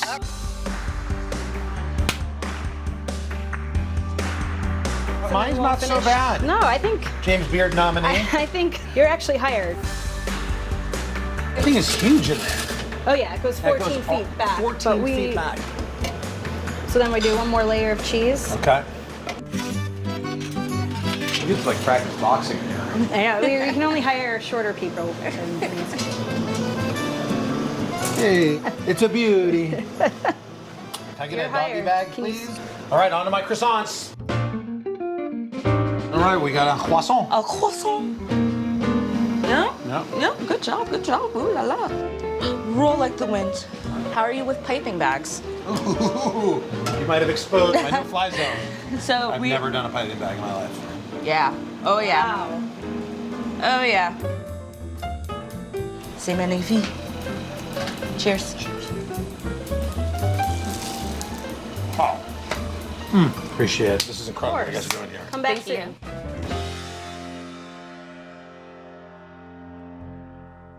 Tell you what, their food really does taste better out of that 100-year-old hearth. Next up, Sia's and Charlie, 3 Korean-American guys who grew up in Atlanta, opened up their dream restaurant. The food's fantastic, but their story is even better. I headed downtown to find out why it's so hard to get a table there.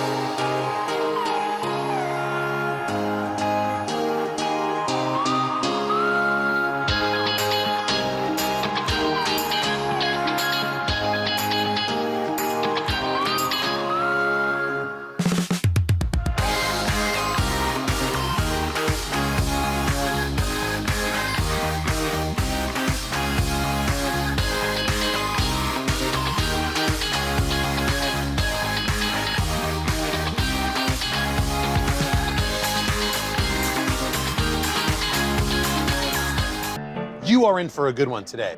Taking you behind the scenes. They're closed right now. C as in Charlie's the name of this restaurant. And they're doing stuff, man, that nobody else is doing. Come on in. So David, if I walked into this restaurant and I've never been here before, what's the vibe? So as soon as you sit down, even before you get a water, you get a sake shop. Let's go! So that's our little gesture of saying let's be friends. In Korean, there's a saying, 한잔해, which literally means let's have a drink. Are we gonna be friends? Right? Oh, of course, of course. Hey, cheers. Thank you so much for having me. That's a great way to start your experience at Sia's and Charlie. An experience quite unlike any other. The guys describe their food as part Korean, part Southern, a reflection of themselves. All born in Korea, but raised in Atlanta, Georgia, where brothers Steve and Eric met David and became lifelong friends. So, after high school, you guys all had jobs in the food business, different types of jobs. What did you do? So as soon as we graduated high school, we came to New York for college. And we actually all worked in the restaurant as a part-time job to make cash. Right. So we were a server. At the time, also Eric was a server. So we all started out as a server, but eventually went at different restaurants, or you guys worked together? So we started off at different restaurants, but first, like manager job, we ended up at the same place. So he was a line cook. We were like assistant managers, like captains. So we worked together.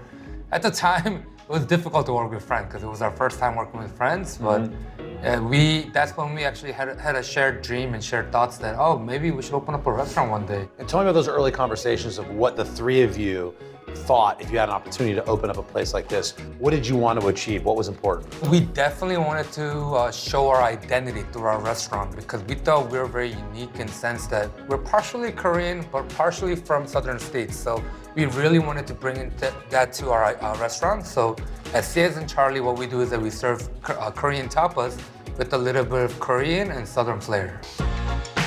The guys grew up in the food industry. You can taste the foods and flavors from their childhood in their cuisine. Most of our dishes ties into our history or childhood memories. We wanted it to be like us three. It's like you're meeting you when you come in here. Right, yeah. So, for example, Salisbury steak, our childhood memory of our parents used to bring leftover hamburger patties to home and cook us a Korean food with it. So chef wanted to kind of infuse that memory into and develop and make a dish out of it. Salisbury steak, like Seoul as in Korea, Seoul. So with that, right, nice play on that. Yeah. We usually eat it with rice, but because we wanted to have a little southern kick to it, we serve it with the grits on the bottom instead, and you get to try some.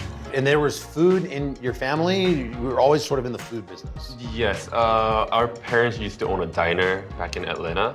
So we were always exposed to this kind of like a restaurant industry and, we were always, he was always cooking because he's the big brother. So I was always cleaning the dishes. What do you remember about that diner? Just being very hard. The work? The work, yeah. Our parents used to always come home really exhausted and one of the things Eric used to do was just cook, just a small thing for them to make them happy, cheer them up a little bit. Right. Chef, did you always want to cook food? Yes, I was exposed to just cook for my brother while my parents were working. So at that time, and then I was kind of getting interested in cooking and also being a chef. And in that sense, I always want to take my path to being a chef. Do you remember the cooks at your parents' diner? Did you have an interest in the kitchen? Did you go back there and watch, short order food get made? Yes. What does C as in Charlie stand for? Where'd that come from? So as an Asian immigrant, letter C and R is really hard to pronounce. So back in the days, our parents would always say C as in Charlie, R as in Romeo over the phone or when they make communication. So we were debating between the two, but R as in Romeo, I don't know, it kind of sounds like Italian restaurant at that point. So it was going to be R as in what? R as in Romeo. Oh, Romeo, yeah. Yeah, and we thought that sounded Italian, like an Italian It's New York, restaurant. you don't want to do that. Yeah. So we decided to take C as in Charlie. So that's the name behind it. Everyone that comes in, they ask us, oh, so which one of you is Charlie? None of us are Charlie. It's such a cool name for a restaurant. Thank you. Their recipe for success includes a cool vibe, fun dishes like popcorn chicken, and a dessert shaped like a bagel. Usually bagel is the first thing you have in the morning, but at our restaurant, bagel is the last thing you're gonna have. It literally looks like a bagel, but it's actually a Monaco wafer filled with cream cheese gelato and a homemade strawberry jam inside. I love that. Can we try some food? Oh yeah. Absolutely. Here's our fluke ceviche. Beautiful. Fluke and Clementine from Jeju Island, which is like the Hawaii of Korea. Steve's parents are in Jeju Island at this moment, so it's they're sending you clementines in the mail? So this is like one of the ways to kind of express our feeling of missing them. Instead of a FaceTime call, you get eat this. Puts you right with them on that island. It's known to drive men's stamina. Oh, can I have a straw, please? All right, what's next? So this is a sake that I share with my favorite guests, my regulars usually. Let's go. Cheers. Let's drink the whole thing, huh? Oh my God. This is like discovering long lost relatives. Oh, chef, you're missing out. Oh wow, look at that. So this is the popcorn chicken? Yep, yes. Double fried, so it's extra crispy. I've never had anything like it. It's like your version of fried chicken, but it tastes different. It's unique, delicious. We call it KFC, cream fried chicken. Next, we have the shrimp toast roll. That's incredible. I could see you doing 400 of these a night. Oh yeah. These are one of the very popular ones since we opened. It looks like a carbonara. Right? Oh, I can smell it. Wow, that's delicious. This is gonna win you a Michelin star. Chef, delicious. Thank you. What do you have here? This is our Salisbury steak, and on the bottom is our grilled cheese grits. Oh my gosh. So we swapped out the rice for the southern connection. Yeah, sure. Wow. That's incredible, Chef. Wait, what's the cheers again? Sorry. Carbone. Carbone. On the menu, a popular kid-friendly Korean dish. They say it's a staple, like PB&J. Ooh. Here is our mushroom bibimbap. Whoa. Wait, this is the childhood Yes. peanut butter and jelly play? Of course, now it's more than a peanut butter and jelly, but That's magnificent. So we'll make that together? Yes. All right, let's cook, Chef. All right. We're gonna make some bibimbap. You have fancy mushrooms. Pickled shallot with dill, butter, minced garlic, and poached egg. Great! I mean, that looks beautiful. And now crack the egg. Very gentle so you don't pop the egg yolk. Wow, that's like perfect timing. Thank you so much. Looks like 5 to go. Oh man, was that good or what? Coming up next, an old school Italian eatery with a huge wait list, and this place is beloved by celebs.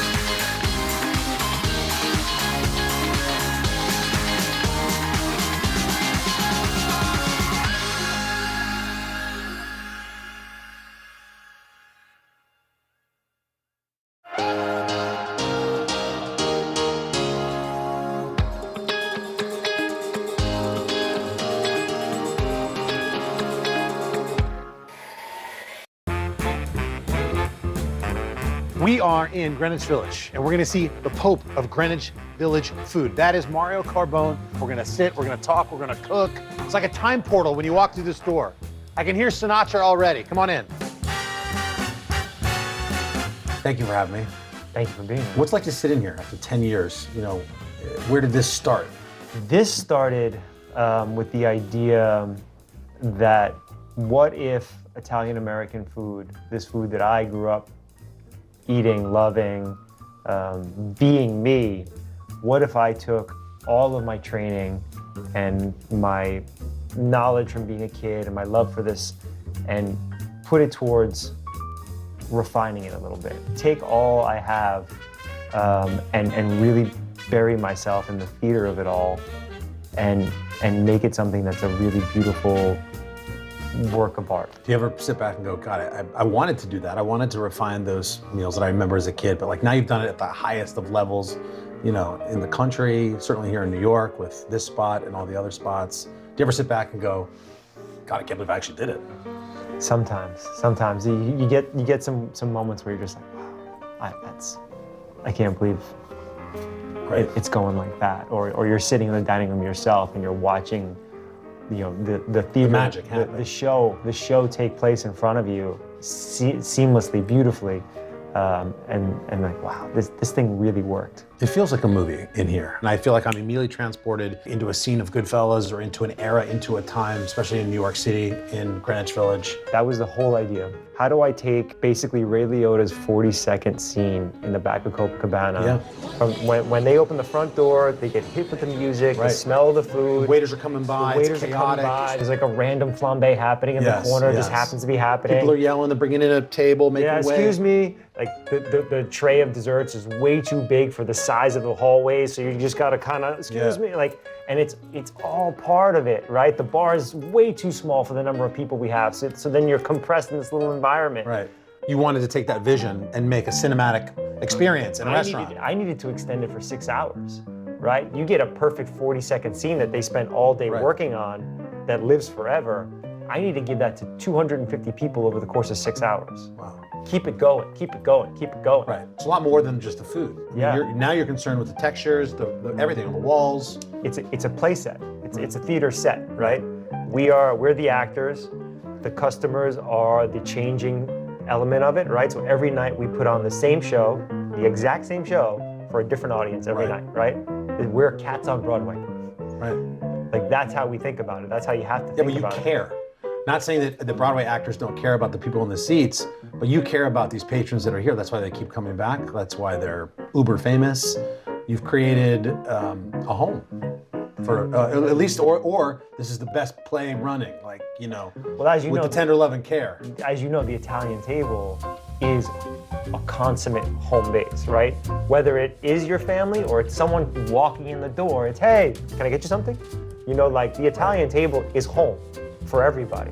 And I think that this is the extension of the Italian-American table.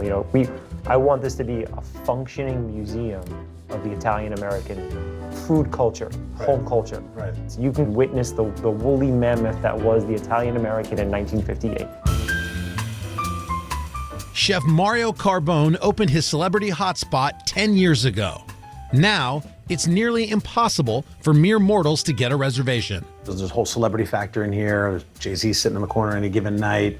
I mean, that's part of New York and it's part of the allure of it all. But how do you feel about all of that? It's hugely flattering, right? I mean, because the people that we're talking about can make a call to go anywhere right now and get in the door, right? Like, their people will call somebody and they'll get in anywhere. So I think that, for me, why do they want to come here, do you think?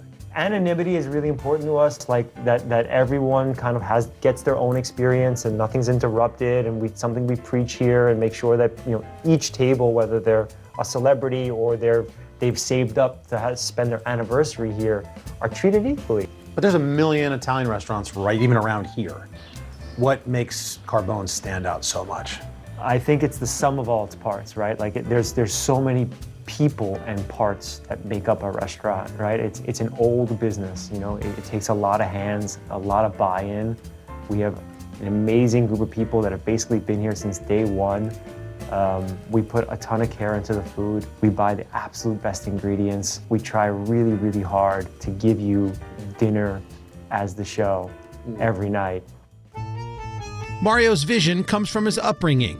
Raised in a traditional Italian-American family in Queens, surrounded by home-cooked food. Who was cooking for you growing up? My mom cooked every night. She's a fantastic cook. Her parents were born in Italy, and they were sort of amongst my first babysitters. So I would be with them and invariably in the kitchen where they were cooking all day long. I was always in the mix. Carbone's magic has spread to Miami with a restaurant and star-studded pop-up called Carbone Beach. So we got a plot of actual sand on the beach, in the South Beach. We put up this huge tent, made it as luxurious as possible, and really turned the show of this restaurant that we've been talking about. I was about to say, are you thinking cinematically when you set that, Yeah. What is it like when you walk in? Is it cinematic in a movie and Yeah, a script? it's an over-the-top Carbone meal that takes what we do at Carbone and just amplifies it. It's Frank of the Copa of the 60s. You sound like the Martin Scorsese of food. Ricky Tonelli is Carbone's day-to-day face, a larger-than-life personality. Ricky takes care of everybody. Can America meet Ricky? AKA the face. How long have you been here, Ricky? Since day one, yeah. Can you whip up a little something? You know, we'll bring out a couple of classics. How's that?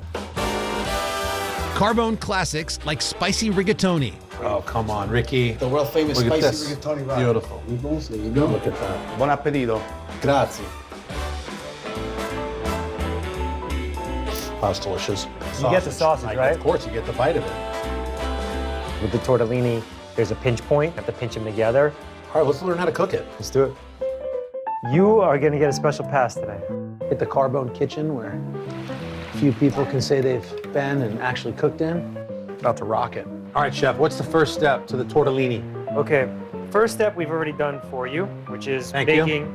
You're welcome. Baking the dough. Sheeted super, super thin. These are the things that people at home can make. They can make a touch of Carbone by making it. 100%. Here's our filling. 2 different ricottas. This is sheep's milk and cow's milk. Salt, pepper, thyme, nutmeg. Put a little dollop here, drop of water to adhere it. And then you're gonna pick it up, roll it into a half moon, give it a little pinch. Bring the 2 ends together here. It's art. They're so thin. It's crazy. Just right in the water. Right in the water. How come you don't ask Siri to set a timer like I do at home? And then the sauce is just melted butter and water. This is our Sunday sauce, bolognese. Same mix as the meatballs. That's one order. I think a couple of these are mine. How do they look to you, chef? Yeah, I think maybe that one. You can tell. The one that's like, That is literally the perfect bite of food. Thank you, chef. Thank you. Thanks for having us.